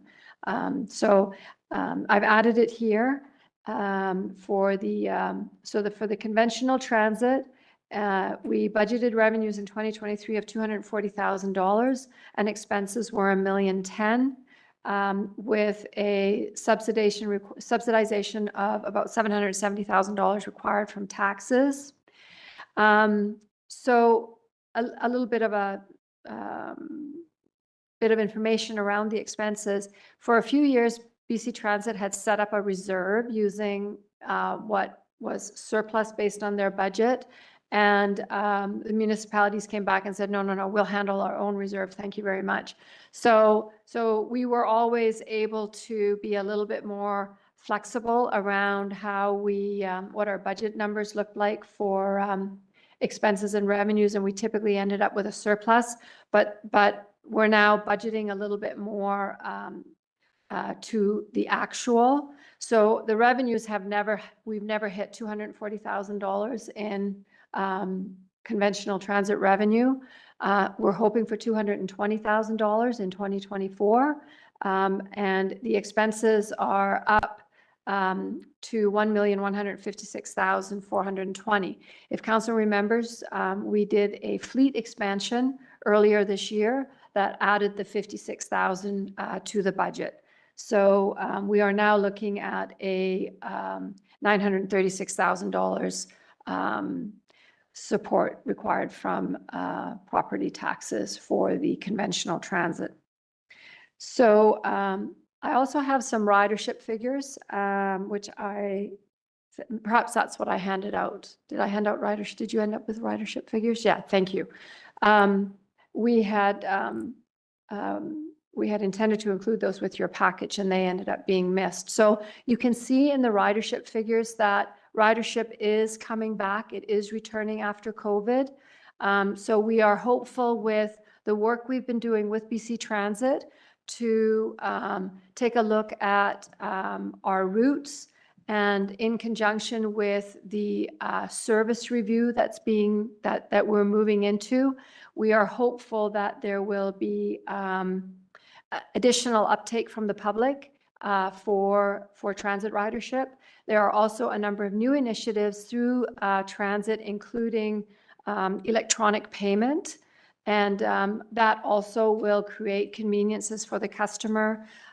Transit has also realigned their times for the buses. The buses were ending up with not enough time for loading and unloading of passengers, and that was putting them behind their schedule, which meant the service was becoming unreliable and perhaps at risk for someone who was on the edge of becoming a transit rider saying, it's not reliable enough for me, so I'm going to have to find other options. So with that and the additional work we're doing with transit, we're hopeful that there will be, as I mentioned, additional uptake above and beyond what we're seeing as a rebound from the COVID days.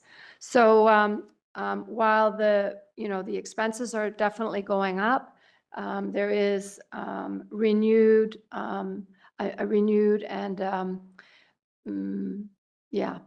relationship with our partners at BC Transit that hasn't existed before. So that's a positive from our perspective. I do have the ridership figures here. Oh, Questions on transit? Councillor Stetsky? Just curious, it's about 11% increase between 2023 and 2024, and what makes up that 11%? on the cost? On the expenses under Yeah. conventional transit? Well, of course, the 56,000, pardon me, the $56,000 that was added for the additional bus. And then there are fuel increases as well, fuel cost increases. There are some increased maintenance costs. It's really around the maintenance and the fuel that you're seeing those additional costs. And as well as some additional technology support at BC Transit. So we're a part of a partnership. So when they roll out new IT initiatives, we all share in those costs. And with the new electronic payment options, those costs have escalated or have gone up as well. Councillor Ray? Thank you, Mayor. Do I recall, and I can't remember if this was a COVID thing, that kids under 12 had free transit or something like that? That's correct. Is that an ongoing initiative or was that a time limited? Councillor Ray, that's ongoing. I think that's a great initiative if we can encourage kids to get comfortable using transit and then become lifelong transit users. Some feedback from the public that I've gathered, not scientific, just to make sure that those young folks feel welcome. There's been some feedback that there was some, I don't know, question maybe about how old kids are and should they be free or not. I think if the goal is to encourage ridership among youth, we just need to make sure that everybody's on the same page, that it's a welcoming space and we welcome those young riders on transit. Thank you. I realize that's not specific to budget. Yeah, but no, fair enough. Thank you. Pardon me for a minute.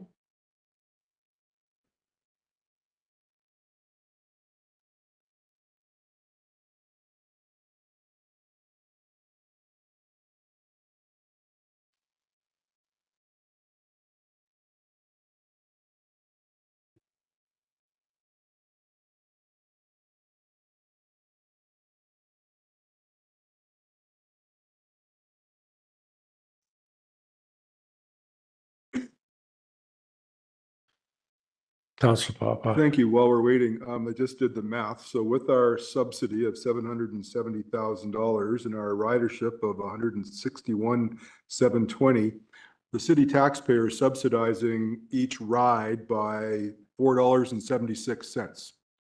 I don't know, is that common in other municipalities our size that we're subsidizing by $4.76 per ride? To me, it seems we can do better than that, or we should be doing better than that with our ridership.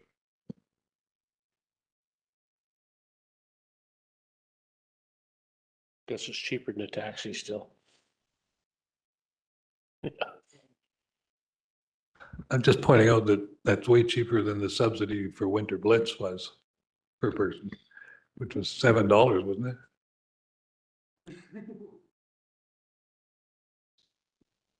it? Scooters. Should definitely do better on ridership.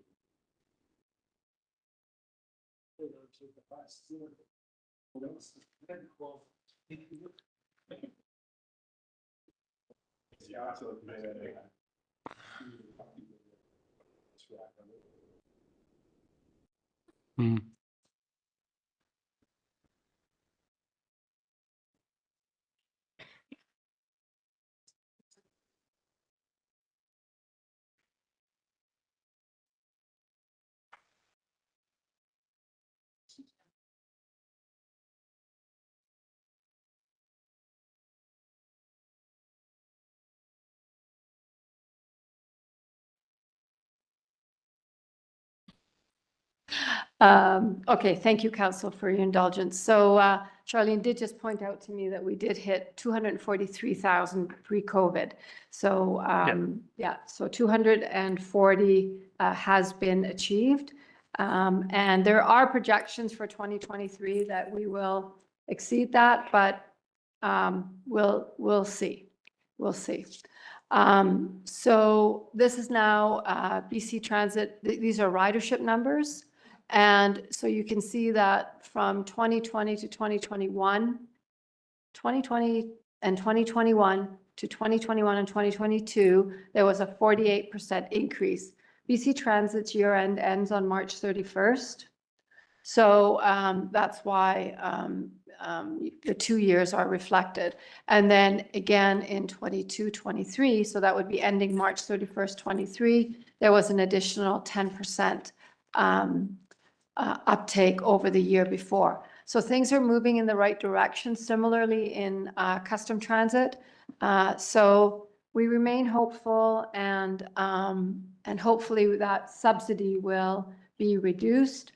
Unfortunately, costs are escalating at a rate quicker than uptake on the passenger side, but we will remain hopeful. And then the next item that I wanted to review with council is the RCMP municipal policing contract. And that one is on page 95. I'm not going to spend time calling it up because it's taking too long to find it. So in 2023, the budget is, as we're in 2023, 5,263,475. And in 2024, the budget is 5,968,452. That is an increase of $704,977. Of that amount, we are funding $458,000 from old RCMP surplus to smooth out that significant increase in 2024. 2023, we set the budget without full information on the collective agreement rates. So there is some catch-up happening here. In addition to that, in 2023, we were still risk managing about $200,000. So we're also trying to catch that up because what was happening was at the end of the fiscal year 2023, so March 31st, the RCMP also has a March 31st year end. We ended up with a deficit of over $300,000, almost $300,000. So we felt that with the effects of the collective agreement, we need the effects of those to settle down before we look at resuming risk managing the policing contract. Because while I could manage 1 year of a $300,000 deficit, I can't manage multiple years of a $300,000 deficit. So, and having said all of that, things are currently looking like there'll be a fairly significant surplus in 2024. So, you know, it's a little bit like, it's a little bit difficult to predict what's happening with those budgets. We set the budget for 2024 last year when we did the 5-year financial plan. We set the budget for 23, 24 through to 27. The 24 budget is now $100,000 higher, $110,000 higher, so less than a year later than it was when we set the budget last year. So, and it'll continue, that will continue to happen, just like you experience with the city, where when year 2 becomes year 1, it looks different because things are not picked up when year 1 is still year 2 or year 2 is year 3. So similarly with the RCMP, there is, we continue to see some fairly significant increases from one year to the next as we move closer and closer to year one. We think we're now no longer risk managing and we're budgeting what they're telling us we need to budget for. Meanwhile, when that year becomes the year we're budgeting for, we're being caught short again. So some of that has to do with that $108,000 has nothing to do with the collective agreement. It has nothing to do with that. Those are all picked up in our budget. It's other, was it out of Green Timbers? There's portion, yeah. So Green Timbers is their admin building down. Yeah, the admin costs out of Green Timbers was primarily Mayor Price. Yeah, Charlotte, that's interesting to know, because, certainly people are going to react. Some people may react to our tax levy increase this year. But, I think we need a good solid communication plan, and that it's not to smoke screen anything, it's to lay it out there.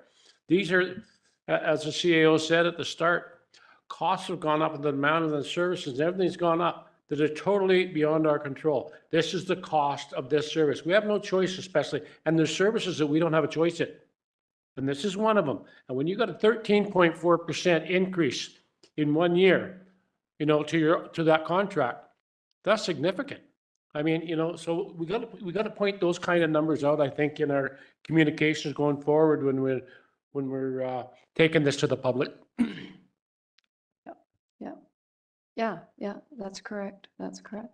Yeah, so now, so just, so we are smoothing that out.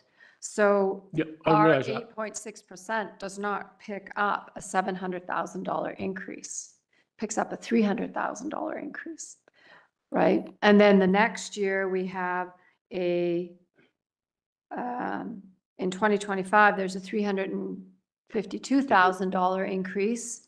And we're smoothing that with another $200,000.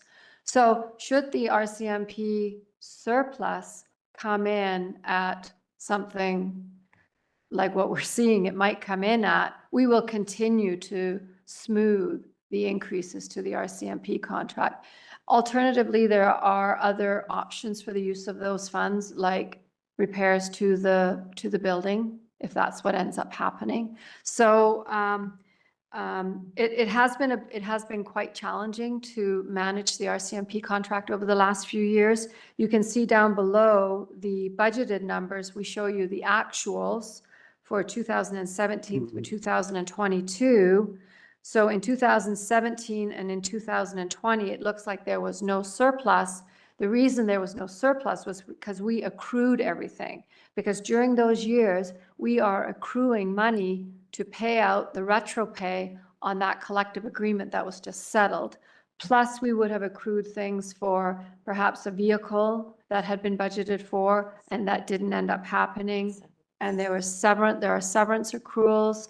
We have been accruing for special investigations. We had a small pool of that. A lot of that pool was drawn down with the deficit that we had in March of 2023. So we do try to protect the city against some of those fluctuations in the RCMP contract. We ended up with a $115,000 payout of vacation in 2023. That was nowhere in the budget. We saw it when the figures, when the financial statements start to come in over them, they come in every month, and we saw, what's this $115,000? It hadn't been budgeted and it was forecast to happen.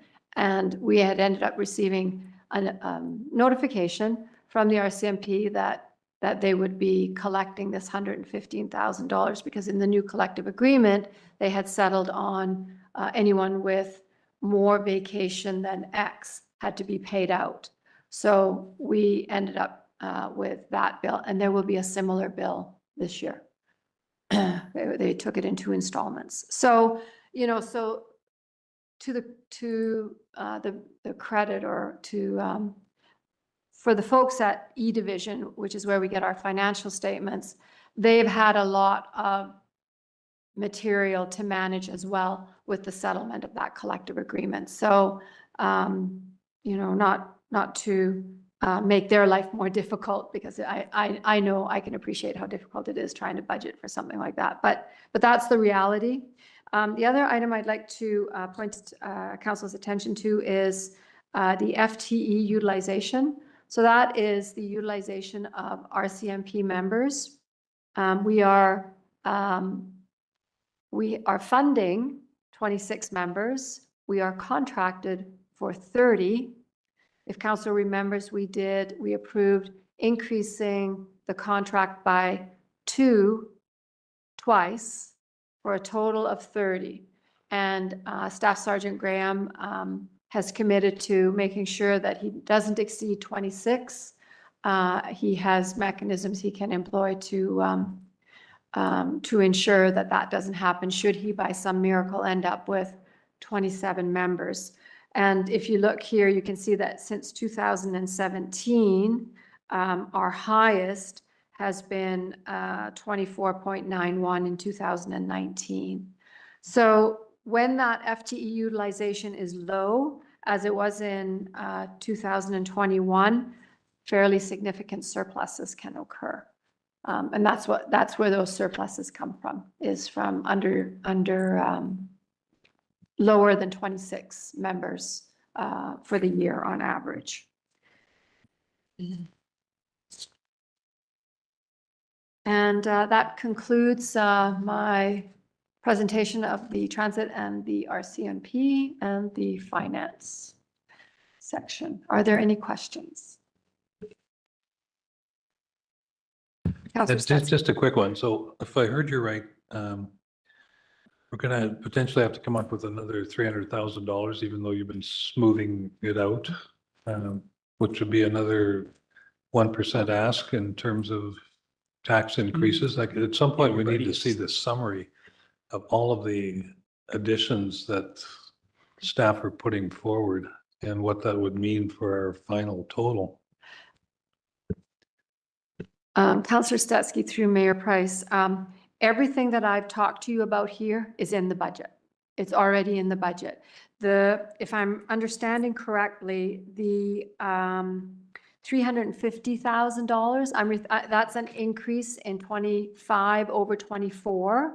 So I'm saying in 24, you're seeing, per the schedule, you're seeing a $700,000 increase over 23, and then again, a $350,000, a further increase in 2025.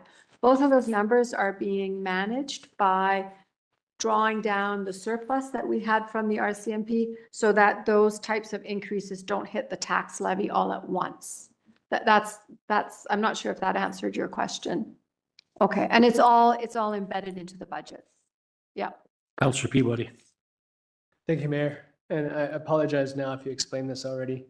But with the new collective agreement, when we're looking at the budget, is that just showing up under salaries and wages, or is that showing up under the RCMP municipal policing contract as well? Councillor Peabody, Councillor Peabody through Mayor Price, Wayne Price, Mayor Price, oh my goodness. It's in the policing contract. So it's in that large $5 million number. That's where the membership collective agreement impact is reflected. The other thing I should say is that collective agreement, if it hasn't expired, is about to expire. So that it has, I'm sorry, I can't remember when the collective agreement that was just settled expires, but yeah. So they'll be back at the bargaining table. Yeah.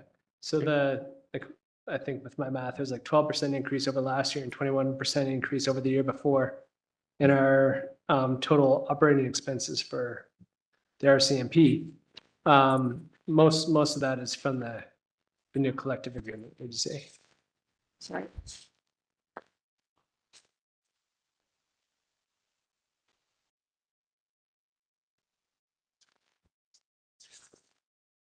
So at the RCMP, I mean, we provide them with, and pardon me, Councillor Peabody, if I'm not answering your question, but within the city's budget, the operating budget primarily supports the MEs, the municipal staff. But certainly we provide paper and things like that. We provide furniture for the RCMP. We provide computers for the RCMP. So those things are embedded in here, and I'm looking, and then there's building, the RCMP building, we do, you know, that's our responsibility. Yeah, no, I think my question is like just looking at the previous year's budget and the year before that, like it's been a significant jump, but most of that significant increase is from the new collective agreement with RCMP. Absolutely, within the policing agreement, absolutely, yeah, yeah. Okay, thank you. Yeah, yeah. Councillor Graham. So just a question. We have budgeted for 26 active members. That's what we pay for. Yes. We have these 4 ghost members that we don't pay for because they're not a reality. How would it look, and how would we be able to cut a position to down to 25 with these 30 that we say we need? Would we just keep that buffer the same and go down to 29 and then 25? How would it look to reduce the actual number from 26 to 25? Councillor Graham through Mayor Price, that's sort of what we were doing when we were risk managing it. It wasn't official, but there can certainly be official communication with the RCMP to say, we will now only fund 25, but it really doesn't change the city's obligation should 30 show up, because if 30 show up, right now, we are committed to pay for 30. We have a gentleman's agreement, essentially with the staff sergeant, that he will not exceed 26. So, and in the past, as I said, we've risk managed that the budgeting for 26 by $200,000, which is essentially a member. And I don't know if council recalls, but last year there was some debate about that, perhaps, or some misunderstanding that we had cut the members down to 25. That's not what we did. We managed the city's RCMP policing contract by an amount that happened to be the same as approximately 1 member. So, so there's an official way to do it, which probably requires a letter, but the official thing we've done is send letters saying, please contract us for 30. Councillor Ray. I don't recall all the details from last year. I wouldn't want to get too deep into this discussion about the 26 and the 30 without Barry Graham here. So that's my only comment on that. Councillor Stetsky. The RCMP are paying what, 10%? Is that in terms of the total cost of our members? Like, we don't pay 100%, do we? Correct. Okay. 10, we pay 90. 90-10. Yeah, and so I'm wondering, does the RCMP fund 10% of 30 members and just send us the money, or do we actually have to have people in the chairs? People actually have to show up. Okay. Yeah. It's gonna go for 40 if we do it ghost-wise. If I might, just to what you were saying, Councillor Ray, I see this as as a dual sort of edged sword, perhaps, because what we choose to do with our budget, risk managing or otherwise, is up to us. If Barry thinks he can make do with 25 members, that's a different conversation.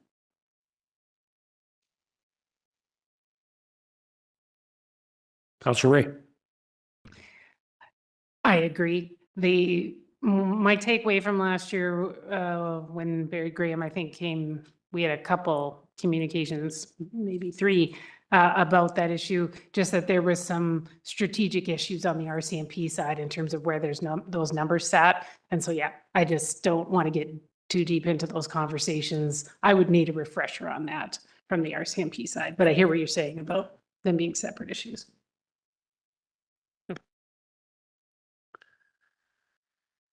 Anything further, Charlotte? I just have a few closing comments and a quick review for council on the decision package, page 105.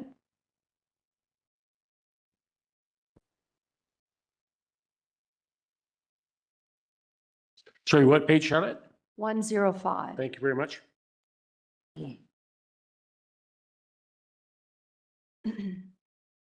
So this is new.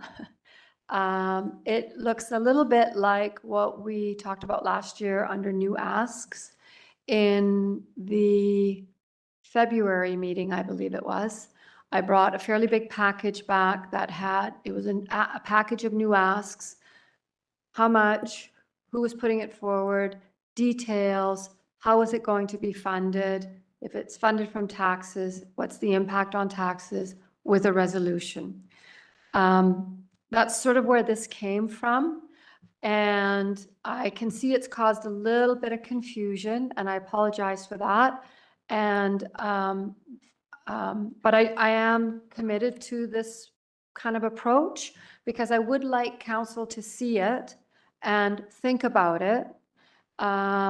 It's a little further complicated this year because what was 2 days of budget meetings has now become 3, and now the 3 are not in the same week. So we would normally just, kind of gracefully flow into this at the very end of day 3. This year being a little bit different because the 3 days are broken up. I did just want to bring this to council's attention and let you know what the plan is with this. So staff have, the form is new. So we're missing a couple of items on the form, one of them being, where's this funded from? So we will make that correction. I will make that correction for Wednesday's meeting. We will have these updated for Wednesday's meeting so that you'll see where the intent is to fund them from. On Wednesday, we'll also have had a discussion about the reserves. A number of these are going to be funded from the reserves. On some of Jason's asks, which he presented as new asks, they were indeed new asks, but we have not included them in here because they've been embedded into the budget. I will, if council would like, Jason has prepared these summary sheets for us, so I can bring those forward on Wednesday if council would like to see them. Wednesday the 15th. I'm sorry, Wednesday the 15th. Yes, I'm sorry, you're right, next Wednesday.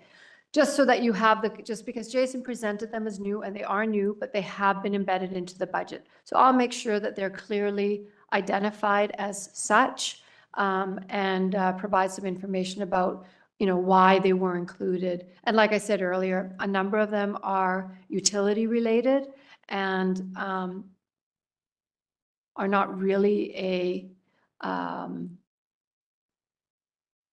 do with or with, he needs those items, and we've balanced the utility funds accordingly. So that's what we'll do next Wednesdays. I'll include those and I'll update the details on these sheets for you.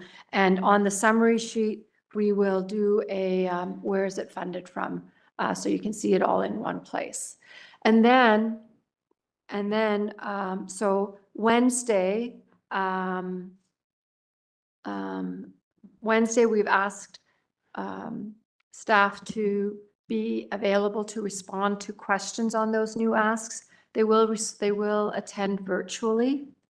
And so if you have any questions, it would be great if you would raise them on Wednesday. And then we will look at them again on the 13th and look for a decision from council on those items. There aren't anywhere near as many as there were last year. So Charlotte, for next week, will we have a copy of the surplus and reserve target matrix in there? Next week, yes, there will be the reserve matrix that we have. With our targets, minimum max type of thing. So that gives us a little bit of insight to what's happening to these reserves. Yeah, so next week we'll do the reserves. Next week, we're going to do borrowing and the reserves. Beauty. And that will come along with, and we'll have a robust discussion about the utilities. Thank you. Councillor Stetsky. So these are all items that are not included in the current budget estimate, correct?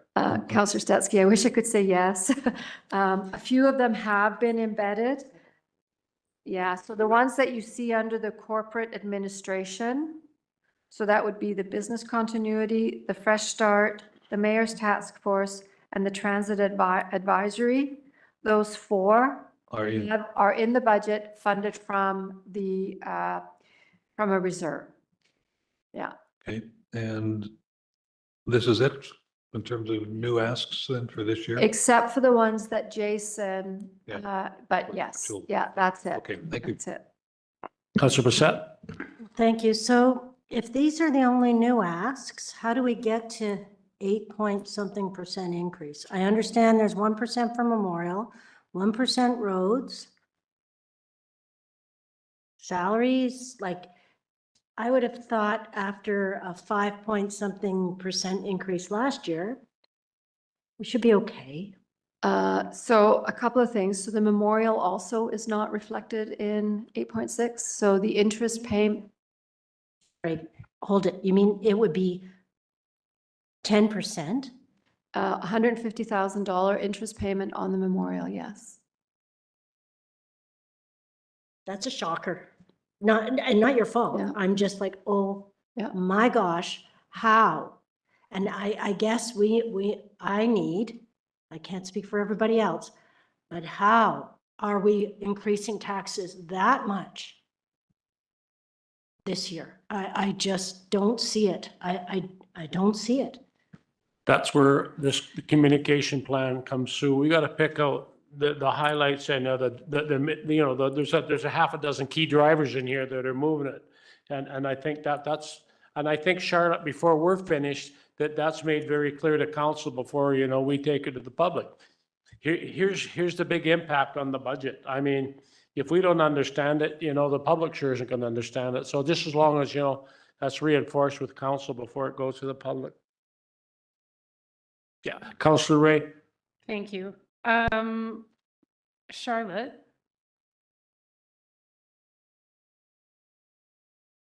Just a question. So for the updated summary for the decision package, it'll be great to have the funding source, right? So is it from a reserve fund or is it a tax increase? I would also appreciate a column that says, is it already in the budget or not? Yeah. Just so we can totally see it in black and white. Thank you. And the intent was that they were not supposed to be in the budget, but on reviewing, we see that those four did end up getting put in there, but absolutely. Thank you.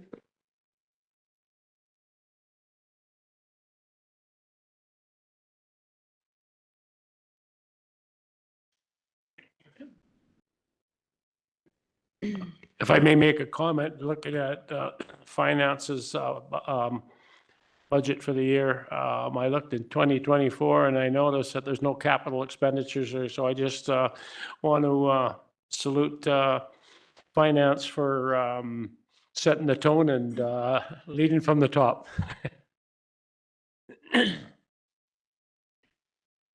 Councillor Popoff. Whoever today.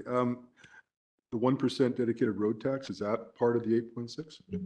It is. Okay, so we're bringing it back this time for discussion? Yeah. Councillor Ray. 3 quick questions.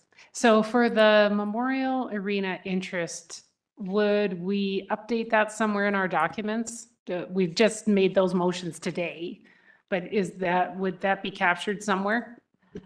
The intent, Councillor Ray, the intent would be to capture decisions made along the way to reflect to council, okay, we started at the 8.6, Right. we've added this, Sure. we've removed this, we've made these changes, and here's the impact. $150,000, which I don't know if that's what it will be. It depends on how much was actually withdrawn. Sure. 150,000 or 160,000, pardon me, is the interest on $3 million for a year. Right. So that's what we would need to pay if $3 million is removed from that reserve. Gotcha. And it's about 0.5%. I hear you. So it might be mitigated by other funding sources, costs may come in lower, et cetera. Perhaps, Exactly. yeah, So, okay, question number 2. There had been some discussion at some point about the road tax, and would there be potential to think about changing that to a more general infrastructure tax? Where or when does that conversation take place? Councillor Ray, so what we have talked about doing at the staff level, and I don't know that we're ready to do this, but is this idea of, is the amount that we're collecting for the road dedicated tax, have we sort of reached a pinnacle for the time being? And can we shift some of that to the utilities? Because if you remember, we increased utilities so that we would have available $1 million a year in the water and in the sewer by 2026. Well, that was before project costs increased 30, 40, 50%. So how much have we really gained in terms of real gains, in terms of availability or funding, I guess, for staff to be able to do water and sewer repairs in the road program? So is there an opportunity, and I don't know if now's the time, because I would want Mike and his team to be here to say that, where we say $3 million, which is approximately what we collect in the road program, is enough. Maybe 2.7 is enough, and you can shear off something and reallocate it to the utilities. I don't know. Yeah, so I don't need that answer tonight, but if management could take that away, and I just don't want to lose that discussion. Yeah, I think it's a little premature, because are you talking about the capital reserve? Yeah, so we were just talking about the capital reserve. So that's where the road dedicated tax goes into. So while it might not be specifically, sort of a ball of road work that gets done, you saw in, I think Norma, or Councillor Blissett, you asked about projects funded from revenue, and we were talking about that was the road dedicated tax. I think it was $400,000 for the Jim Smith, one of the crossings. Yeah. So that's directly out of that road money. To end that little conversation is we're using all the funds that are going into the capital fund. So that's why I'm saying I think it's premature to slow that down, because it's necessary. And that's another rationale for that 10-year capital plan. The 10-year capital plan is this idea that, before we start making decisions like that, sure, maybe it looks okay in the 5 years, but what if there's something really significant in the 6th or 7th year that we really should be saving for? So I just think, we are having those discussions, but I think it's premature to say that we should consider that this year. As long as management has it flagged, I'm good with that. Yeah. Last one, we had spoken at a previous meeting about a sizable grant that the library received, and how the library board, what they've proposed, how to approach that in their budget. When and where will we have that conversation? So the library will be here tomorrow, I believe, to present. Yeah, Yeah. that actually has unallocated funds. Out of that grant. Yeah, so tomorrow, Ursula will be here to present on the library. Yeah. And as Charlene said, there is an unallocated portion of that grant money. Okay, I didn't see that in the presentation, but I'll have another look, and maybe if it's not in the slides, it'll be in the verbal. Okay, sounds good, thanks. Councillor Blissett? Thank you. Furthermore, to tomorrow's presentations, are we only hearing about new asks, or are they going to give us a whole presentation? The library is the only one, I believe, with any new asks, as far as we know. So the rest are just presentations? Correct, as far as we know. So I spent yesterday going through this binder. I've sat here all afternoon. And how have I not seen where the 8% increase is coming from? Like, what am I missing?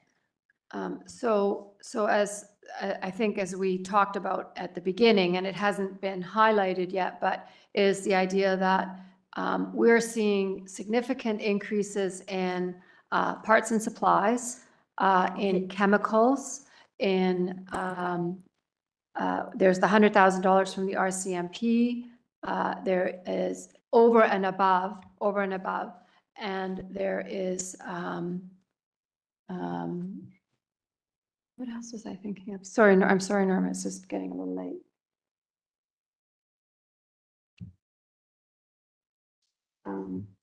Yeah, so just give me a second to think about that. Okay, well, I'm just saying. Yeah, no, I'm just looking at this and Yeah. going, so I've looked through all this stuff and it's like, yeah, you know, No, this cost. But it's like, now I've just been hit by a 2x4 Okay, so because I just- thought I could make some decisions on that 8.8%. And now what I'm saying is I can make a decision on $200,000? So I'm sorry, it's just getting a little bit late. So there are a couple of other items. Okay. Building permit revenue has gone down by $100,000. Our non-market change, we had it at $415,000. It is now at 275, 250, 275. 275. So those things, so reductions in revenue are also impacting it's just impacting us on the other side of the ledger. And there, I mean, we're in bargaining. So there are wage increases there. We've talked about WCB increases. Benefit costs are going up. So, and there's no, employees are big, almost 50% of our cost. So, there are costs associated with that. It's the people who are out there doing the work, and it's not, those costs are going up as well. Okay. So I guess that's why last year we had asked to be able to compare the previous year to the current year, because it's all embedded in this and I don't even see where the increase is. So what you're saying is it's in salaries. So it's in every single salary item.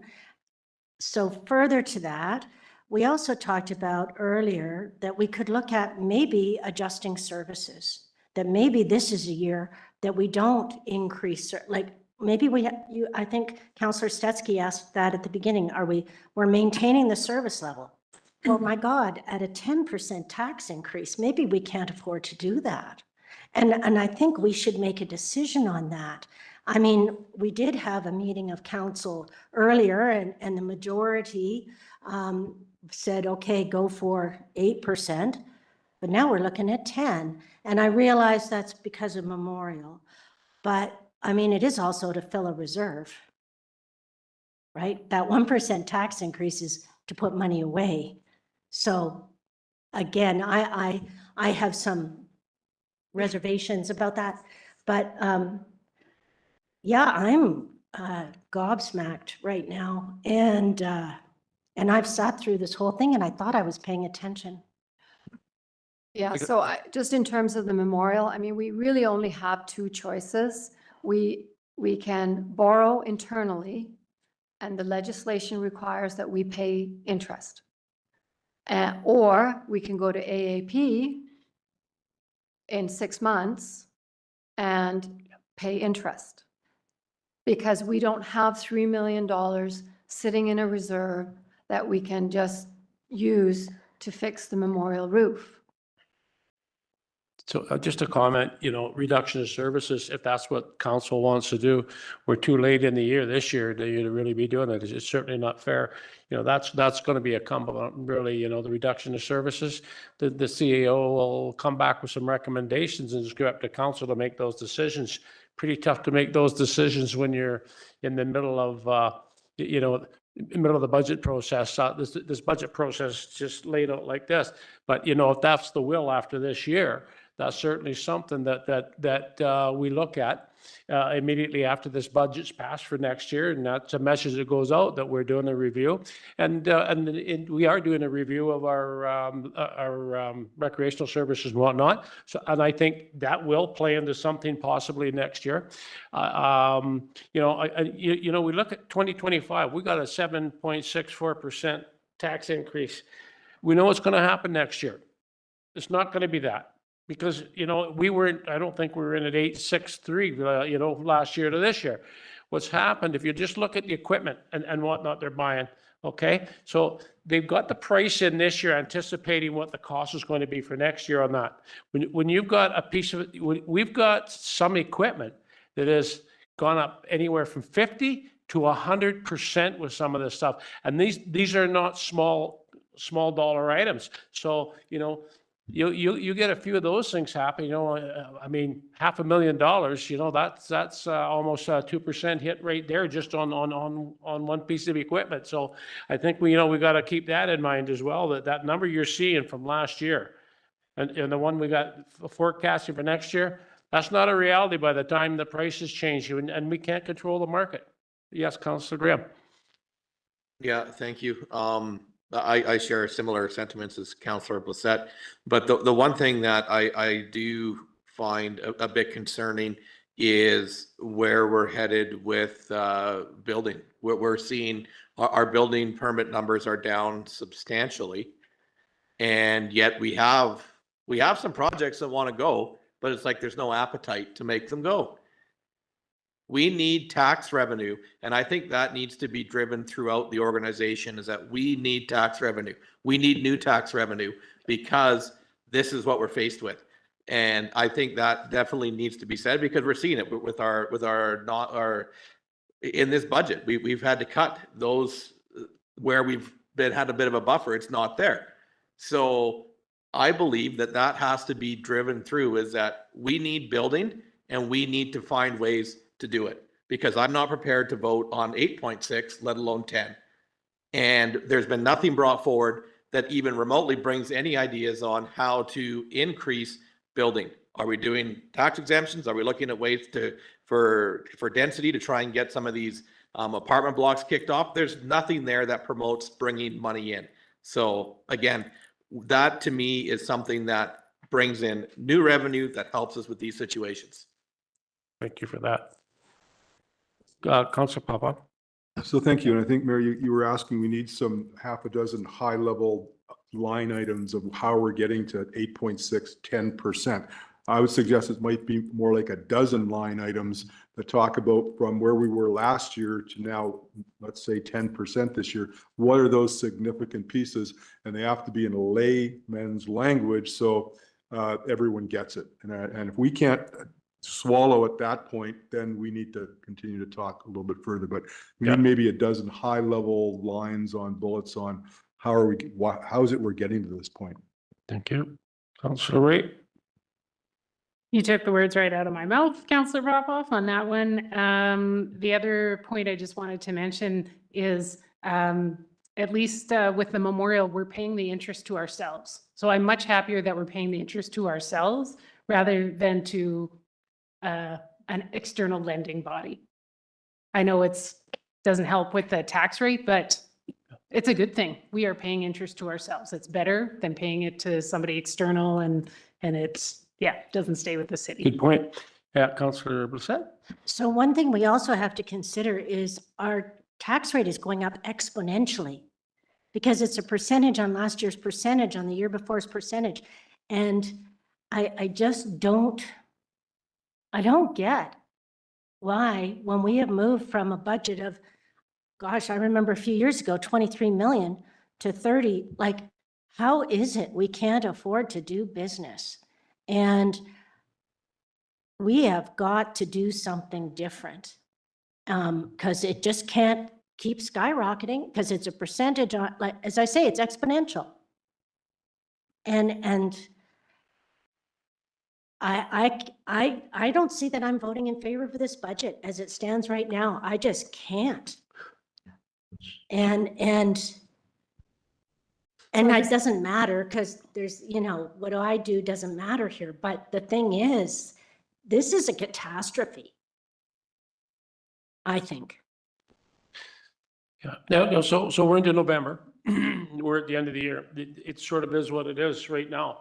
Again, if that's the direction, and I'm hearing it around the table, next year, we may have to look at drilling down, whether it's drilling down services, drilling down capital projects. There's only a couple of ways we can get there. You either raising taxes. So if that's not the option, we're either limiting or reducing services or reducing staff. No borrowing, things like that. I mean, that's the reality. So, but you know what? We got to be fair to staff too. We got to give them direction. This is not an exercise you can do in a matter of a couple of weeks or a month or two, during the budget process. If that's, and we'll get through this budget, and it's frustrating. It's the first day out. You go, whoa. We'll get there, and yeah, we'll come to terms with it. And then, if that's the direction, we'll going forward, we'll move that forward, and staff will work with that. Fair, Mark? Thank you. Councillor Stetsky.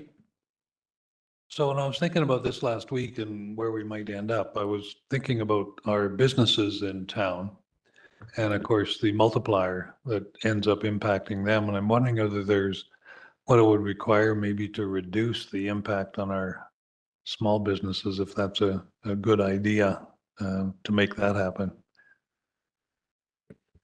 Councillor Stetsky, through Mayor Price, there's only one business class, unlike industrial where you have major and light. So you can't separate businesses, big businesses from small businesses, if that's on the tax side. My question then is, so it's all, I know it's all one tax rate, but what would it require for us to reduce the multiplier a bit so that the impact on businesses is a little less? Couple of things. Councillor Stetsky, through Mayor Price. So in order to achieve that reduction, there's only one place for it to go. So it would go to the residents. And similarly, a small business would benefit, but so would a very large business.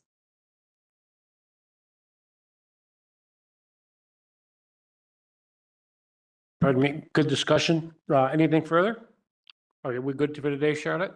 Okay. Yep, that's it. Can I get a motion to recess the meeting until February 8th, 2023 at 3 p.m., please?